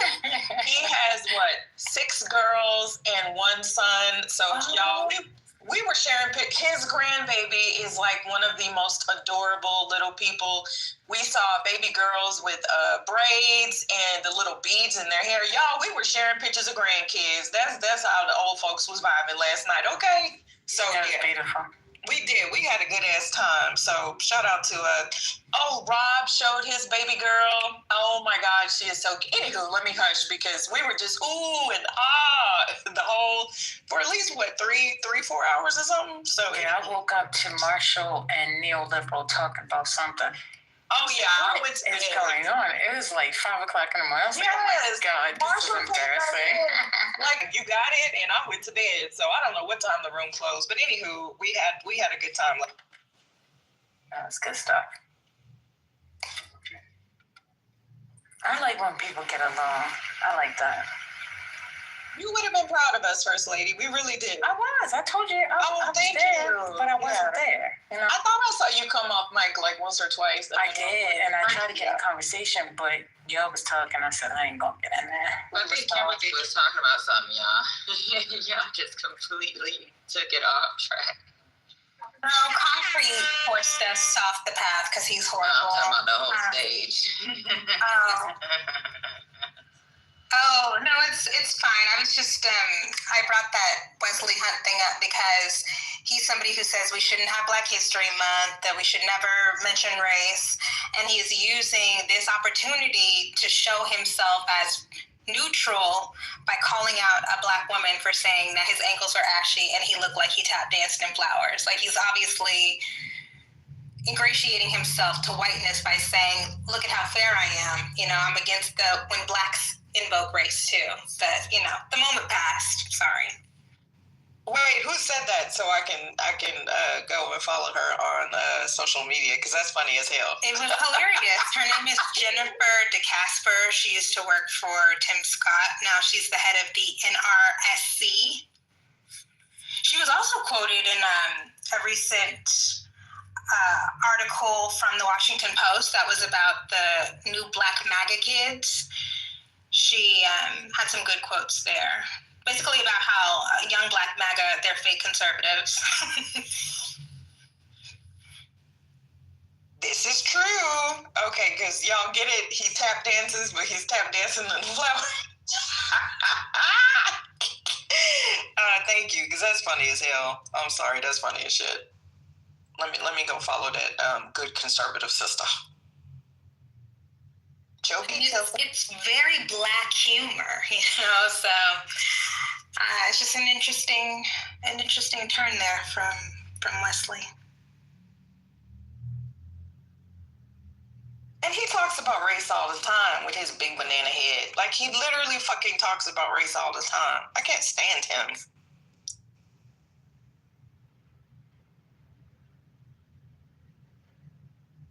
Concrete sucked the air out of the room. Was it, were neoliberal and MAGA earlier talking about the numbers for Jasmine Crockett. Was I mistaken? Oh yeah, oh my God, man, yeah. Out of is it TSU? I think I'm pretty sure they have. They do a lot of polling, and he is Crockett is +8 over Tellerico, and a lot of that is because she's bolstered by. Translate to what people are going to do at the voting booth, but she seems to have a lot of support from other groups. But I've never really paid attention to who supports Jasmine Crockett. So interesting. I wonder how much money she'll raise. So do you have to, Matt saying something? That's what I wanted to hear Matt talk about it. Do y'all think that if Jasmine Crockett wins a primary, finally watched, I'm glad I can get this off here. I finally watched her ad that ad she used to kick off her campaign. I found it to be horrible. I found it to be really bad and tone deaf. Is it the one with the Trump voiceover? Yeah. Yeah. Matt said in the chat, her only made 8 points above him. I invited Matt on stage. Trent, please don't say things that like your information was better than the president's. Not today, Trent. I can't save you. I cannot save you. It's not a good day. Read the room, Trent. Not today. Girl, you know Trent can't read a book or a room. Girl, how about? Yes, he's here. I just wanted to say hello to who's on the stage, all right? Last time I was up here on this... We can't hear you. Your mic is really low. You said my mic is low? Yeah, it was really low for me. I can't hear you. I'm sorry, McIndoll. We were in the middle of a conversation. Patty pointed out I was being rude earlier, so we're going to allow the previous conversation to go. Matt, can you expound on that? Definitely. I want to expound. Get in line, sir. It's not your turn to speak. So just in terms of name recognition, right? She should become citizen. 8 points is not good. I mean, that's like, oh, cool. Okay. What, 51? What was it, 51, 40 something? She should be well into 60 plus ahead of him in terms of just her name ID, right?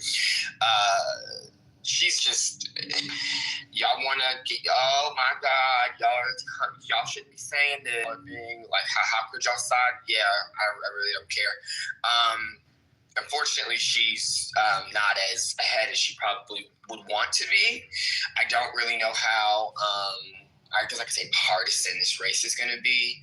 I don't really know how ugly this race is going to get because he doesn't want to go low with her. I don't think she's going to even attack him, aside from saying that she's more qualified than he is because she's been in Congress longer, which is fine, you know.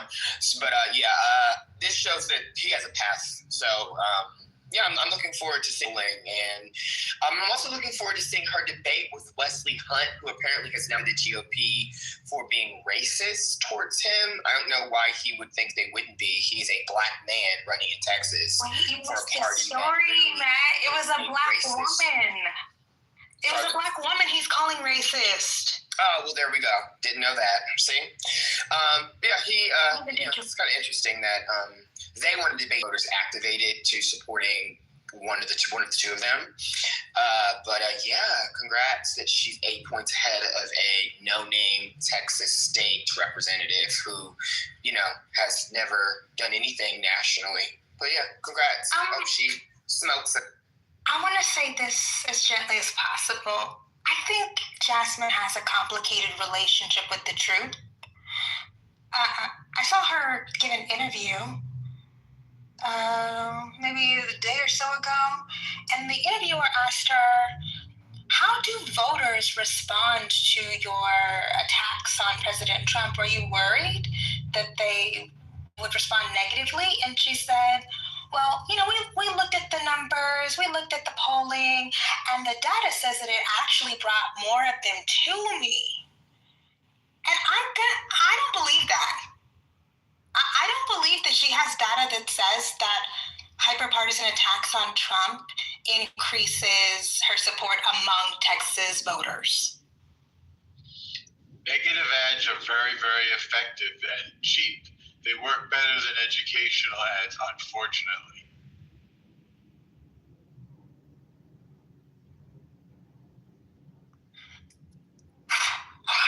Okay, I just think we should learn from what has worked recently. Spanberger didn't do Trump. Cheryl didn't do Trump. Mamdani didn't do Trump. I don't foresee Trump working in Texas.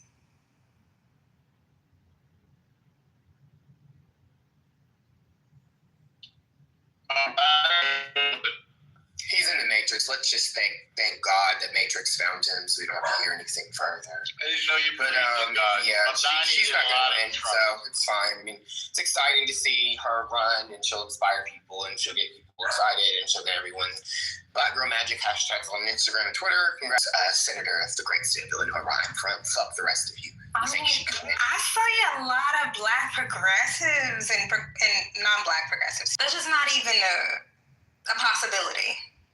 But isn't Dallas more moderately conservative than like Houston or Austin? I mean, Austin is pretty fake liberal to me. Yeah. Isn't Dallas like, because of the old money, because of the, you know what I'm saying? Like Dallas has older money than Houston. I always thought Dallas was more, you know what I'm saying? Like, yeah, not as liberalish as Houston was, but maybe I'm mistaken. It's not, but she was given Eddie Bernice Johnson had that seat. Hello? Breaking news. Did y'all hear about the Brown shooting? We did. We've been updating as more information comes up.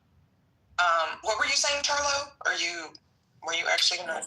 No, I was just curious about the whole thing about Texas. So surely if you've been probably born and raised there, I'm sure you would have known the people that you need to try and reach out to, sort of thing. You know what I mean? She's not born and raised in Texas. Okay. I don't pay attention to Dallas politics, to be perfectly honest. There's like a friendly love-hate relationship, the cities have somewhat.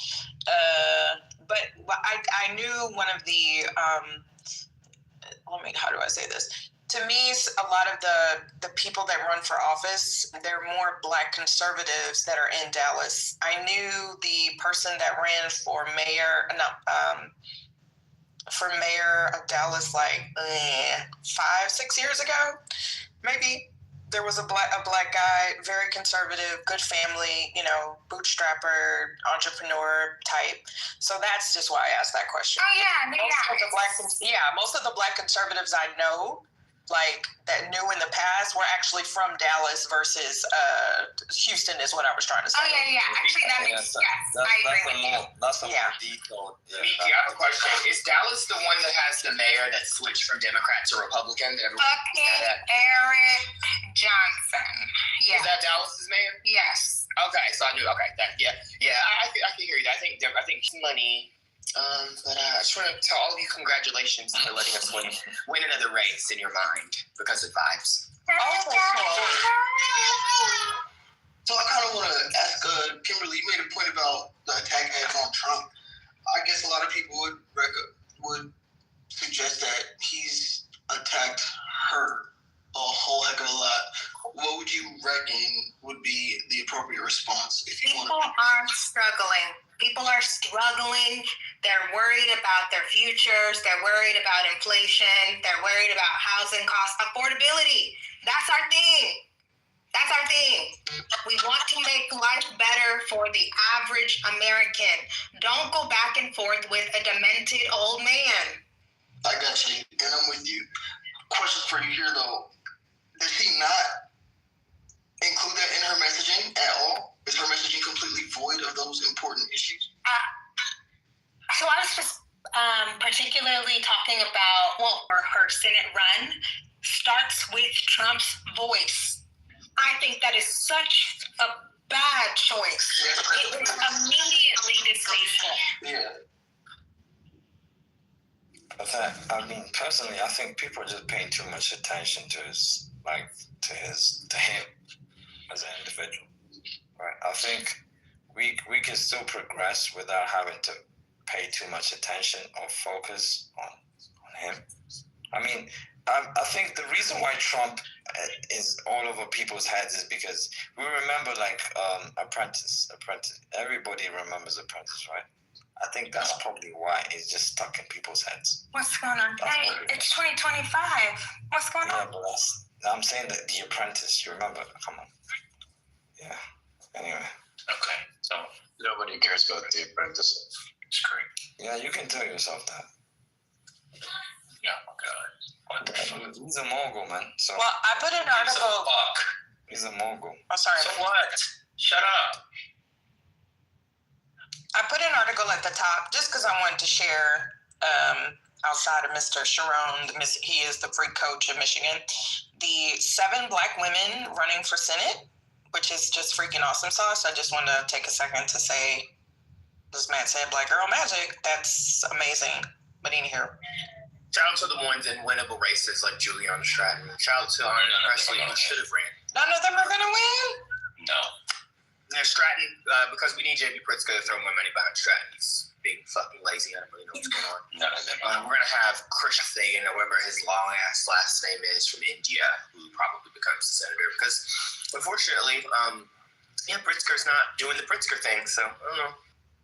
You know, I said in a smaller room that so much of success in elections is timing.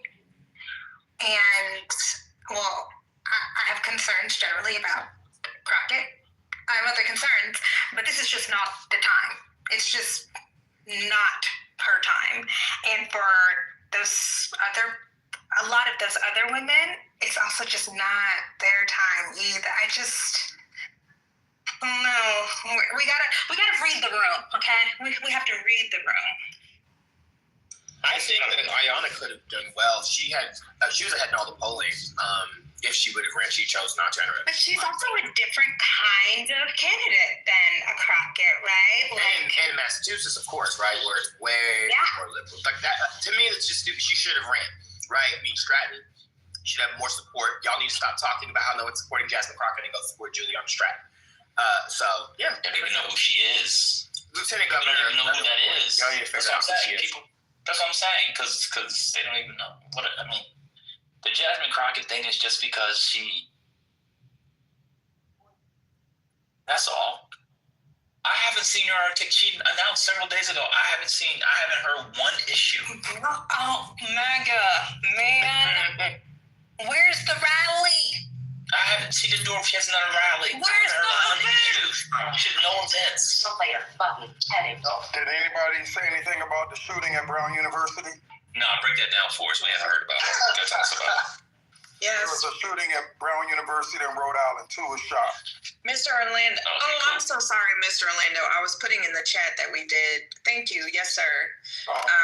We did. Yes, sir. We did. It's quicker to just let people say it, and then I realized that. That's why I said it. People can just say it. It's just quicker to just let them say it. Oh, good point, MAGA. Yeah, I just realized that. I don't know what her issue is. What's her platform on energy for Texas? That's what I'm saying. She doesn't have one platform. What's her platform on immigration and the border? How does she plan to win not only RGV, but, soup up El Paso? What's going on El Paso? Democrats, you have to run up El Paso, which is all the way out west in Texas. What's her plan to deal with businesses in and around Houston? What's her view on the Supreme Court at the national? She wants to be a senator, right? To add more justices to there? Does she want to get rid? I actually don't know one thing that Jasmine Crockett stands for. Right. I'm not being dramatical. I'm not trying to. Can anybody? I'll open it up. Can anybody tell me what her issue is? But isn't that the point of the campaign? No. Well, the campaign started. So what is the issue? But she's already so. Can I? She's already in Congress. What's going on? As a constituent, I'm just going to raise my hand as a Crockett constituent. Okay.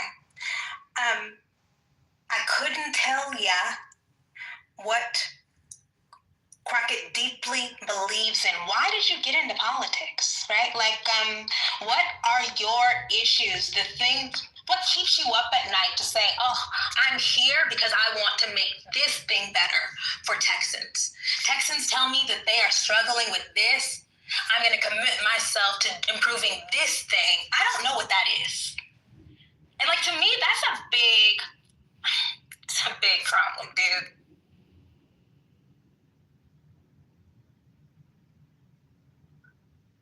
Last thing to do is an AI video on X that makes fun of Trump, I think, or someone.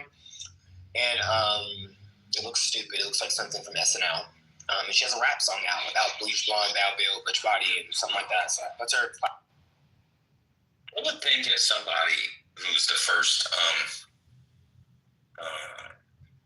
person that, what's this whole big thing with the oil and the oil money at the university? You know, I would think as somebody who is the first Black person in the history of the state to have a legitimate shot at becoming senator. And to do so, she needs to get every Negro and non-rich Black history, the contributions of Black Texans, economically, business-wise, people like that stuff, culturally, historically, socially. I would think that she cannot get regular Black numbers. She has to get Obama-type Blacks to win. At the same time, what is your view on certain kinds of social policy, economic policy, the Latino community? I don't know what the woman stands for besides getting in front of the camera and dragging people. What's her view on reproductive rights? They put the abortion thing in the chat. What's the thing on reproductive rights? A big thing right now is education. The way that they are dismantling the school systems in the rural areas and in the quote-unquote urban areas via these voucher systems. I haven't heard her come out against that at all. I don't know, man, but good luck to her. She looks great. I don't know how people really feel about the voucher thing. I'm not paying attention as much. My choo-choo-bees are out of school, but they've been talking a lot about how, like in Houston, you have Kincaid, St. John's, some of these schools, Episcopal. $10,000 barely covers the tuition. I don't know. Poor people to rich people, because your kid is already in the school, you're just getting a $10,000 rebate. Exactly. Like, I was like, yeah, and they don't have bus services, so how are you even going to get your child to these schools? But anywho, I'm going to make a mental note to take a look at that more to see what people are really, really feeling about that. But for reproductive health, I will say, Kamala hit on that pretty hard in Texas. Even at her rally, I thought she did a really, really good job of bringing Black people, white people. She had the husbands up there telling their stories.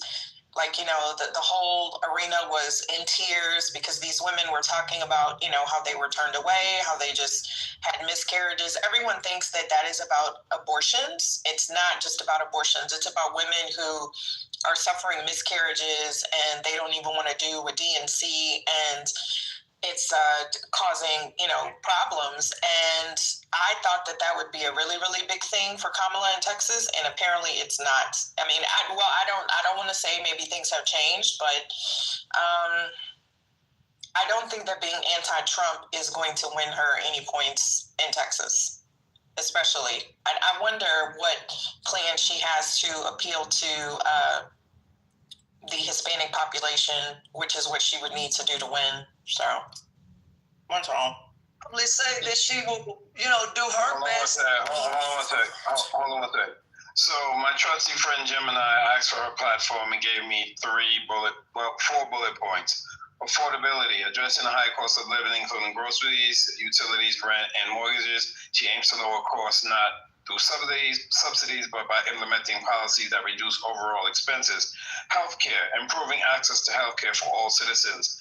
Economic opportunity, boosting American manufacturing, clean energy, job creation, and high-paying positions to ensure one job is sufficient to live with dignity and retire securely. And there's 2 more. Education, strengthening the education system across the state, safeguarding rights, protecting individual rights and safety. But I agree with what you just said, Miki. She has to reach out to certain populations. Your Gemini output, is it grounded? Meaning, is there a direct link to something from her campaign or a video or something? So each bullet point does have a link. Well, okay. No. There's one link for all of these bullet points. So I'm like, where's your platform, lady? It's not even on your website. I had to ask. It's all about her. Yeah, it's literally. I mean, everything is about her. This is brand I've ever seen. She made everything about her. Her launch video was about her. She's a narcissist. That's really what this is. I mean, how do you have a launch video where you're staring off into space with a profile shot, wearing a suit, just hearing Trump talk shit about you? And then why did she cross her arm? So here's the other thing. This is going to be petty. I mean this. I'm serious. It's a little pseudo, but she don't even have no swag. Like, we saw the dance when she did the Just Like Us, the They Not Like Us. The They Not Like Us. We saw her doing bitches ain't shit, and they can't, 100 bucks can't tell me nothing. And then in that, she sort of crosses her arms. Oh, but she don't have no swag. She looks stiff, stilted. It's like, slide some oil on me. She looked like Nipsey Russell as the Tin Man in The Wiz.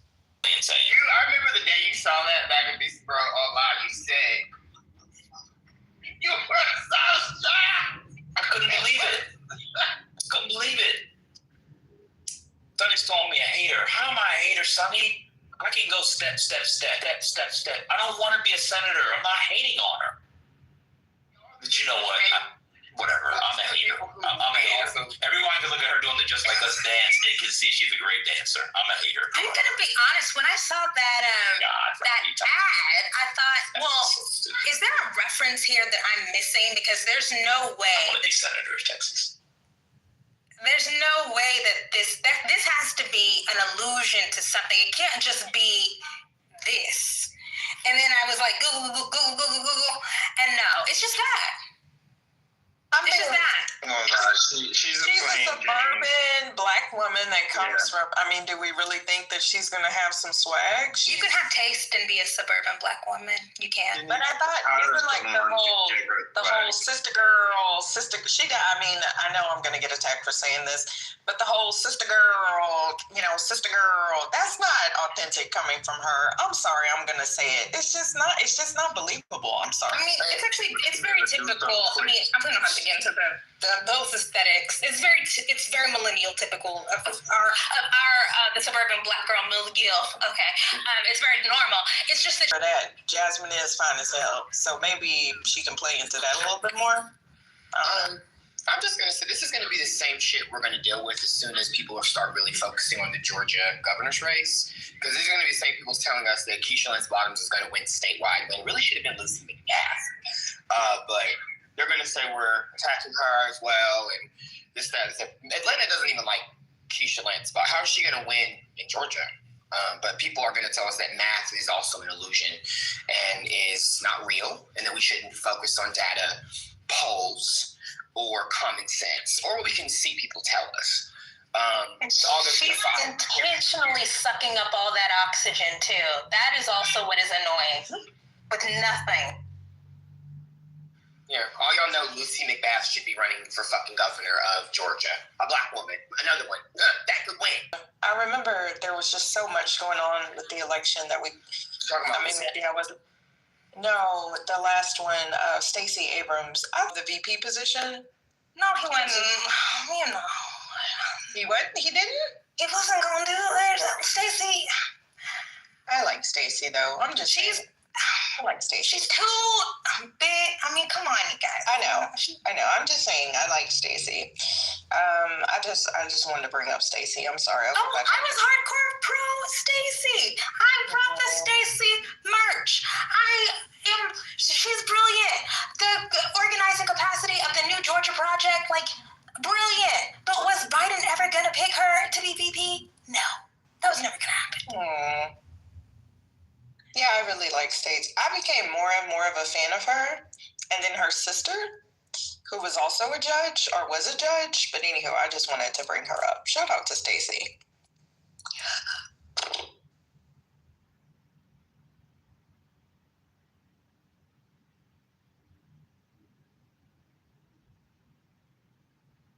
also want to see who's donating to Jasmine, though. Where is the money coming from?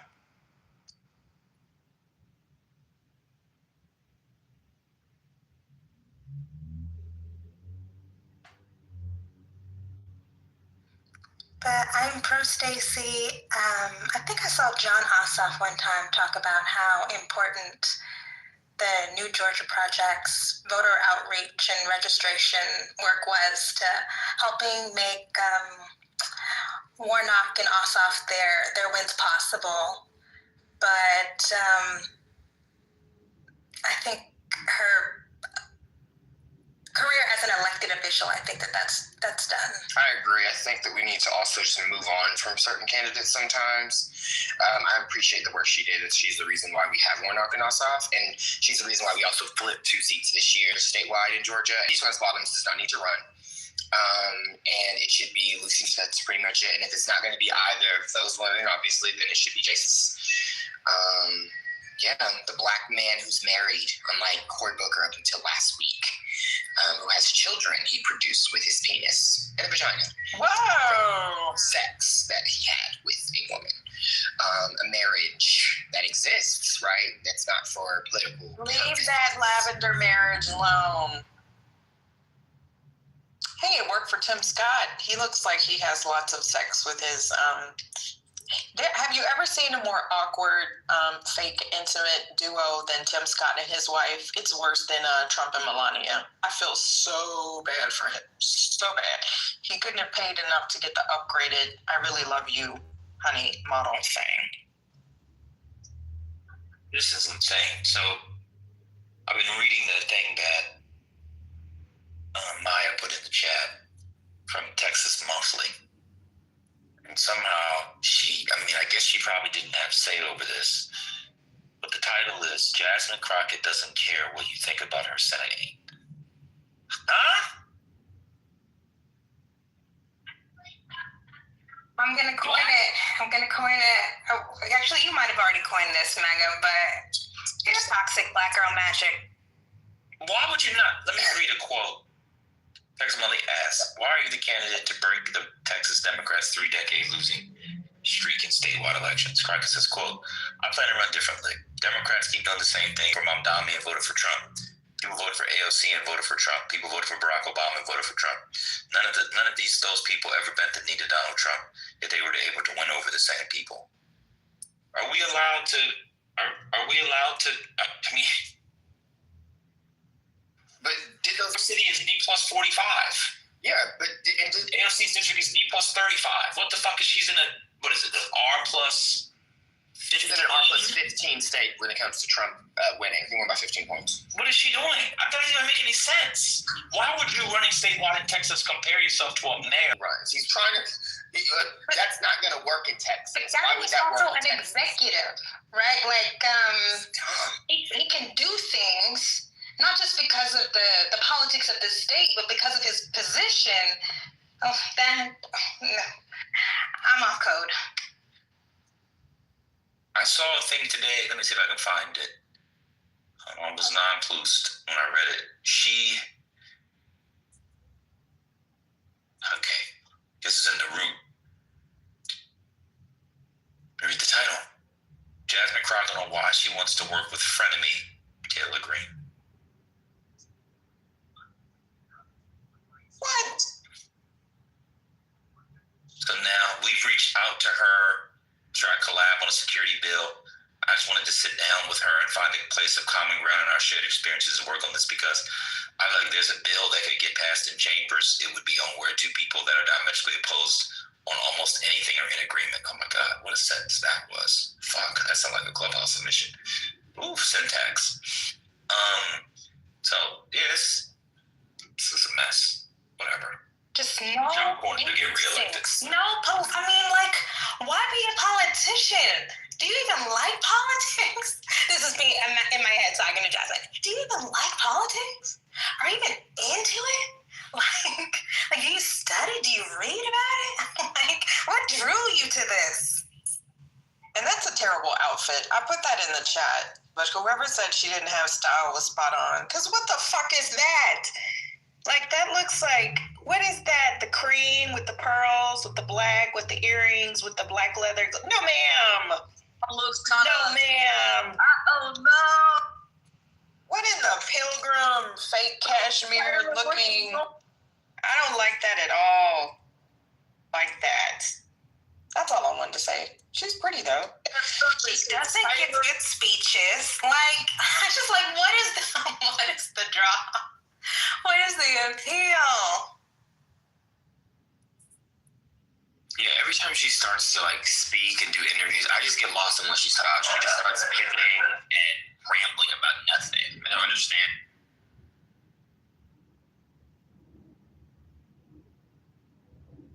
But God bless her. Wish her the best. We have then, if folks don't want her or whatever, who do we have here? Beto O'Rourke, I hadn't heard him talk about running for anything. Tallarico. Come again, please. James Tallarico, the state representative from Austin, is your other option. That's who we're saying y'all should be supporting to not be dumb and have a shot in the general. Yeah, Beto was dumb. That baby done run for everything. I'm a Beto fan, girl. I'll be honest. Okay, but Beto is incredibly useful as a fundraiser, as an institution builder, as a support at James Tallarico's event in San Antonio a couple days ago. Beto was right there. I think he is actually someone who truly cares because he is like Stacey Abrams. He is still out there doing whatever it is that he's doing. I follow him on social. I love Beto. I was a huge Beto fan. A lot of people were disappointed. Like he almost beat Cruz. He almost did it. Like we were. I don't know who the fuck keeps voting for these people. Nobody ever says that they. Even in Houston, his wife is well beloved. Text messages that was from their inner circle. They live in River Oaks. Nobody in River Oaks even likes Ted Cruz. But his funky ass keeps winning. It's like the strangest fucking thing. Nobody admits to liking Ted Cruz. We're in a hyper-partisan era, and Beto got within 2 points. That's the closest a statewide Democrat has gotten in how many decades? Like 20-something years? I know he came so fucking close. Ugh.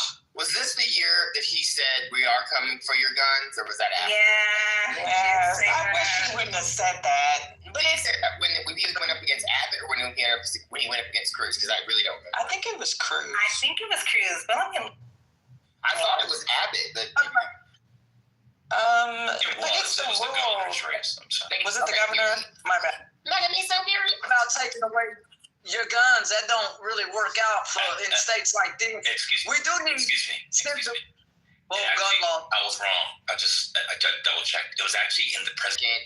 Third Abbott, right? That's right. Cruz, president. Okay, because I was like, he was just all up in there for a minute. I still think, and I remember that's where it's hard to win over the numbers because they associate a lot of the Democrats with being pro-abortion, and a lot of those people are uber religious. So yeah, that's why it's just going to be hard to get those individuals to change their vote. I just don't see how that's going to happen. But maybe since a lot of older populations, the younger people are leaving the area not as red, they're more so purple and leaning to blue. But Earth, I mean, city proper, it flipped or something out here, but a lot of the main things is still held by Republicans, like the judge, Tim O'Hara. He's mean as hell. He curses at people, tells people to sit the F down in commissioner's court. I don't go out there and speak no more. He has kicked my pastor out of that place because my pastor was essentially trying to say that people should have the right to, speak up here and share their opinions. Nobody threatened nobody, nothing like that. All my pastor was talking about. Hey, Commissioner's Court in Fort Worth, Texas. You know what I'm saying? I hate Commissioner's Court. Look him up. Tim O'Hara. He backs Donald Trump. That's what I'm talking about. I'm trying to be really clear with y'all. He backs Donald Trump. He likes Donald Trump. Look up Tim O'Hara. Go look him up. Horrible man. I went back to look at the 2018, the demographics that O'Rourke won. And so it seems like he really in urbans. He was way up. It's the rural juror, those people that he lost. But honestly, the Spanish language, the El Paso people, he did well with. The border people, he did well with. I'm looking at his numbers too. He did good with the RGV as well. 2018, like damn, he really. Yeah, it was something. Like a candle in the wind. There was a county that for the last election with Colin Allred and Cruz, there was a county that had not voted red in like 100 years or something. I'll look it up. But for the first time, they actually voted red. I can't remember where, because Texas has a lot of... The most... Good evening.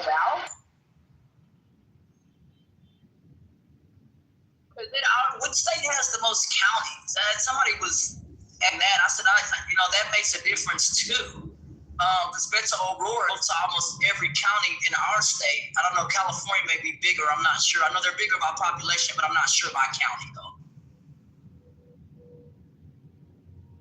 I thought that campaign that he did with Whataburger was just brilliant. Like, I actually watched it, and I don't watch a lot of that stuff, right? Because it's like, oh, it's a politician, make your decision. But he's such a very affable guy.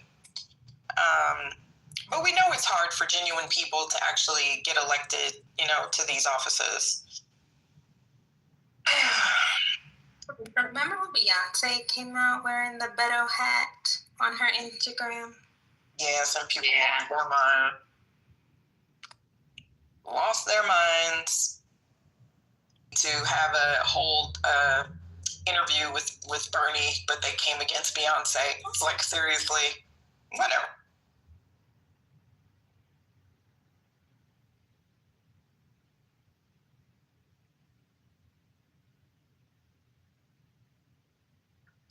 I'm curious. I'd love to know who Jasmine's injector is. She does look really good. She's getting some good injectables for sure. So.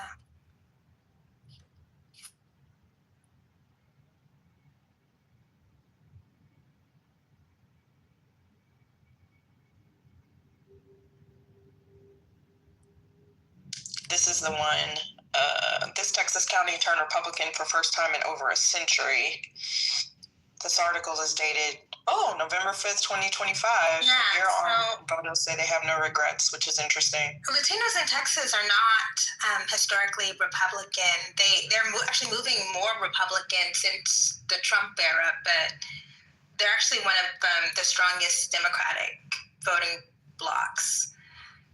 So hopefully with all of this chaos and cruelty, they can shimmy on back to the left, or the Trump people can just stay home in November. That's the hope.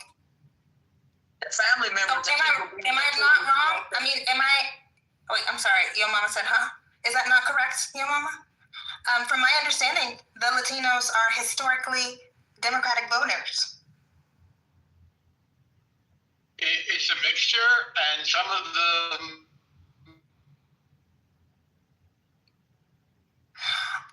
Okay, to be clear, these Latino counties, it was a big deal because they flipped red in 2020, in 2016. Is that not a big deal? I'm not saying this to be a contrary, and Miki, feel free to correct me if I'm wrong, but Hispanics are tend to vote more conservative, like from like religious perspectives. So like it's been a red state since 1980. George W. No friend. Oh, sorry, my bad. Thank you. Yeah. And so our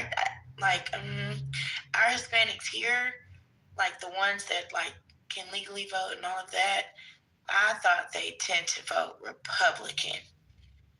I could totally be wrong. I'm just gonna look it up. Y'all I could be wrong too. That's why I was hoping Miki could jump in here and just kind of clarify, because I think it's the rural. I think we have to make a distinction. The rural. Yeah, you do, in particular in Texas. Yeah, but Marshall, you're literally on the border. You're literally Republican. You're in the party. You could probably lend more insight into this. So the majority of eligible Hispanic voters in the United States lean toward the Democratic Party. In my area, in areas up above me, we've started to lean Republican by about 10 points. But the Hispanic folks we got this past election cycle in 24 were a high note and probably will not be a regular turnout for the Republican Party. They were to tell you that the guy that planned our maps used the 2024 turnout in the Rio Grande Valley as a way to predict future turnout, which was dumb because it was in the first time since Richard Nixon that the Rio Grande Valley had swung for Republicans. But all of our local elected officials are Democrats. Okay, so people think it's so I put something in the chat. Okay, I'm sorry. Go ahead. Okay, this says before 2016, Democrats routinely counted on winning roughly 2/3 of the Hispanic vote in Texas, with Republicans often kept under 40%. Survey and exit polling analysis from the University of, I don't have glasses. Ooh, I'm getting old. The University of Texas Politics Project estimates that Donald Trump's share of the Texas Latino vote rose from low 30s in 2016 to around 42% in 2020 and about 55% in 2024, a striking long-term GOP gain. Yeah, Miki put the same thing I already put in the chat. So we tend to right, folks, I got confused. But they vote higher here than the national average. So I'm not saying I want this to be true. I'm just saying the Hispanics in Texas tend to vote and lean in more with Republican views. So can I just say they're not liberal people. But that's new. But what I'm saying. Okay, I'm sorry. Go ahead, your mama. So in 2008, the Obama folks and high net worth donors built a campaign focused on Texas and turning Texas blue. It was a Turning Texas Blue campaign. Part of the strategy around that was investing in engaging Hispanic voters. And they thought that if they registered younger to the Democratic Party, that Texas would be blue. That project failed miserably. It failed because even when they registered them, they still ended up either not voting or voting for the Republican. That has been, since George Walker Bush first ran for governor, they have been inching more and more right. And we've never been able to build a dent on that. And you guys could look up the Texas Turn Texas Blue campaign. I can't remember the name of it now, but it started right after the Obama election in 2008. And in fact, some of his team went to run that campaign in Texas. Well, to me, and I don't want this to be true. I'm just using you can use common sense. If we know the Hispanics are the majority here, and we are still in a red state. So I'm not in the matrix. I just think y'all are excited. I want to say something. Somebody can say something that may oppose your belief. That doesn't mean we have to do that. I'm not in here rah-rahing for them. I'm just saying, based on what I see and based on what I know, it's kind of like almost 50-50, but I would say it leans a little bit more towards Republican views. I'm sorry I live here. I'm sorry I see it day in and day out. So, because I'm just saying, I can also see that if we know that there's a large Hispanic presence here, and we have been red as a state or get done. I don't know. I can hand it to you. I don't know why we can sit here and say, well, I know that an overwhelming large majority of Hispanics are voting blue. That I don't see that when I'm looking at the stuff now. Me and Miki put the same thing in the chat. It's not looking that way. Y'all live in Texas? No, I don't have to. I have the data. Yes. I don't have to live in Texas. I have the data. So we did it. So white people make up 63% of the electorate. Doesn't matter what they are of the population. Hispanics only make up 20% of the electorate. Obama in Texas, this is according to the New York Times, got 63% of the Hispanic vote in Texas in 2008. 63%. But they only made up 20% of the electorate. McCain got 73% of the white vote. That's how he won. That's how he won. They're maybe the plurality of the state population-wise, but they don't vote in large enough numbers. The other thing about Texas and the Latinos is they are systematically disenfranchised. And the Republicans go after the Latinos with the voter ID stuff. And the Democratic Latino people, they get targeted and get their homes raided and stuff all the time because of the work that they're doing to get the Democratic-leaning Latinos to the polls and stuff. I guess that's two different things, getting them to the polls, because often actually lean more conservative than those who always vote. I do agree with Penny. I call it aspirationally conservative. Once they, well, you know, it's like that assimilation, especially in Texas. A lot of them think that in order to achieve a certain status, and I'm not going to say this isn't the same for other minority groups as well. I'm not as familiar, and this may be anecdotal, but yeah, a lot of them lean conservative. I'm not even sure what that means anymore. But yeah, if we're going to talk about the voting electorate versus just population, because I've known for a while that Houston, or even like Houston Independent School District, was majority Hispanic.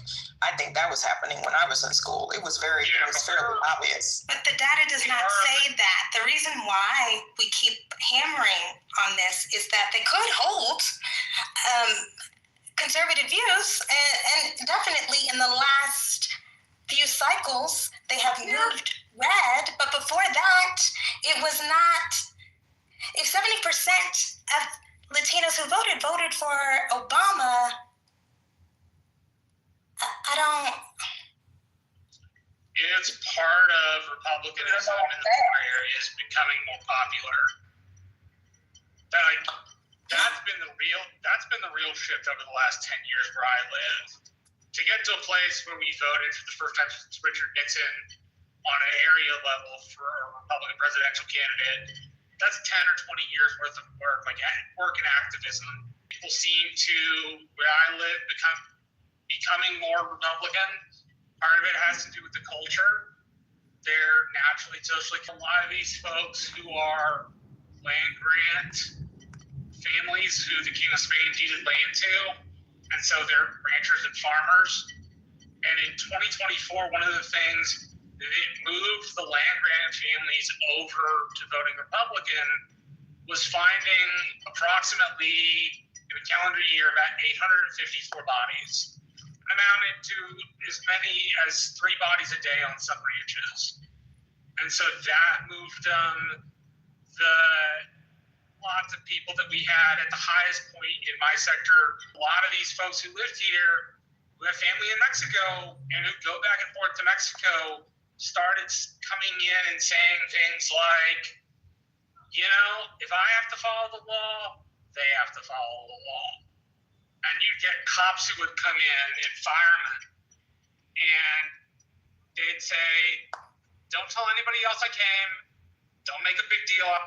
Here's a donation, not just by Republican work in the Rio Grande Valley, but by Texas to open itself up to Latino conservatives, which was an expressly Abbott push, believe it or not. Kerry had the antecedents of it, but Abbott really kind of narrowed in on the Rio Grande Valley as a place to up his voting numbers.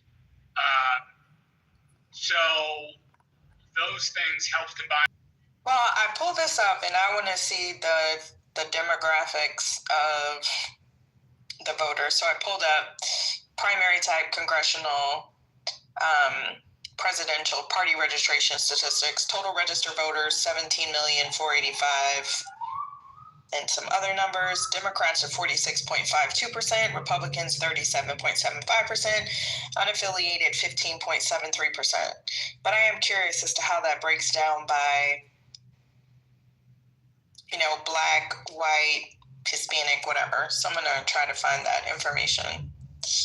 Ouch. So in 2012, I have this report from Texas. It's called the Texas Report, America's Voice, Latino Decisions Think Tank. They got it from 2014. In 2012, Obama got 70%. 70%.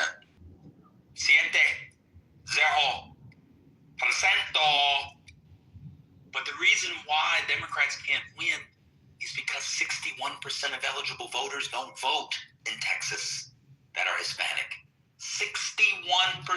That's why when people do the whole black people don't vote, they don't follow politics, and they're just anti-black, negrophobic, and racist. Hispanics vote, especially Hispanic men, at far lower rates than black people do. What was remarkable about Trump's win and why he shot up was precisely because of 24, he bucked the trends and got a majority. Bush is the outlier. I also have registration numbers. Up until the election, this is from the Texas Politics Project.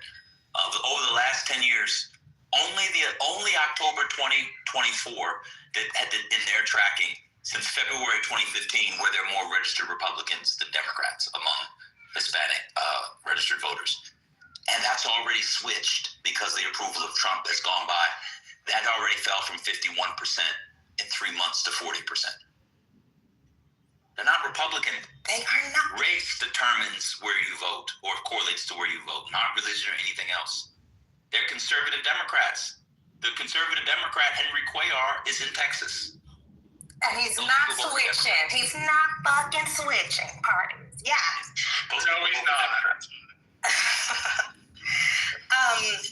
So the other thing about the Trump thing is his particularly strong.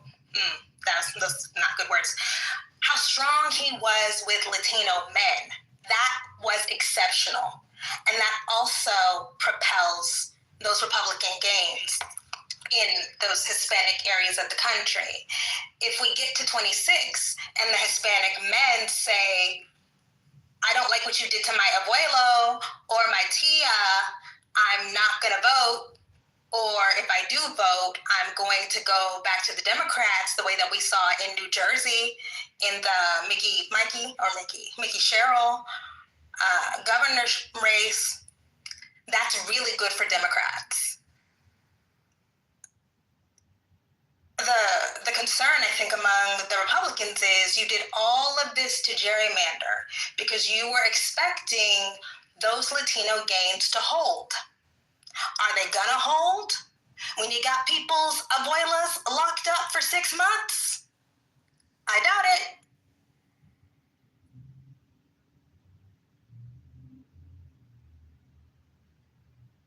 But I thought that the reason that Trump appealed more to these groups was the return to like the traditional nuclear family. I'm doing traditional with the rabbit ears, right? Because I guess I don't know if we've ever really delved into why, 20% of the black male vote specifically that Trump got, or was it 16, 17, whatever the percentage points were. So I do agree that some people are more religious, anti-abortion, and there are a lot of conservatives that pretty much is it for them. They are, they're not anti-LGBTQ, but they are anti-LGBTQ like marriage and conservatism, that somehow they won't get into heaven if they vote for these things. So I'm a majority in that electorate. I think that's probably going to shift since, Texas is already a majority state.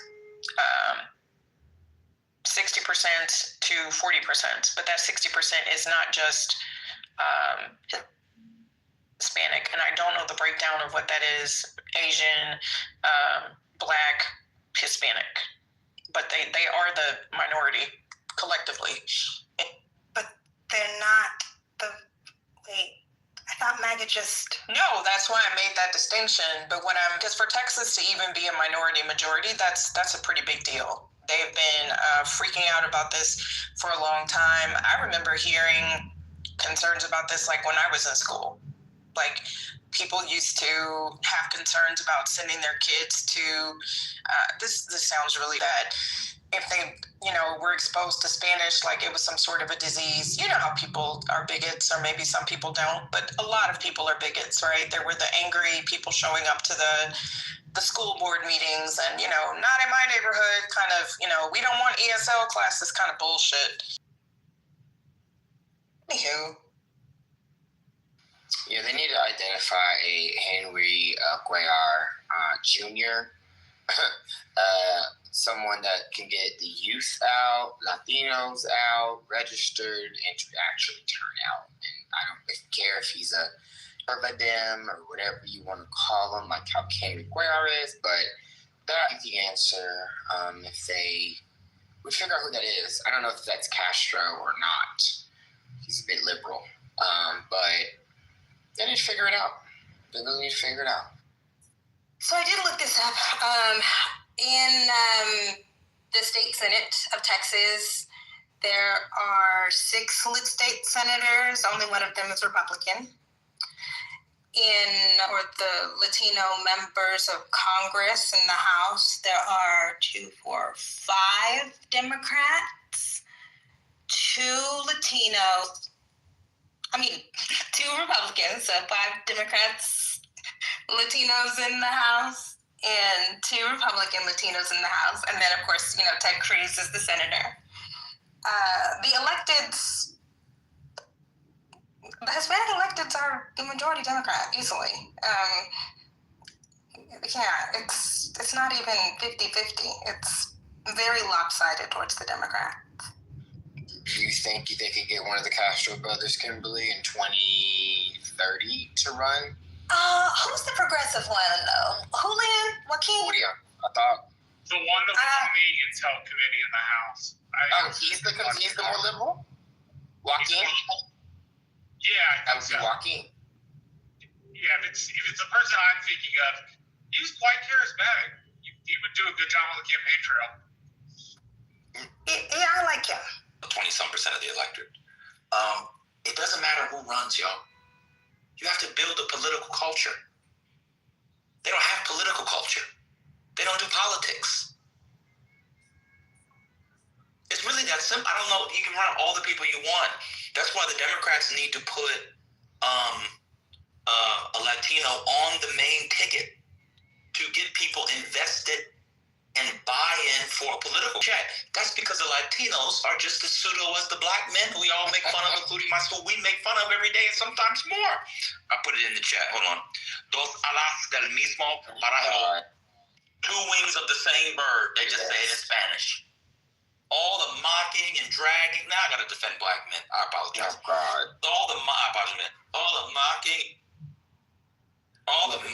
and dragging of black men this, black men that, black men this, black men that. Nobody talks about the Latino men, especially in states where they matter, who don't come out to vote at all. Y'all make fun of Manfinity. What about Manfinitito? Y'all make fun of Anthony. What about Antonio Eduardo? But hey, I'm done defending the black man. I'm done. I agree. You need to build a coalition. You need a new Georgia project there. All right, Jesse Jackson, you build a coalition. I'm sorry. It's facts. You do, and I like the Ruben guy. My perma choice for now. I like Kelly too, but my choice would be definitely either Gallego as VP. That'd be a smart choice on the ticket in 28. That would help make inroads, right? And get some voters activated that are Latino, and not just in Texas, but in more in Nevada, more in Arizona, more in some of these border as did not vote. Well, they also don't really support their. I hate to speak about people in this way. Don't we have where the Latinos for reparations that didn't like black people? Somebody ping some of them in here. Where are they? Stevie, we can have some hearty discussion. Okay, be right back. Are you going to get them, Frank, or what? Well, anyway. They don't support their own. for Trump and cheering for deportation. Love it. And we ran him up out of here because he got exposed with the stolen valor bullshit. But, you know, it started off with trying to figure out. Men generally, but the Latino men in particular, have way flipped on Trump. But I was like, that's the other reason why we should like Beto, because a part of Beto's infrastructure was the outreach. I think this says 40%. 40% in 2018 of Latinos voted, which is a historic high. We usually see. Now, what is the difference again? Like, because Florida is more red, right? So just to review in my head. So Florida has more of the Cubans that lean right, correct? And the Venezuelans. And the Venezuelans. Has that changed since Trump is targeting the Venezuelans any? No. Miami, just got the first Democrat mayor in 30 years? How long has it been? 30 years, 40 years since they elected it? So that's working good, anti-Trump.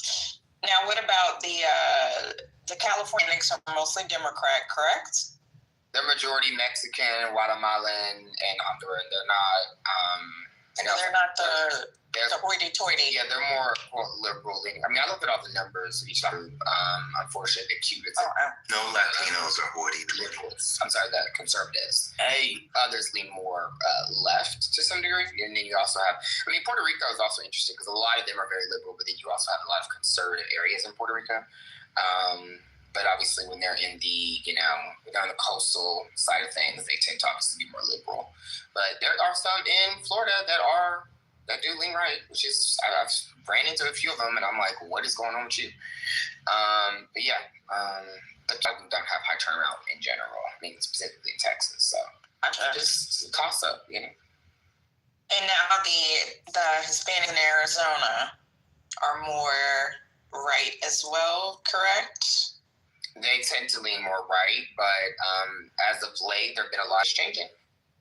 Well, we shall see. But is that, I guess that's what this whole conversation is about. Is that a durable change, though? Like the Trump people and the pollsters and people like Patrick Ruffini and there's like Chris LaCivita, right? Their thing was, we're changing the face of the Republican Party. We're making it the Black and Latino, Julio and Jamal or whatever. But I think Trump has destroyed that. I don't think that's a safe bet moving forward. The older people are, I would be curious to see, and maybe let me write it down, so I can look it up, my own edification later, what percentage of the age groups are these people? We know they're younger. They are younger. So the silent generation is dying. Is it safe to say that as you get older, their politics change, or is it pretty much proven that people's politics stay the same, as they get older? Didn't Kamala win boomers? Yeah, she won boomers. She didn't win y'all's Gen X people, though. Yeah, Gen X is conservative, boomers liberal, millennial, very good. Yeah, progressive, and then Gen Z idiots. I think that didn't he almost win them or something? I gotta look at the data again. Wait, she didn't win with Gen X, but she won with boomers? What the fuck? Yes, because Gen X is conservative. Those crackheads. You know what? He made inroads with Gen Z, but they've all fucking flipped on him, and now they're all back to being lefty liberals, except for the ones who want to go to church every Sunday and pray and act like they're these Christian nationalists because they suck Charlie Kirk's dick. Those are the ones that are still, the youth, those little weird white boys with those haircuts that want to just... Yes. Those losers. They're the ones... Turning point. Yeah, those turning point losers who listen to Joe Rogan and all those other, them, and worship Andrew Tate. They're still there, you know what I mean? But I was looking at the data. Yeah, they're still... It's like a small taper off. I'll say that. Oh, God. And you know how Abbott wants to put Turning Point in every high school in Texas? The turning point people. It just sounds like, to me, like it would have been in competition with Motown back in the day for artists. I hate that name because it makes me think about like Turning Point Records or something. But anyway. But the reason why this is like a big deal, like it sounds really silly, but it's a big deal because I've read some political science. I need to find the paper, but there's not a lot of evidence to say that your politics dramatically shift from your orientation, your post-adolescent orientation, right? Like generally for most cohorts, where you end up in like 18 to 25, like you stick with that. And so if we are moving all of these kids into this conservatism, from, if the past holds true, that's a whole generation of like little baby Christian nationalist oriented young people. Yeah, I don't think they should be introducing that into high schools at all. If you want to join a politics club, like the Republicans actually have an auxiliary. They're called the High School Republicans, and they're considered, like, they use them as pages, the equivalent of pages sometimes. But I don't think Turning Point USA should be in high schools at all. It seems like over politicization of our youth in a way that would be unhealthy. I mean, I think I put something in the chat. I don't know. Abbott to me is like, it's like he wants to make y'all know I hate Governor Hot Wheels. I can't even honestly be like, what word am I looking for? I hate his guts. I hate him more than I hate Trump. So I just fuck him for life. I don't give a shit what he does. He just sucks for life. That's all. I mean, it's also funneling how many millions of dollars, tens of millions of dollars. It's really shady. They work like the young Republicans and the college Republicans. Like, if you're a young Republican, you pay your dues, but $2 out of your dues go to the state, and then the National Federation doesn't require dues. But, yeah, they do that. They were on all the campuses where I live. I didn't see them much when I was at A&M. A&M, for when I was there, was not as conservative as it had been, say, 10 or 15 years prior. I had... when were you there? I was there 2010 through 2012. Okay. And asked me to come back when I had better grades. So, I recall specifically having a very little professor named Tommy Curry. I'm sorry. I just was not expecting to hear. I really, really enjoyed Dr. Curry's class. So it was more liberal than I expected. My sociology professor was a card-carrying Marxist. There were a lot more liberal people at A&M than I expected to meet when I got there. And there was a Young Democrat chapter on campus, and there was a DSA chapter on campus. Ooh, I was not expecting to hear the Tommy Curry name drop. That was unexpected. It's Black feminist business. Marshall, it's fine. It's not you. It's me.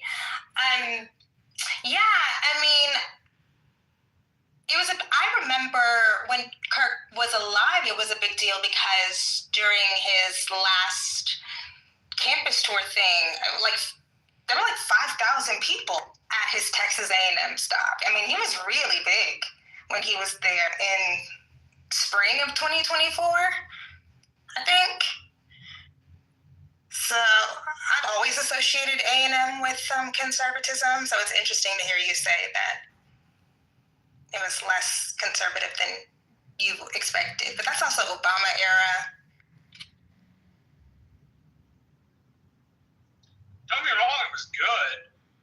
I mean, I really, like, I recall the position. Hold on a second.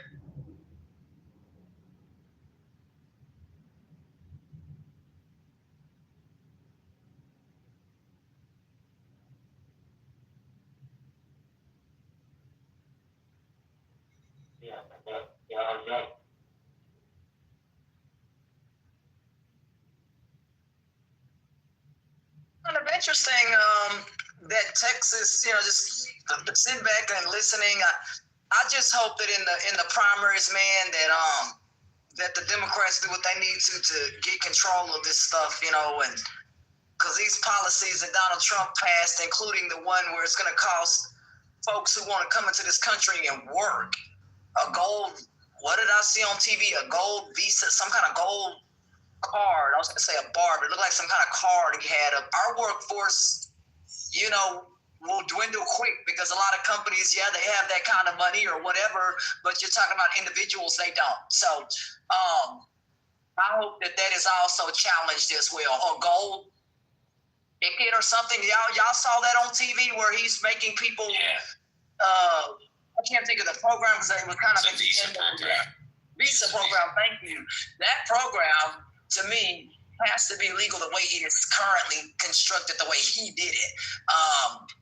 That's not efficient to me. Other people may like it. Yeah, I don't know if it's illegal. I don't think it is anything yet. So I'm looking at some analysis of whether or not Trump can maintain those gains and whether or not Texas Republicans can maintain the gains. And Axios here is talking about Latinos feel historic levels of pessimism about their place in the U.S., their economic stability, and the impact of Trump's second-term policies. And then Axios has its own Ipsos poll that says Trump has effectively wiped out all of the gains that he's made among Republicans in 2024. How many people did they survey? Well, that particular survey could show it, but the election results also show that in all the elections, including the ones this week. The thing I think Republicans have to fear is not only do they lose what Trump picked up, but do they, as a brand, lose people they had already? That actually, you want to kind of hemorrhage your losses. Go ahead, do you think? Saying that they probably will lose some folks. There was a state a couple of days ago that rebuked Donald Trump. He wanted that particular state to flip for him, and he thought that they were, and they didn't, man. They rebuked him, man. So a lot of these states are like, nope, we're not doing this, even if and some of those, I think it was Republicans in that state that said, So Texas, whatever, but other states are like, and I'm grateful for that because, here in Texas, we don't get to vote on much of anything. Not this process. It's shoved in our faces. We don't get to, vote like California did. You know what I'm saying? That's what I'm trying to clarify, and that's not cool. It's like a dictatorship in that way, and that's why I say I like, living here in some ways, but I don't like the politics and how things are run here because it feels like we live in a time that was yesteryears still how they run our state. Do they make money? Yeah, okay, great. Okay, but that ain't helping a lot of people. So I just really hope y'all that things are taken over and that we win the primaries for real. Because it is showing very, very well that the Democrats, I think they're going to do what they need to for real. So that's what's up. So I think it was 2-1 before, roughly. I mean, the policies are so abhorrent to people that they might not switch, but they might stay home. There's also an element of the Latino vote, like there is for every demographic, that are just Trump fans. If you look at the New York Times, did a map from the big election day in November, the first Tuesday in November, where they put the little blue arrows left and right arrows right. It's astounding. It's every arrow on the right, we're in 2024. back in 2000. It's crazy. Yeah. In the one county. Oh shit! I just lost the name of the county. It's in the very top of New Jersey. Oh my god! What's the county at the top of New Jersey? I can't remember. It's like a 20-point shift. Latino. And it's a huge Latino. I think 40-some% Latino, and they all kind of went back the other way. So there's something about that election. After the election, I was giving my analysis. I talked about Latino men not liking Kamala Harris for being a black woman. Some people disagreed. Some people didn't. Actually went and read, people writing about what was being said on the Spanish radio stations. I read some cultural studies people talk about machismo. They didn't like what she was doing. They like how he did it. There you go. So, I don't know. Hope I can transition this back. Yeah, that's, this is a really short write-up that I put in the chat.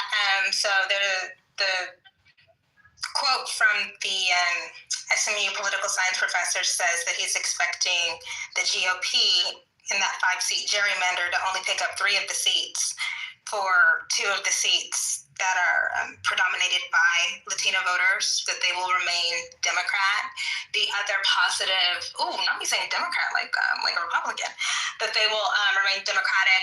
The other positive sign is that there is a really big Tejano star that is running for Congress, and he is choosing to run as a Democrat. Running in my district, worked for last cycle, and I'll tell you my perspective so far. Monica says she's been doing a lot of traveling in the district, but her campaign is not up and started yet, from what I can tell. So, I mean, she recently re-announced her bid, but that's going to be an interesting race for sure. Yeah, so it's good vibes. It's good vibes for Democrats.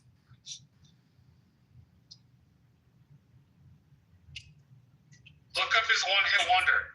It's a good Tejano song. I just recommend Democrats don't go around telling Latinos they have a slave mentality. Very well if you want to win that demographic. So.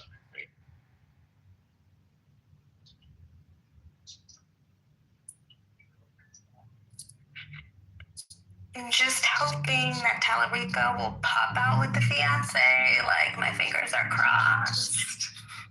The one thing that I think will help him is he looks just young enough that a vote that you could look at him and kind of say, oh, he's not ready to be married, even though he's 36. Such a baby face. He does. But he has gray hair, too. He does. But otherwise, I don't know. But yeah, he needs to be married by re-election if he gets elected. Sure, for sure. But yeah, he can slide. He can slide. I thought he was married. He's not married? No. Just married to Jesus. In the book of Ephesians. Well, the Tallarico little last name. Hopefully that helps trick some people. I would not be surprised if Trump doesn't float amnesty or a new path to citizenship before the midterm. Of course you would. I remember you. Of course you would be surprised.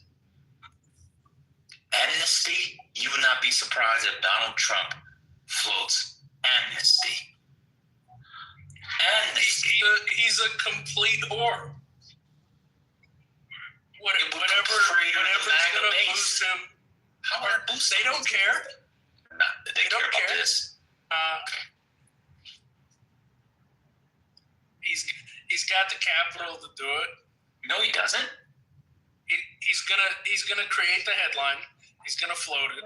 Is it MAGA Day? Just doing combos, bro. I be in a workflow and kind of good combos. Y'all gonna say the dumbest shit. There's no way. All right, well, come November of 2026, you let me know. If Donald Trump floated amnesty or a pathway to citizenship. Amnesty. The man who's slave catching with his ICE slave patrol. Just for the good people. Hello? Because he's rich. Because I'm straight. So all of this stuff with Tom Holdman and Stephen Miller, breaking windows and arresting people in schools, he would then do a 180 and offer people amnesty? It's possible. Or just combine the two.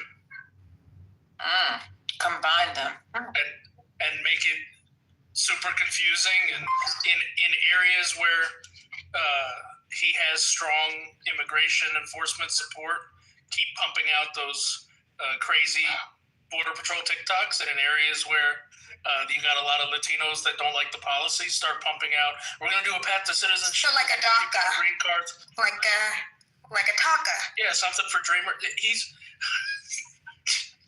a TACA. Like the man who literally tried because he's a whore for whatever interest will get you to vote for.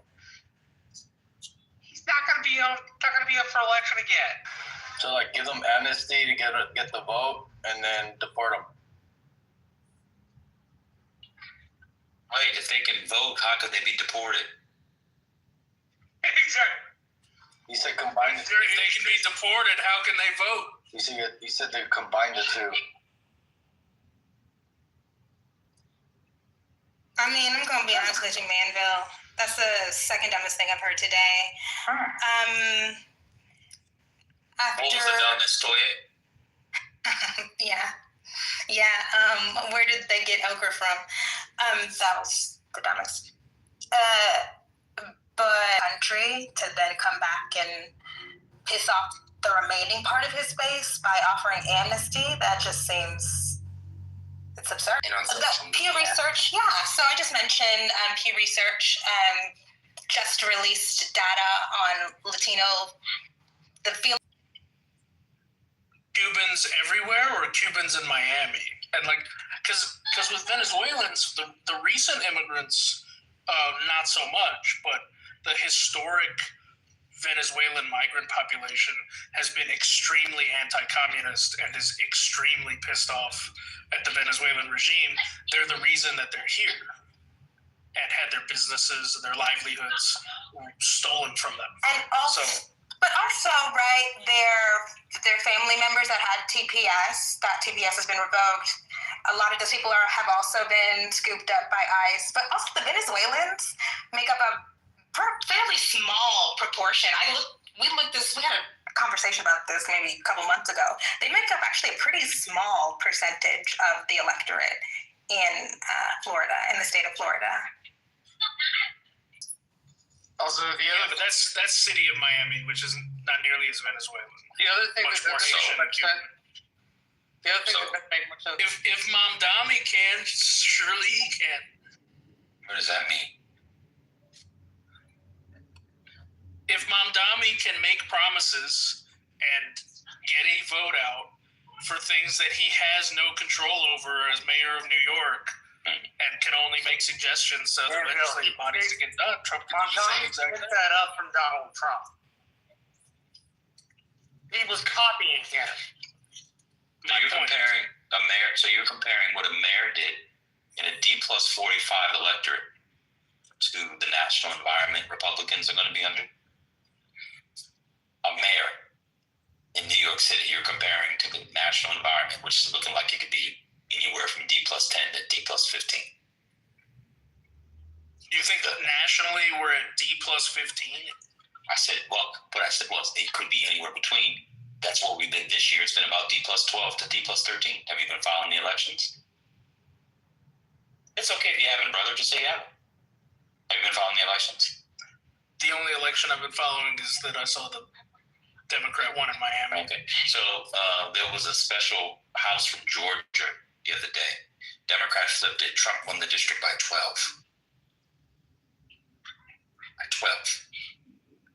Back in November, Mississippi Democrats flipped seats so that Republicans no longer have the supermajority. Democrats in Georgia, for the first time in 25 years, won statewide offices at the state level. I think 98.5, 99% of all counties that voted on November 4th or whatever it was moved to the left. You got to follow the elections, brother. A race that people thought Jack Schitterelli, as Matt would call him, could win, including Karl Rove, who is very good, well, including people like Karl Rove and others on TV, but not just him. Scott Presser and others, lost by 15 points in New Jersey. Remember, people thought New Jersey could go Republican because they have had Republican governors. And in fact, no Democrat, in fact, I don't think anybody had won the same party 3 times in a row in over 60 years. Yep. Yeah, that's why I was so Y'all gotta nervous. follow politics, man. It's really interesting. And we can have better convos. Like, that should be the price of it. When I was thinking, man, I gotta do a commercial. Maybe that's the price of admission, since nobody wants to pay anybody and nobody has to. Just follow it a little bit more so we can go to the next level of the convo, so me, Kimberly, Matt, and your mama don't have to give rudimentary lessons on American politics, contemporary and historical, every fucking day to have an adult conversation. What was the turnout on these? Oh, hold on. She won the most votes in the history of New Jersey for governor. Michael Carroll. Yeah, most. What's going on? So historic turnouts. Yeah. Mamdani, that turnout, I believe, was the second highest in decades. The Virginia race was a wash. It was pretty good turnouts. I will also say, like, going to turnout is, it's kind of like saying, what's the one we say? What was the sample size? You know how when people give you data and they say, what was the sample size? It just means that instead of saying, oh, okay, that was interesting, and going on mute, you had to say something to try to undercut what I just said. Let me ask you a question. What does the turnout have anything to do with anything? Watch this. Sorry, meeting. I don't want to talk with my mouth full. That's fair. What would the turnout have anything to do? And she won 3.3 million votes in New Jersey. It's not just the turnout being remarkable, it's the margin of victory being remarkable. What was it, 13? 13 there, 15 in yeah. Virginia. Yeah. That margin of victory in a race where Republican turnout was low would not be as alarming as a race where Republican turnout was high. So if the Republican turnout also high and they still won by that margin, that's an even better sign for us. So if Republican turnout was low, so you're saying it's either great or super great. Okay, that's fair. I didn't know you were coming on that. Okay, that's fair. Turnout also tells us things, how excited you are for elections. It's how likely to vote for the next election. Do you approve? Okay, that's fair. Oh, what's the sample size?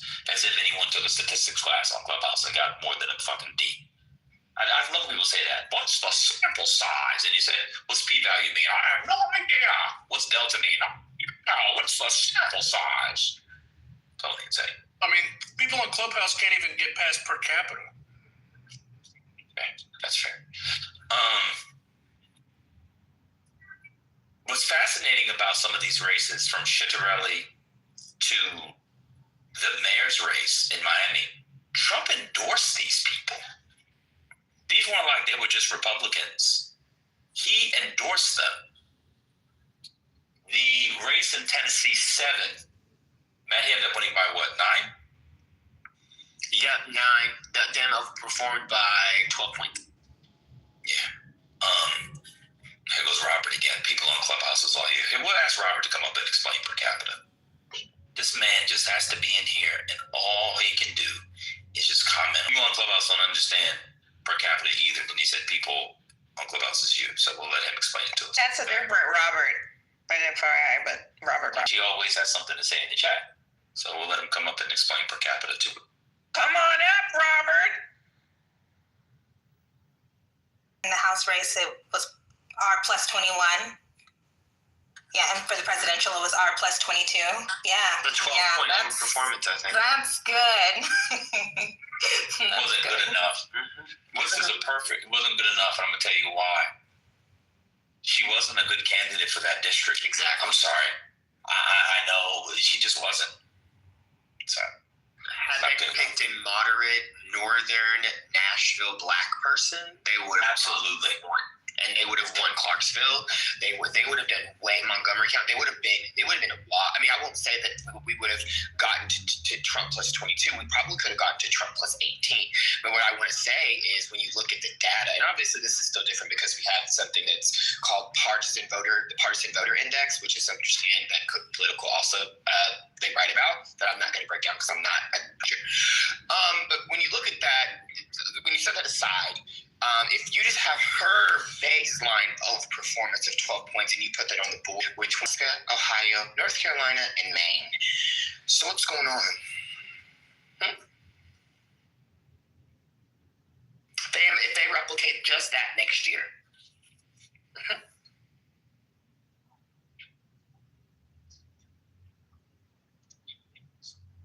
Are we done with Manville? Because I don't want to be a party pooper. I am concerned about what happens after the Section 2 of the VRA gets overturned. Yeah, I mean, I don't think it'll have any effect on the midterms because they usually, give their decisions in June and July. Right. So I don't think they can redraw districts. Maybe they have a couple weeks. No. I'm not talking about midterms. I'm really talking about 2028 and beyond. Yeah, Democrats are going to have to respond by paying Norm. I'm sure he can tell us about RUCO. They're going to have to squeeze out New York, New Jersey, going to have out Northern Republicans. If they're going to get rid of 15 Southern Black Democrats, they need to squeeze out all Republicans in the North. More in California. You'd have to get rid of you one in Oregon. You have to get rid of at least 2 in Washington, 3 in Colorado. It's doable. Get rid of these motherfuckers. Yeah, the Supreme Court said that he could do it. So they can do it. They need to do it. They need to they need to work within their law. If that requires, I think the governor signs off. Kathy Hochul will be the governor. She'll sign off. That alone will ensure her re-election. They're not going to bring in Stefanik or the other guys for that long. And look, that's what they have to do. And they need to say that's what they're doing. Yeah. And if Benson wins governor and they get their trifecta back in both Wisconsin and in Michigan, do the same thing there. You have liberal Supreme Court justices in Wisconsin. So, I mean, they're already going to court over a redraw, and the liberal justices gave them 2 panels of liberal justices, 3 each panel, that are going to be looking at potentially at these cases and then potentially recommending a map if the ledge and the state refuse to agree with Evers on a map that everyone can agree on. They'll draw it, the liberal justices. So, and then like I said, if we get the trifecta in Wisconsin next year, right? And if we also get a trifecta again in Michigan, I mean, we can absolutely respond. Republicans can get rid of the Voting Rights Act at this point. I don't really give a fuck. Hold on, man. Hold on, man. So, Robert, why don't you explain per capita to the dummies like us?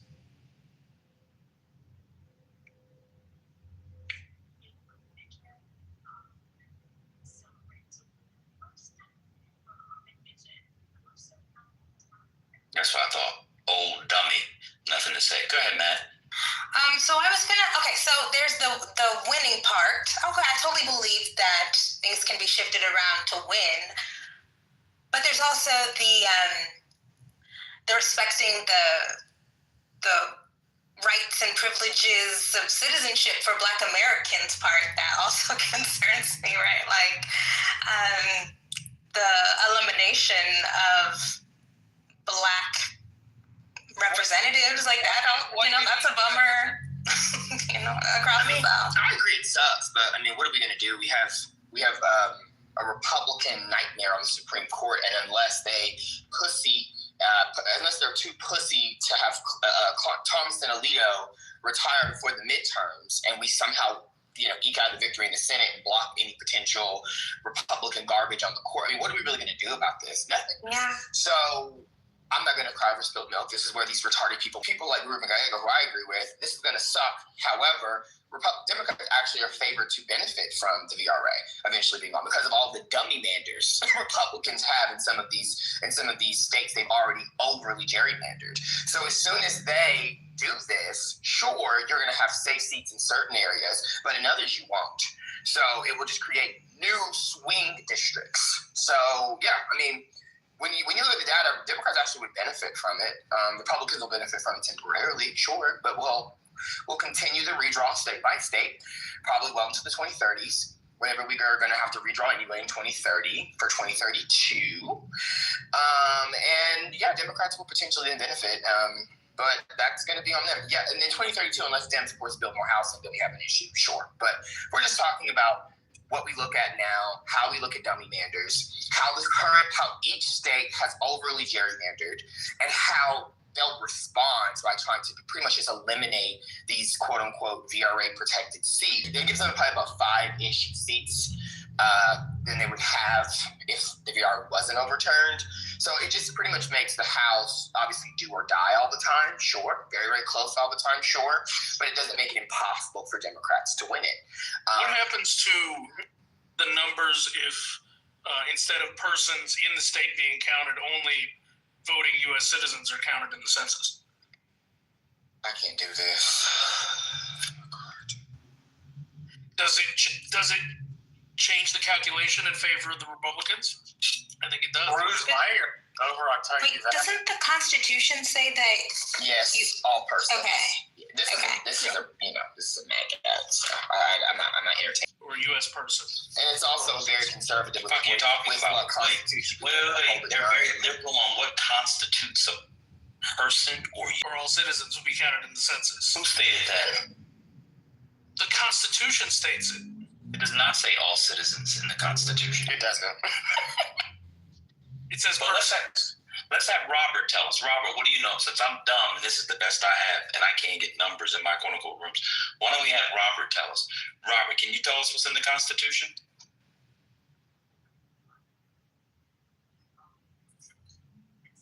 ODN. That's what I call Robert. ODN. ODN. Can you tell us what it says in the Constitution? Okay, that's what I thought. Mandel, now you were right about persons. What did it say in persons? What's the apportionment clause say? Let's have high school 101 with MAGA meets bro again. We know Robert couldn't do it, but back when he was in school anyway, they didn't have high schools for Negroes, so we know he stopped his education at 7th grade. Go ahead. Look how dumb Robert is. I'm not bringing a lady into it. You'll do it to my wife. I can't. Did they have high schools? Look it up right now. Hold on, man. Did they have high schools for the Negroes when you were in high school? You're on stage, ODN. You.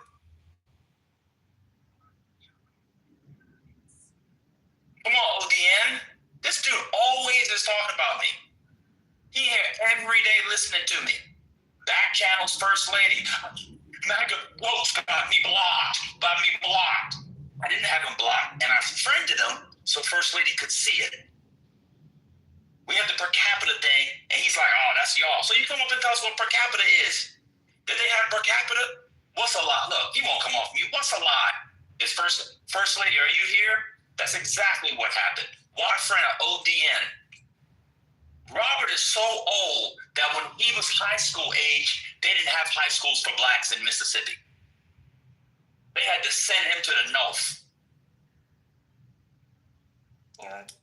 You said Robert was in the one-room schoolhouse. ODN, what was the Great Migration like? Did you take your fried chicken wrapped in newspaper in a brown paper bag? And did you which car did you sit in, the Jim Crow car? That's what I thought. This dude is always talking on people on the stage. He contributes nothing. All he does is criticize people. Come on, ODN. All he does is criticize people. Go get your other rooms because you can't get numbers. I don't give a fuck about numbers. And when I did my rooms, I had 150 people in there too. ODN, you go do a room. Then you hear what people sounded like doing Jim Crow.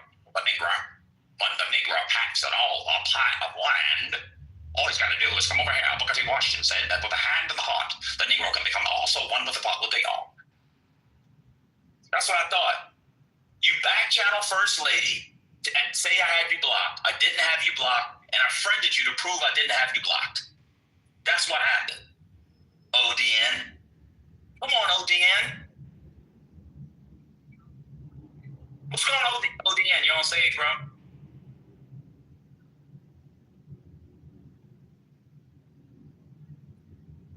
Always got something to say. Huh? Like they ain't trying to say nothing right now. Hold on, Ash. That may be a bitch nigga, but why are you not coming off mute? Exactly. All you do is, why do people come in here knowing I'm speaking? We're having a cool, chill conversation. Mandel comes on stage, who's a white supremacist and a racist, and says something dumb. We're gonna drag him, and he'll leave. And then it's funny because he's actually a Latino and not man, but he cosplays as one on the app. But you incest. Come on, ODN. Motherfuckers on the stage and talking in the chat. I don't know how to come off mute yet.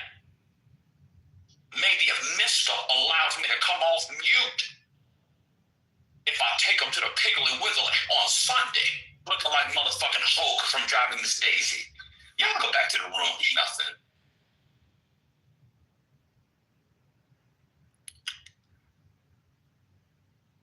Look at Maya. Look at Maya. She's another one. People, again, I'm allowed to get insulted, but ODN, I gotta come on. Why I gotta be the bigger? Fuck him. In fact, let me read the back channel. He sent. Let me read the back channel. Hold on.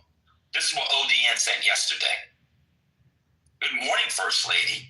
I believe that Goat MAGA kicked me out of Patty's room yesterday. Chat, that you are dumb, that you all are dumb, after he kept calling people dumb and saying that he was smart. So he can call people dumb, but other people can't call people dumb. The people I was calling dumb were the people that was cutting me off saying dumb stuff, ODN. Like you're dumb. Why don't you come up and tell us about the apportionment clause? When they made it, you were one of the 3/5 of a person. That's how old you are. Motherfucker was around before the 14th Amendment. Come on, ODN. Tell us what it was like to be 3/5 counted in the census in 1840 and 1850. What was it like to hear Henry Highland Garnett in person? Was Frederick Douglass's afro really that nappy as it looks on some of the daguerreotypes? Is it true that Sojourner Truth oftentimes spoke Dutch when she spoke? Come on, ODN, tell us what it was like. He didn't know if I'm married. He can't. That's a mental. His wife doesn't think he's smart. What does that mean? How tall was Booker T? It's just insane. Maya, all jazzy, everybody. I'm allowed to be insulted. They can call us dumb, but we can't say nothing to them.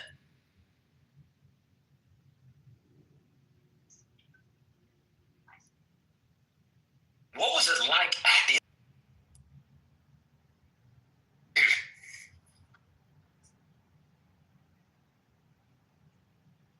come on up, bro. Tell us what it was like when Ace Randolph rejected your Pullman Porter application. Why couldn't you be a porter, bro? Tell us what it was like when Eisenhower ran a federal highway through your bedroom. Did you take your stick you played stickball with over in Canarsie? Or did it get lost in the rubble? See?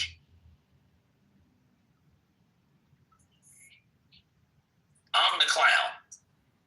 But you talking about me in the chat. Let me read again what you wrote to First Lady since you said I was lying. Hold on one second. Let me read it again. One second.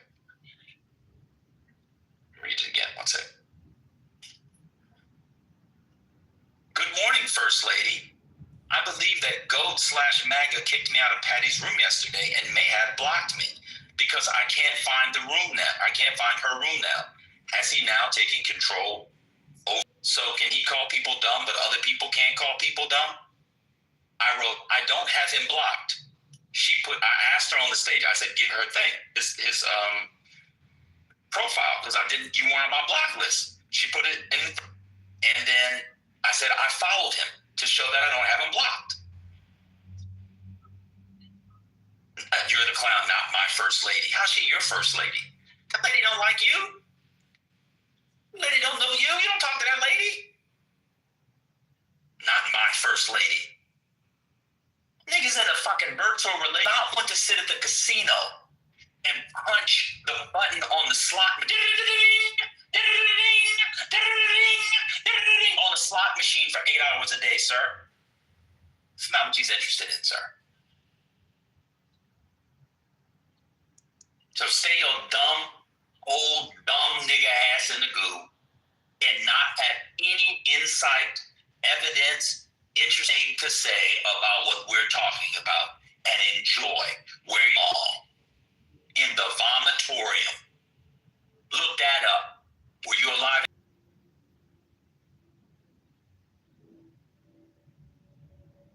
Not too much on Scipio Africanus, I'm just saying.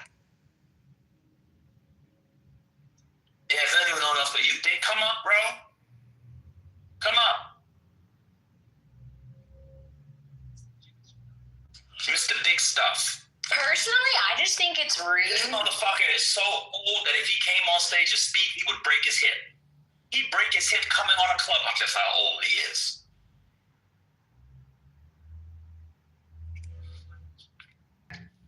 He need to go in his medicine cabinet and check his cuff. His pressure probably 140 over 90.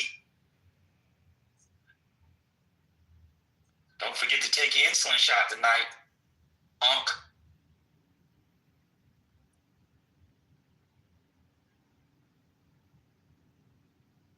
Sarge, do you think?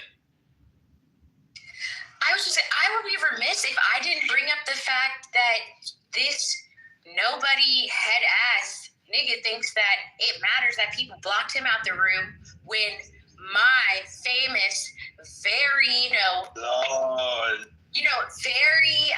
and very entertaining, very active in the conversation head ass was blocked out the room for a fucking year. And these motherfuckers think they can just back channel you and all of a sudden it's no difference to anybody else because you don't actually participate? Then shut the fuck up. If y'all want to be in the goo, stay in the goo and stay silent. But shut the fuck up. Like, this is not, shit is annoying. Clubhouse did not always have this fucking chat for you weirdos to sit in. Okay, now, I'll speak. Maya, see, this is why you get in trouble. You make the biggest assumptions and presumptions on this app, and that's saying a lot. I didn't say that. I am a very literal person when it comes to my incels. I put a name on it. I take headshots. Like, what the fuck? I'm not passive aggressive in that regard whatsoever, which is why I'm calling you out. You make these leaps and bounds and you think that you're protected in the chat, but whatever, you're small potatoes. Matt, with your goofy ass, you literally said that people don't like to follow the law because they're not law abiding. And then when I give you 5 examples of your precious Donald Trump who has broke the law, you want to bring up some shit that I willingly, you know why? Because I pay my taxes. And just because I bitched about it, don't you dare compare me to Donald J. Trump, who's been breaking the fucking law for decades. You want to go back to his dad?